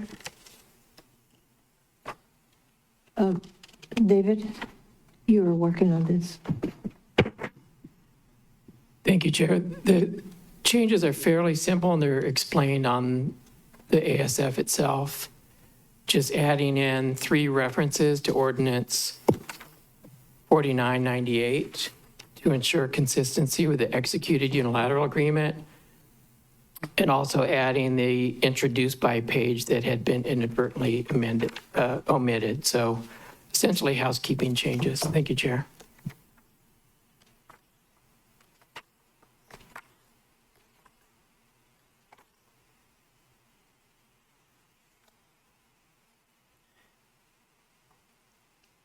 And we're already at the point where this amendment has been moved and seconded, right? Mm-hmm. Okay. We're just going to vote when you're ready.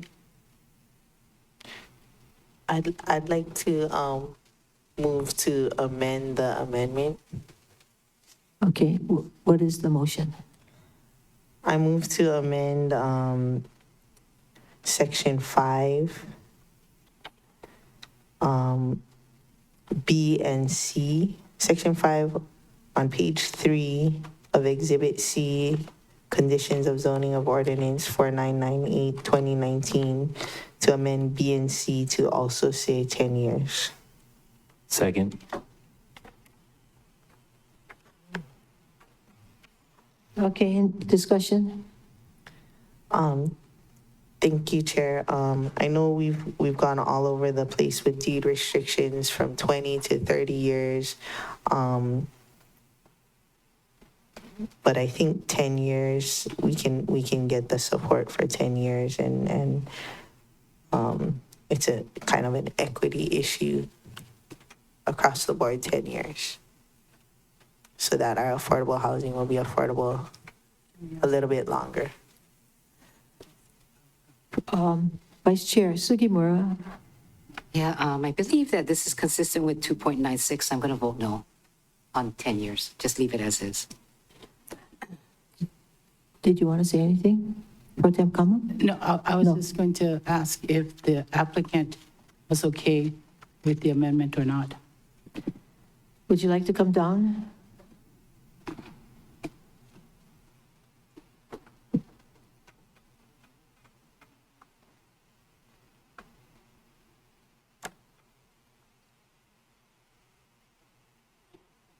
Could you identify yourself, please? Thank you, Chair. Jeff Uyoka, I'm the attorney for Waikapu Country Town. At this point, we really appreciate it if we could just stick with it as is. We will likely be coming back with the individual developers will be coming back for various things, and those matters could be addressed at that time. But right now, we just kind of want to finish this out, get it approved, and move forward. We'd appreciate it. Thank you. And I can tell you that our first affordable build out, this would all apply to the affordable homes only, is intended to be a LIHTC project, 60 years affordability. It'll be rental at 60% and below. That's the plan right now. We'd like to move all of this forward so we can lock things up with our LIHTC builder and they can move forward with their LIHTC application. Thank you very much. Anybody else? Discussion? Member Cook.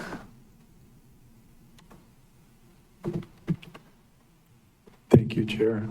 I'm supportive of leaving it as it is, and allowing this project to move forward without additional conditions or modifications at this time. It's been a very long haul, and we will see this project as different pieces come together. So I'd like to give this a big yes and move it forward as is. Thank you. Okay, anybody else? Member Johnson? Thank you, Chair. I think it makes fiscal sense to keep it 10 years across the board. We invest a lot of county funds into these homes, and a longer deed restriction would be more fiscally responsible. I know that word, we often say it around here, and that's why I think it would make sense to have a house being flipped after 5 years to mark. When we live on an island with limited resources, it doesn't make fiscal sense to me. Anybody else? Member Rollins Fernandez? Mahalo, Chair. A few meetings ago, Member Kama shared her concern or objection to those that fall into below moderate income, those that have less, having to have more restrictions than those that fall into the higher income brackets. And I agreed with that argument. And so, as Member Paulton pointed out, this being an equity issue, I support the motion on the floor. Mahalo, Chair. Thank you. Member Sinensi, did you want to say something? I can be supportive, Chair. Thank you. Okay. Just for your info, Member Hodgins? Sure. Thanks, Chair. I recall having this exact discussion or something very similar during our HLU committee, and my sentiments haven't changed, where I don't disagree that we do need to increase deed restrictions, but it should be done at the 2.96 code, and so that we have a consistent application to all the deed restrictions, and so we're not doing project by project decision making. And if we have one project that's approved today, and let's say we have another one that's approved tomorrow or next week or whatever, and we don't make the same changes, if I bought in this project and somebody else didn't have the applicable changes, I think I might be a little bit upset. But I know this is such a big, broad discussion, and I'm happy to vet that conversation when we address 2.96. I won't be supporting this. Thank you, Chair. And I agree with you. Everybody ready for the vote? Roll call. Councilmember Pro Tempore Tasha Kama? No. Vice Chair Sugimura? No. Councilmember Fulton? Aye. Councilmember Johnson? Aye. Councilmember Rollins Fernandez? Aye. Councilmember Cook? No. Councilmember Hodgins? No. Councilmember Sinensi? Aye. Council Chair Lee? No. Chair, there are 4 ayes, 5 noes. Motion fails. Okay, back to the other motion. The main motion as amended. This is the amendment first. Oh, the ASF first, okay. Roll call. Councilmember Pro Tempore Tasha Kama? Yes. Vice Chair Sugimura? Yes. Councilmember Paulton? Aye. Councilmember Johnson? Aye. Councilmember Rollins Fernandez? Aye. Councilmember Cook? Aye. Councilmember Hodgins? Yes. Councilmember Sinensi? Aye. Council Chair Lee? Aye. Chair, there are 9 ayes. Motion carries. Thank you, members. The main motion, Member Rollins Fernandez. Mahalo, Chair. I supported the motion on the floor to amend the main motion for the obvious reasons, but I will be voting against the main motion as amended. Mahalo, Chair. Anybody else? Main motion as amended. Roll call. Councilmember Pro Tempore Tasha Kama? Yes. Vice Chair Sugimura? Yes. Councilmember Paulton? Aye. Councilmember Johnson? Aye. Councilmember Rollins Fernandez? No. Councilmember Cook? Aye. Councilmember Hodgins? Yes. Councilmember Sinensi? Aye. Council Chair Lee? Aye. Chair, there are 8 ayes, 1 no. Motion carries. Madam Clerk? Thank you, Chair. Before you is Committee Report 23-70, recommending first reading of Bill 29, 2023, amending the Waikapu Country Towns Controlling Plan to allow for educational uses in the residential district to accommodate the potential expanded school site in Waikapu Country Town. Pro Tem Kama. I move to adopt the recommendations in Committee Report 23-70. Second. Moved by Pro Tem Kama, seconded by Vice Chair Sugimura. To approve the recommendations in Committee Report 23-70, discussion, Pro Tem Kama. Thank you, Chair. Your Housing and Land Use Committee, having met on May 30th, 2023 and June 27, 2023, recommended approval of Bill 29, 2023, which will amend Waikapu Country Towns Controlling Plan to accommodate a potentially expanded school site. The Department of Education and Department of Planning expressed their support for this bill because the school site was previously planned in a different housing project that is no longer viable. By passing Bill 29 today, the council is doing our part to ensure our keiki have adequate school facilities in the future. This report is submitted in accordance with Rule 8 of the Rules of the Council, and I ask for our members' support. Any more discussion? All those in favor of the motion, raise your hand, say aye. Aye. Aye. 9 ayes, 0 noes, motion carries. Madam Clerk? Thank you, Madam Chair. Moving on to Section M, ordinances. So individuals at this time may testify on the bill section listed in Section M of the agenda. Chair, currently we just have one testifier, Rob Cole, testifying on Bill 80.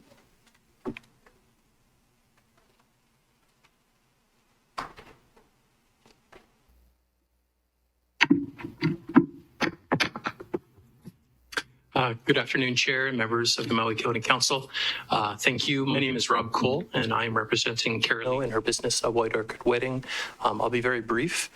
Today, you heard a few testifiers, and we actually tried to pull as many back once we realized it was going to be a referring day for the bill rather than a hearing day. We did also see a person from the public, Mr. Pierce, submit a bill of opposition. And just because it might change before it comes back to you, I just wanted to give you a brief recap. Is Carolee, myself, and Carolee's council have been meeting with Mr. Pierce to form what we call a good neighbor agreement.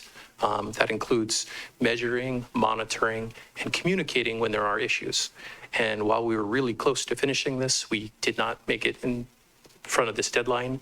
And we were given a little bit of ambiguity into whether the council could or would act upon Bill 80 today. And I think for those reasons, Mr. Pierce was kind of forced to submit that letter of opposition. What I would like to say is, we are continuing to work with them, and we hope to finalize our good neighbor agreement and have that letter of opposition retracted by the time we get to your committee, Councilmember Kama. Other than that, I want to thank you all for your swift action, for putting us on so quickly after transmittal from the planning department. And thank you all for all the hard work you've done today and over the last couple of weeks. Thank you. Members, any questions? Member Sinensi. Thank you, Chair. Hello, Mr. Cole. Is Ms. Higashino okay with some of the conditions that were set forth by the Planning Commission? Yes, we have a what I call almost like a mirror bill, a state special permit, subject to, I believe, 13 conditions. And the Planning Commission recommended the same conditions to the council here for the conditional use permit. And at this time, we have no recommendations for alterations of those conditions. When we get to the land use section, we may weigh whether there's some very minor things we can do to make the project better, or perhaps the project faster. Although, we're at this point, we don't have anything solid. Okay, thank you. Thank you, Chair. Any more discussion? Or questions, rather? Thank you. Thank you. Okay. All right. Where were we? You made a motion? No, we're on testimony, and Mr. Cole was the only person remaining to testify on the ordinances in Section M, so we'll give last call. There is anyone else wishing to testify on the ordinances in Section M, please unmute and make yourself known. Giving last call. Countdown 3, 2, 1. Chair, there is no one else to testify. Any objections to closing public testimony, accepting written testimony? No objection. So ordered, Madam Clerk. Chair, for referral to your Budget, Finance, and Economic Development Committee is Bill 78, 2023, a bill for an ordinance to establish a new Chapter 3.50 Maui County Code, creating an Immigrant Services Division, United States Passport Application Acceptance Facility Revolving Fund. Okay. Any objections to the referral? No objections, so ordered. Next. Chair, before you is Bill 79, 2023, a bill for an ordinance authorizing the mayor of the County of Maui to enter into an intergovernmental agreement with the Department of Transportation, State of Hawaii. Member Cook.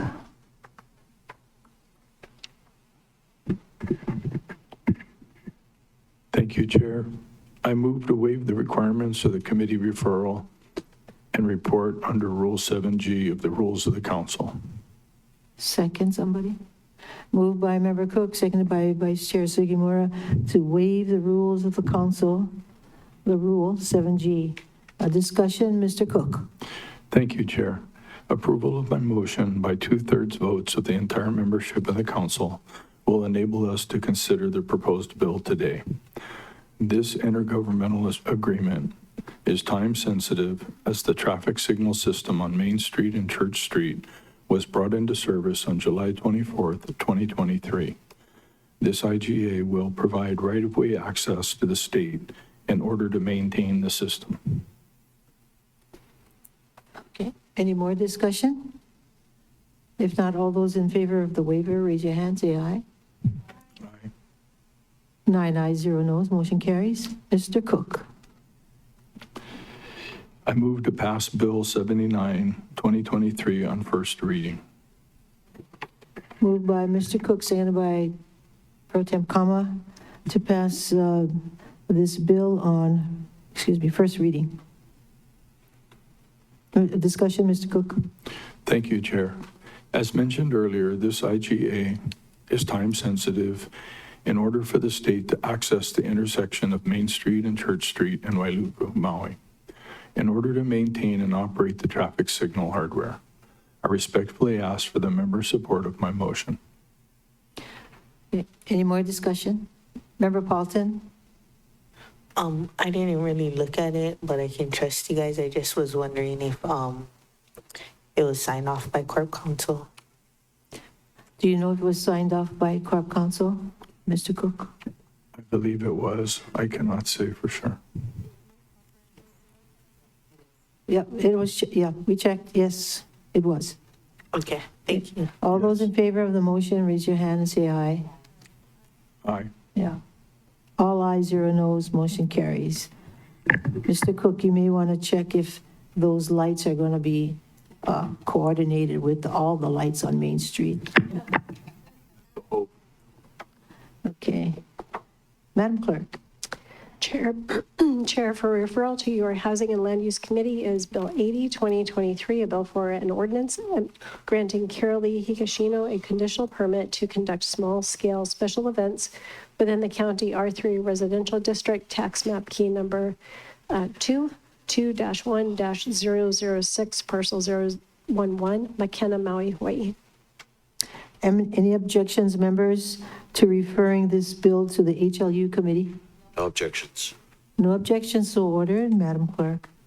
Chair, before you is Bill 81, 2023, a bill for an ordinance amending Chapter 11.03 Maui County Code establishing a free bus pass program.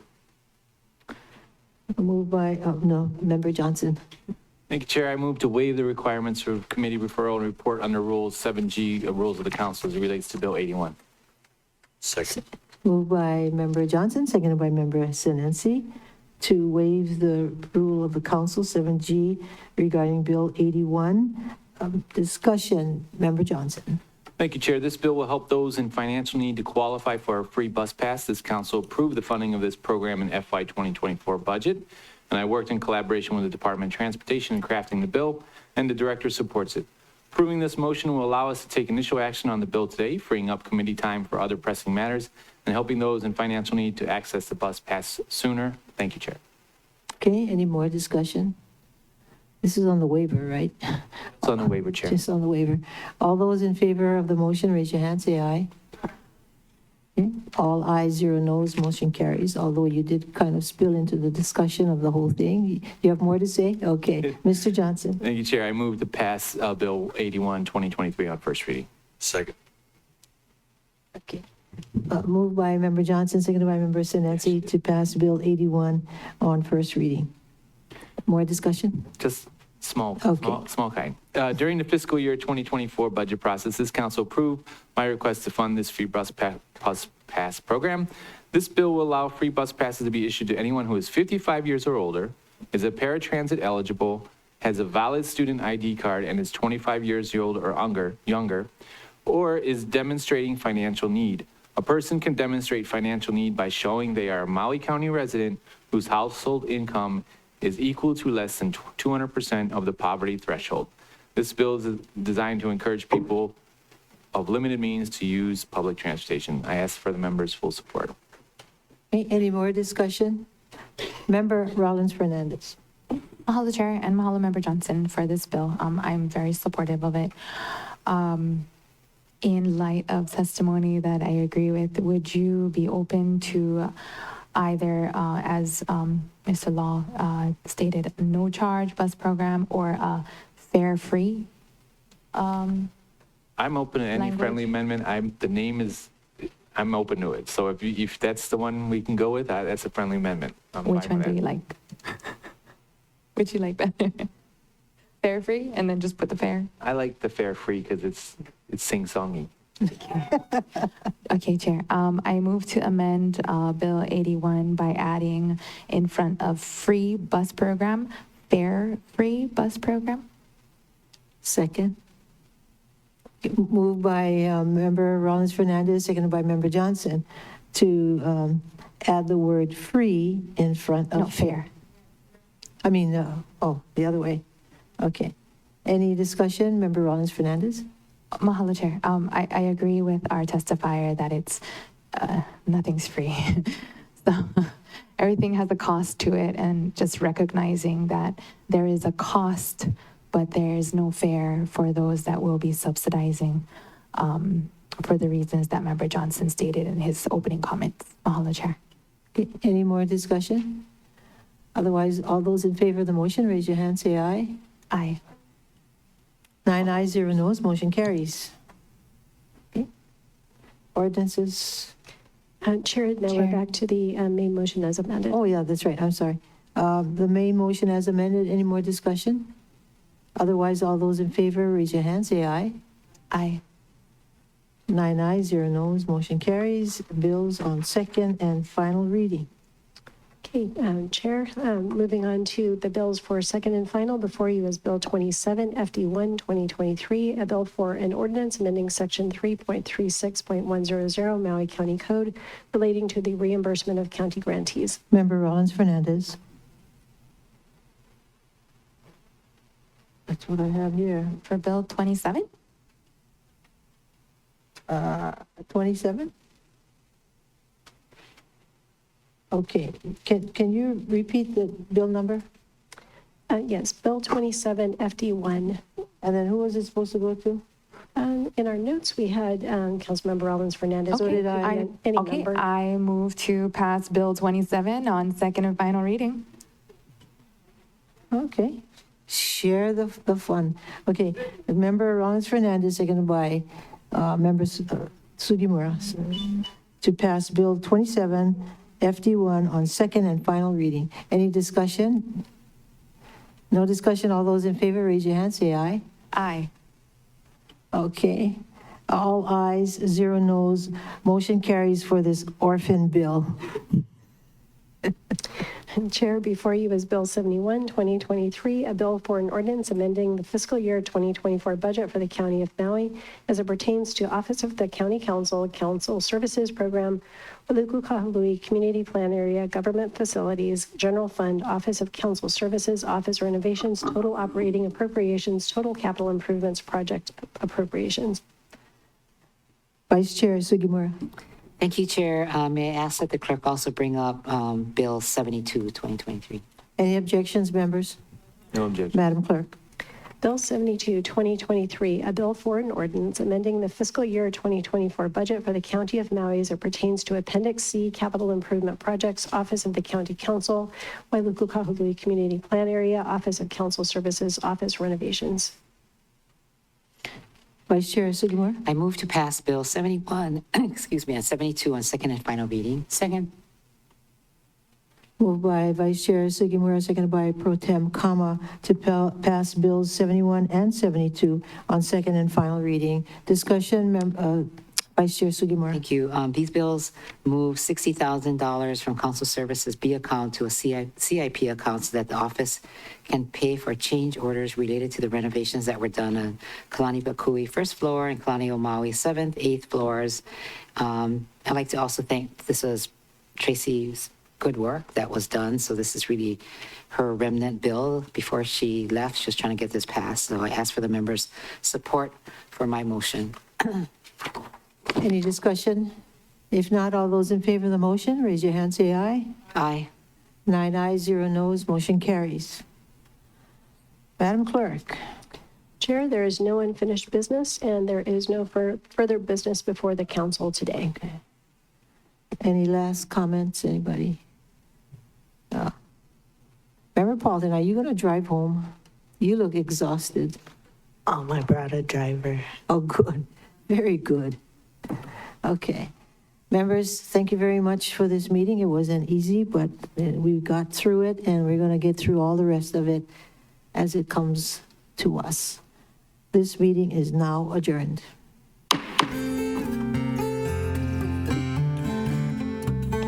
Recording has stopped.